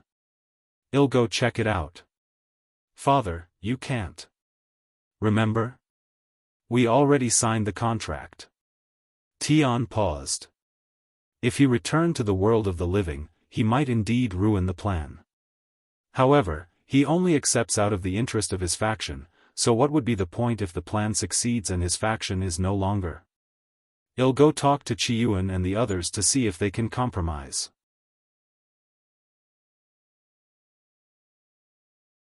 Although Tian said this, he was not too hopeful. Everyone understood what kind of opponent they were facing, and no one would want to jeopardize this plan because of his sudden whim. The worst part is ensuring success. The price engraved in their signed contract was horrifying, and no one could accept it. Wang Wei looked at this tiny mountain located at what could be considered the fringes of this world. His eyes penetrated the hidden dimension and spied on the people inside. Is that a Tier 12 creation life?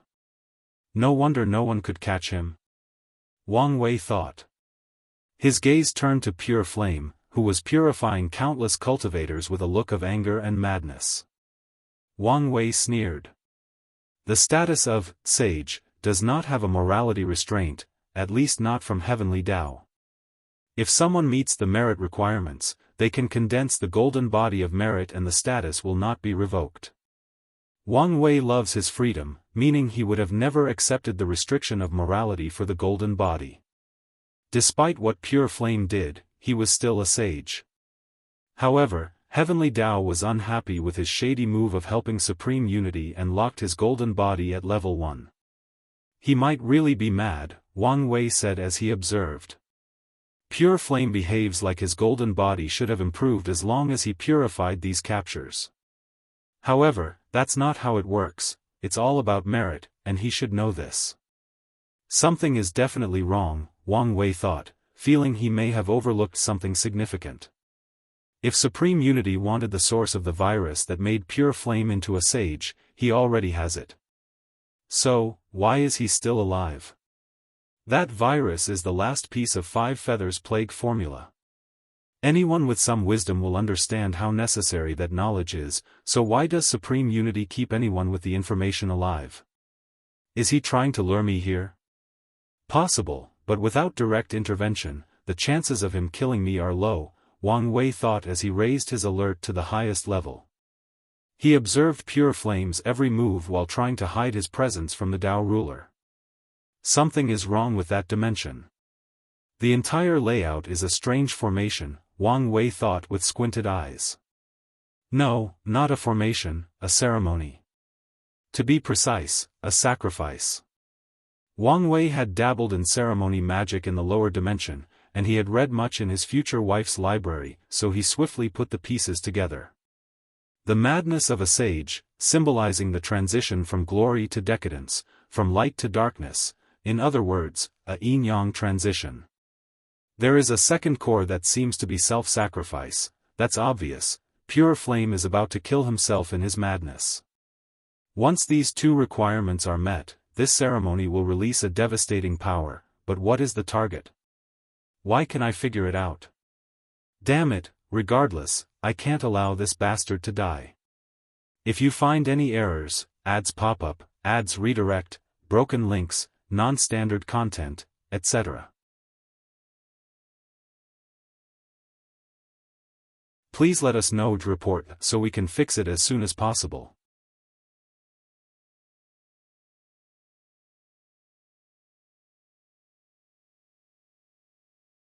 Chapter 1412. Is this checkmate?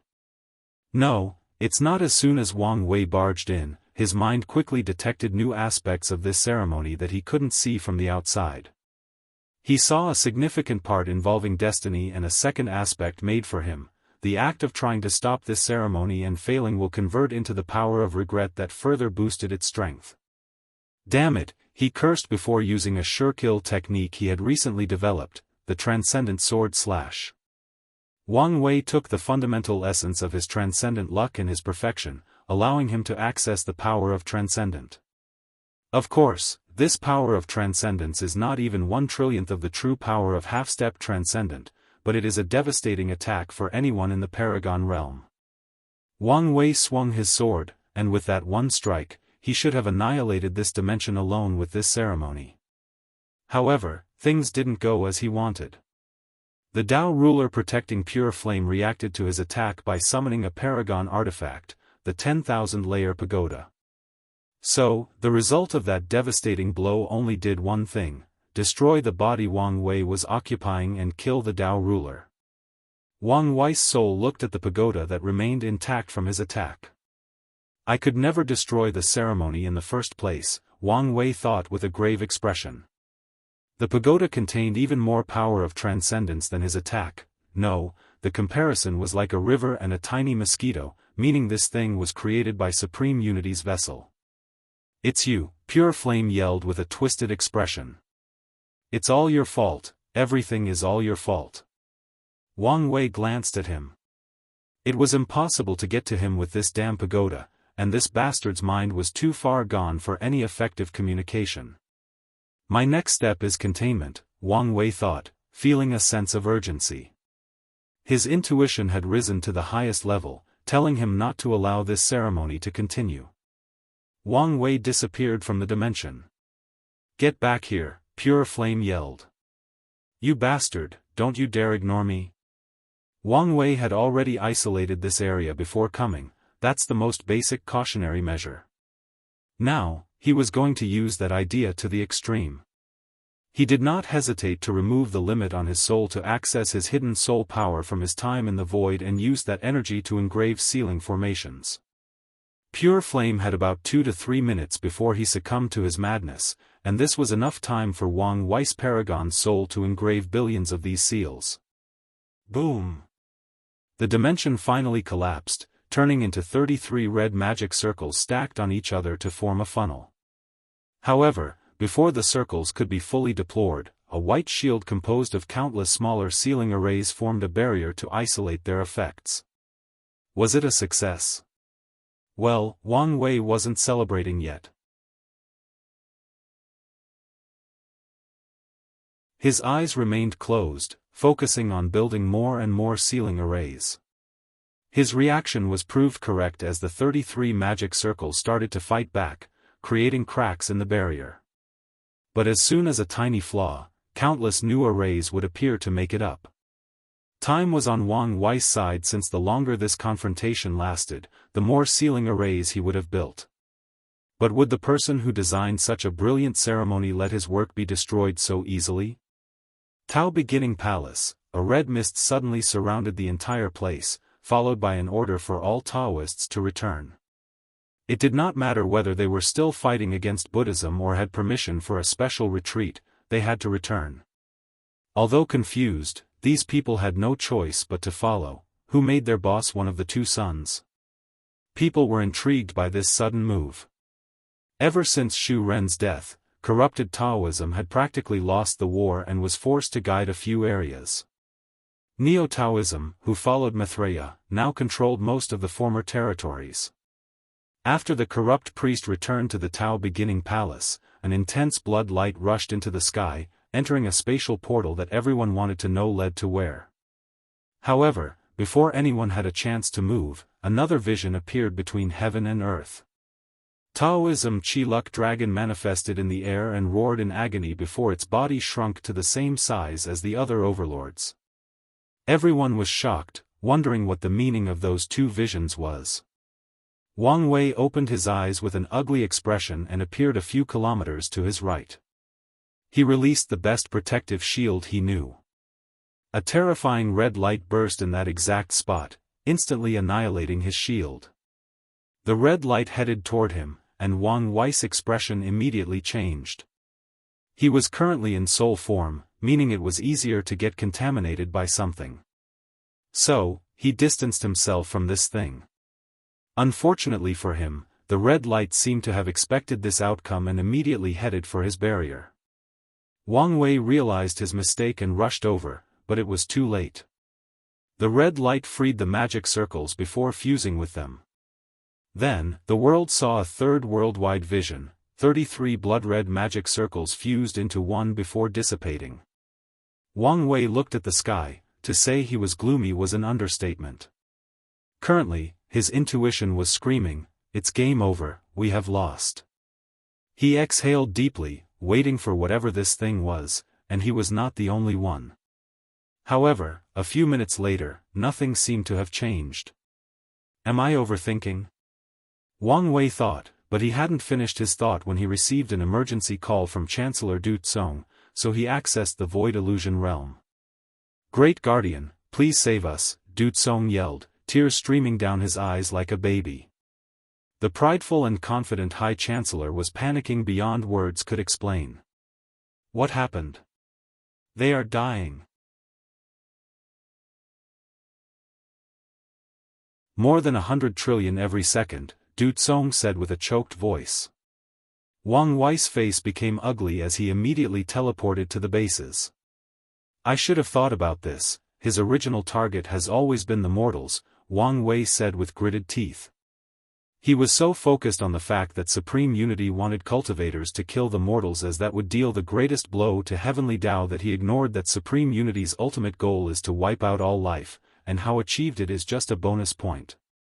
It's not like he's a perfectionist and must do things in specific ways. The curse had reached the mortals, and this version was cruel. As soon as someone caught it, they would die in seconds. Wang Wei summoned his golden body of merit to release a blessing throughout the base. Death is extended to 20 seconds, he thought with a grave expression. His attempt was essentially useless. He activated a technique called Death Senses, and he soon saw it. The curse was already worldwide, and mortals died in the trillions every second.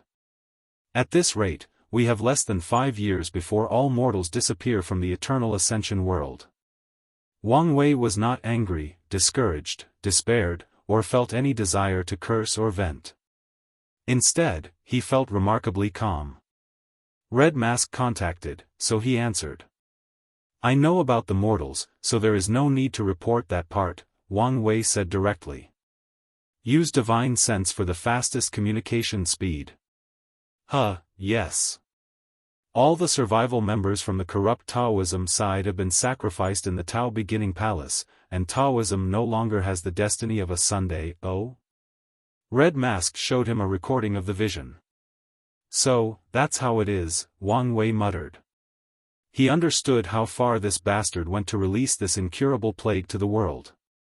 The good news is he is now technically no longer the leader of Taoism and has no access to their luck and resources. His access to the world has been cut off beside the lock. Of course, once all the mortals die, the blow it will deal to Heavenly Tao is enough for him to wrestle more power and allow for his return, Wang Wei sneered. Although it seems he made great sacrifices for the mortal plague, it was not as much when you consider how he will recuperate them later and even make more profit. Anything else? Everyone is panicking about the situation of the mortals, and the sect has ordered that you return home at once to take control, Red Mask reported. Wang Wei nodded before dismissing her. Returning to the sect is pointless unless there is a solution there. The current situation screamed checkmate, but Wang Weiss doesn't. There is still a way, there must be.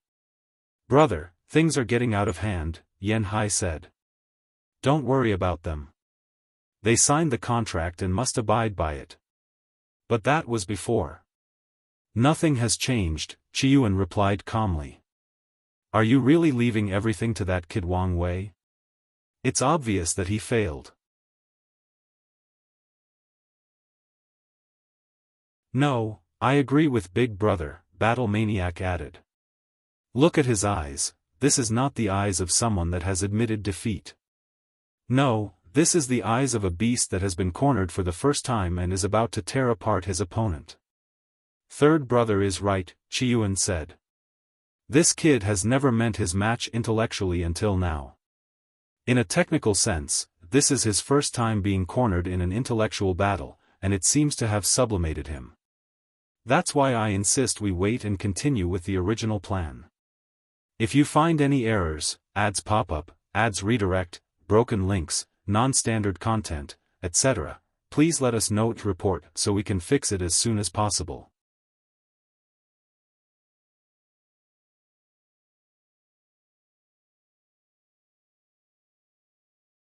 Chapter 14:13 The Awakening Mind. Wang Wei calmly looked at all these mortals dying. The surviving one gazed at him in the sky with fear and hope. I opened Pandora's boxy by suggesting the plague curse to 5 feathers. An intense flood of regret rushed into his mind, but Wang Wei's mind, who was already in an extreme mode of dealing with the solution, automatically cut off these negative emotions as they were useless in coming up with a solution. Wang Wei's senses locked into a dying young man. This young pilot should have died long ago, but the blessing from the golden body extended his life. Wang Wei's mind immediately caught into something. The main cause of this disaster is a sage, and a sage should end it. He immediately extrapolated a new solution from this idea. Wang Wei disappeared, first contacting Sage Lin Qi. They rapidly through divine sense, trying not to waste any time at all. I apologize, but this is the only method I can think of. No need. I'm glad to help, and something told me this would be my destiny, Lin Qi said. Is there anything you need? Wang Wei continued. Just keep your promise. Don't worry, as long as the Dao opening sect exists, your life work will also exist. That's all I want to hear. Wang Wei bowed deeply to him before leaving. However, just as he was about to disappear, Sage Lin Qi asked, after this is over, I mean, after you destroy the lock, is it possible? I'm sorry, but no. I figured as much, Lin Qi sighed. But I couldn't help asking. Thank you for the mortal civilization. Nothing brought me more joy than seeing them develop and grow to the point of being self-independent. No problem, Wang Wei said before disappearing. He had to call a meeting of the highest order from the Sage Council, followed by asking for help from the overlords, and lastly, track down Jimin. This is the plan, Wang Wei stated to the Sage Council. Anything to add? I can improve your formation by 10 to 15%, Emperor Kong added. Good. Do we all have? This is a small price we will pay compared to Sage Lin Qi, Wang Wei cut him off before finishing. No, since no one has anything else to say, let's have it in writing before proceeding with the ceremony. Once everyone wrote their names, Wang Wei and Emperor Kong headed to Light City Domain, a small area in the Myriad Clan Union's territory. This place is also where Sage Lin Qi was born. Establishing the ceremony at a place of origin can increase its potency. They found a small mountain range and rearranged the mountains to form the core array of the ceremony. Wang Wei twisted countless Tier 12 metals into a small altar that he placed on top of the hill at the center. Everything was finished an hour later, and they immediately started the ceremony. Sage Lin Qi took his place at the center while the remaining 22 sages each stood on an individual mountain. All bow to the Sage of Virtue, Wang Wei said, and all the sages, including himself, bowed 180 degrees to Lin Qi. Their actions kick-started the ceremony as an intense power condensed in this area with this simple bow. A bow from the chosen of destiny. After uttering these words, Wang Wei flew in the air, ensuring he was exactly 33 meters from his spot, and bowed a second time before descending. A bow from the one who seeks to enlighten all sentient beings. Emperor Kong followed his exact steps, and Wang Wei proceeded to call the remaining level 2 golden bodies. Now, for the honorary guests, Wang Wei continued. The one who started the end of this era. A projection of Sun Junyao appeared 33 meters above the sky and bowed politely to Sage Lin Qi before dissipating. The one who put the last nail on this era. Monk's projection appeared, and he saluted. By now, the amount of power condensed by these acts had turned into his golden ocean circulating around the central mountain. A salute from the Paragon of Hope, Wang Wei continued. Paragon Jimin's projection appeared and saluted Sage Lin Qi. Respect from Destiny, Wang Wei continued. All 13 Qi-Luck dragons from the overlords manifested 33,000 meters above the sky, circling Lin Qi's mountain while singing the most beautiful song between heaven and earth.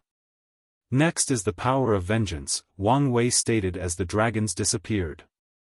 A Daoist priest appeared 33 meters below the mountains and threw what seemed to be a broken piece from a luck-condensing artifact. His action immediately condensed a newfound power to add to the overall vast reserve. The priest did not stay long as there were more acts of grievance. Wang Wei did not have to do much for this part of the ceremony since the world had too many grievances, including cultivators and mortals. The sage's sacrifice, Wang Wei uttered with squinted eyes. This was the most important aspect of the ceremony and the part that will truly determine whether Lin Qi can save the mortals. Wang Wei and all the other sages' golden body manifested 33 meters above the sky before dissipating into golden sand particles. Lin Qi's golden body appeared at the center and immediately absorbed the particles. Then, in a matter of seconds, it grew to level 3.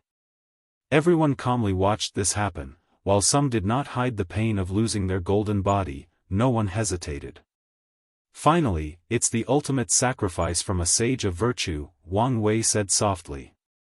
Lin Qi asked him whether there was hope for his revival or possible return, and Wang Wei told him no. But in fact, he did not know whether that was true. However, he knew that only a true act of sacrifice would make this ceremony possible, so it would be detrimental to the process if Lin Qi had any kind of hope when he did it. Everything started with the mad sage Pure Flame, but it will end with the sage of virtue, Lin Qi, Wang Wei thought.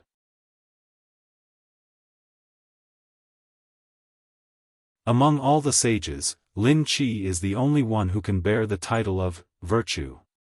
He never became a sage out of any desire for power or merit. No, his golden body was only the product of doing what he wanted in life, protecting people. The third-tier golden body started absorbing all the condensed power from the ceremony before fusing into Lin Qi, turning his demeanor nobler and gentler. Then, Lin Qi flew into the sky, far away from the ceremony. Heaven and earth above, his voice, which still contained an inherent kindness, bombed between heaven and earth. The world is in turmoil, with all sentient beings tormented by a sea of suffering. All my life, I have lived by the creed that you must help as long as you can. I was helpless before, but now, I know what must be done. I hope this humble life of mine can become a beacon of hope for the world. As Lin Qi uttered his last words, he took one last look at the world before turning into this mass of golden light that spread in all directions. Wang Wei and everyone paying attention to this ceremony followed the light to see whether this thing was successful. And it was. Any mortal or cultivator touched by the golden light will be instantly cured. There was zero resistance for the entire process. It was as if this golden light wave was the embodiment of all that was holy and pure. The golden light washed every corner of this vast world, not leaving a single diseased individual without a cure. Then, it became a golden sword attacking this invisible humanoid-shaped red ghost. This thing was the source of the pure flame ceremony, and the golden sword extinguished it with only a few slashes. However, to everyone's surprise, the golden sword did not dissipate but rushed into the sky directly toward the lock. Many people immediately hoped, thinking, could this be how they attain their freedom? Sadly, they were soon disappointed. The golden sword tried its best but did not even leave a mark on the lock. The world heard a deep sigh of regret as the sword dissipated. Wang Wei calmly watched all of this. He was not surprised by the sword's outcome against the lock. However, just as he was about to leave to proceed to the next step, something unexpected occurred. You can summon me once. Sage Lin Qi? Remember, one more time. I understand, Wang Wei nodded. It seems Sage Lin Qi did not immediately disappear, but Heavenly Tao turned him into a powerful force between heaven and earth. That's good to hear since I'll be needing all the help I need, Wang Wei thought before leaving with everybody else. He needed to check on his mortal civilization to see how many people survived. If you find any errors, ads pop up, ads redirect, broken links, non-standard content, etc., please let us know to report so we can fix it as soon as possible.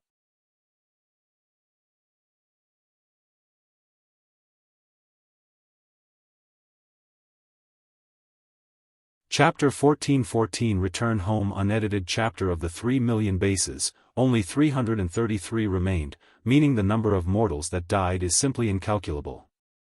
As Area 0 of this plague, Wang Wei was expecting this outcome and even worse. You're alive, Wang Wei stated as he gazed at Du Kong. Unfortunately, Du Tsong replied in a hoarse voice with clothes splattered in blood, listless eyes, and unkempt hair. Suddenly, he thought of something and stood up. He rushed toward Wang Wei and knelt on the ground. Great Guardian, you're a mighty cultivator with godly power. You must be able to do it, right? After all, we are mortals, so it should be easy to bring them back, right? I can't, Wang Wei said, shaking his head. Du Tsong's body paused before he asked in gritted teeth, can't or want? Can't, Wang Wei replied truthfully. The person who killed them is much more powerful than me, and that's not to mention Samsara is currently isolated, so I couldn't even find their souls if I wanted to. Du Tsong let go of his clothes before sitting loathingly on the floor. His last hope was gone, and the truth punched harder than the power armor their civilization had built. Du Tsong could no longer help it and started bailing on the ground like a baby. Wang Wei was waiting for him to finish, and he had the intention to wait a few hours. However, he sensed despair, overwhelming Du Tsong with each passing second. Survivor guilt, huh? He thought before finally speaking, do you intend to continue your job? Du Tsong's crying abated slowly until he was silent, but he did not look at Wang Wei or move from his crying position. I'm about to move the survivors, Wang Wei continued. Your new location will have countless members of your species. I need someone to continue leading them and finish what this place started. So, I need to know whether I can count on you or if I need to find someone else. Du Tsong looked at the sky for a few seconds before standing up and fixing up his attire. He bowed politely to Wang Wei before walking to his post. It's better to be taciturn than give up in despair, Wang Wei thought before helping. He spent 3 days reassuring the survivors, but the primary reason it took so long was because he held the grandest funeral for all the departed. Wang Wei even built a monument that contained all the names of the fallen, both in the final plague or the previous civilization wars. Finally, once that was dealt with, he put the remaining base in his personal dimension before returning to the Dao burial ground, taking away all his people. Central Origin Realm. As soon as Wang Wei arrived in that area, he activated a token that teleported him to another dimension. The first thing he experienced was chains of mountains and islands floating in the air, forming a ring. The beautiful and familiar sight brought Wang Wei a sense of peace and calmness he hadn't felt since ascending.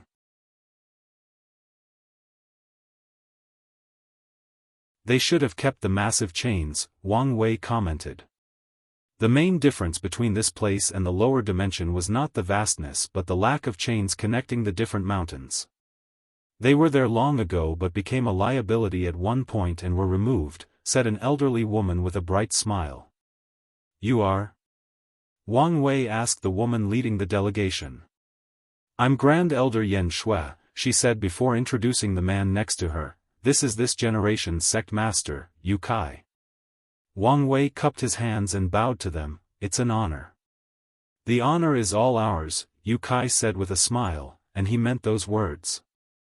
Although he hadn't met Wang Wei, he knew of the latter's achievements outside and how capable he was through their communication that often used Red Mask as a medium. "We've recreated your transcending fate mountain from the news we gathered about you. I hope you don't mind." "No, it's fine. I think I need something familiar about now," Wang Wei nodded. "That's good to hear. This is your official token," Yu Kai said as he handed him a purple token with the character seed. "This is? Your official title is the sect's primal seed, but we can change it to something else if you need." "No, but I'm curious about the different divisions. Why don't I explain why we fly to our destination?" Yu Kai suggested, and this small group flew toward Transcending Fate Mountain. "All mortal disciples are divided into regular and sacred sons," Yu Kai explained. "Although there are other divisions like outer and inner disciples, they are only used to measure their training speed. What truly matters is whether they can become of the 3,000 sacred sons." "Sacred son," this word brought memories, Wang Wei commented. "The role of all sacred sons is to become, at minimum, a pseudo-eternal. Those who succeed will become true disciples and continue to receive unlimited support from the sect to become everlasting Empyreans. Those who failed will become outer deacon elders. Afterward, true disciples will become legacy disciples if they become everlasting, and peak seeds if they become boundless." "Peak seeds?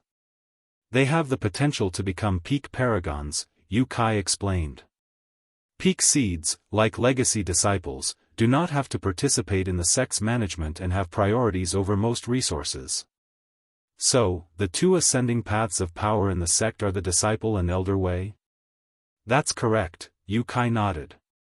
"Non-everlasting Empyreans become inner deacon elders, and paragons become great elders." "Are peak paragons supreme elders?" "That's right." "Then, what about the other path cultivators?" Wang Wei asked. All these statuses and labels seemed only to mention the Emperor path. "They are also outer and inner deacon elders, except with worse status and power, and can only become elders at tier 12 unless they prove themselves as true insurgents."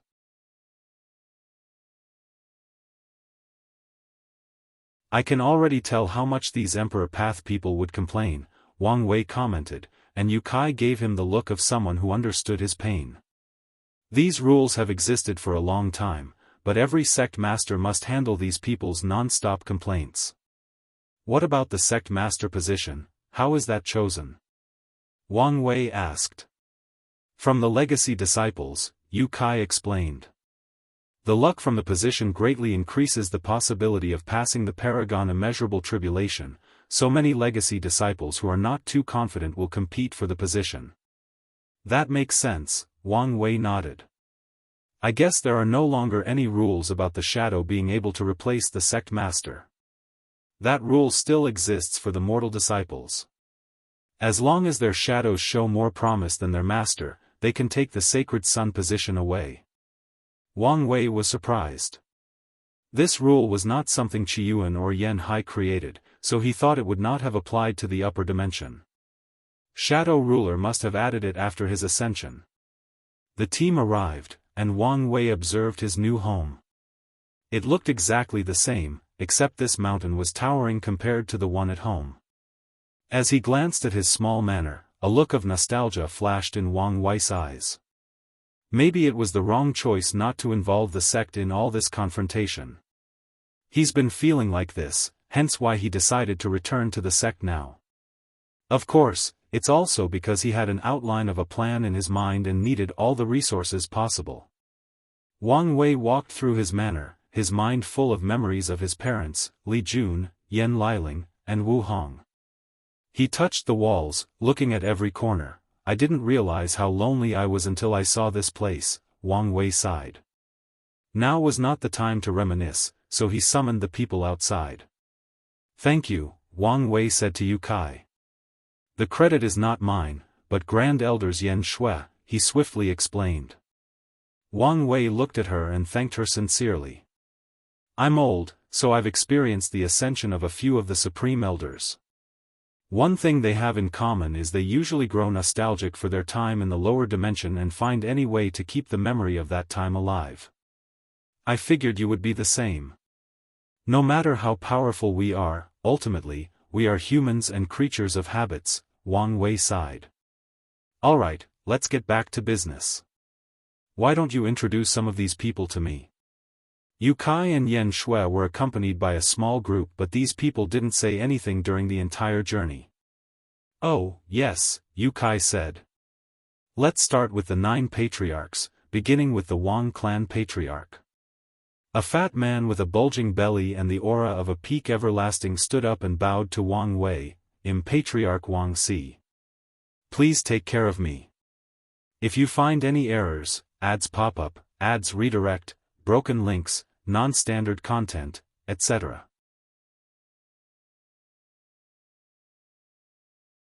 Please let us know to report so we can fix it as soon as possible. You're tuning into the Unparalleled Sword Will YouTube channel. Don't forget to subscribe and join us on this journey to catch the most captivating stories.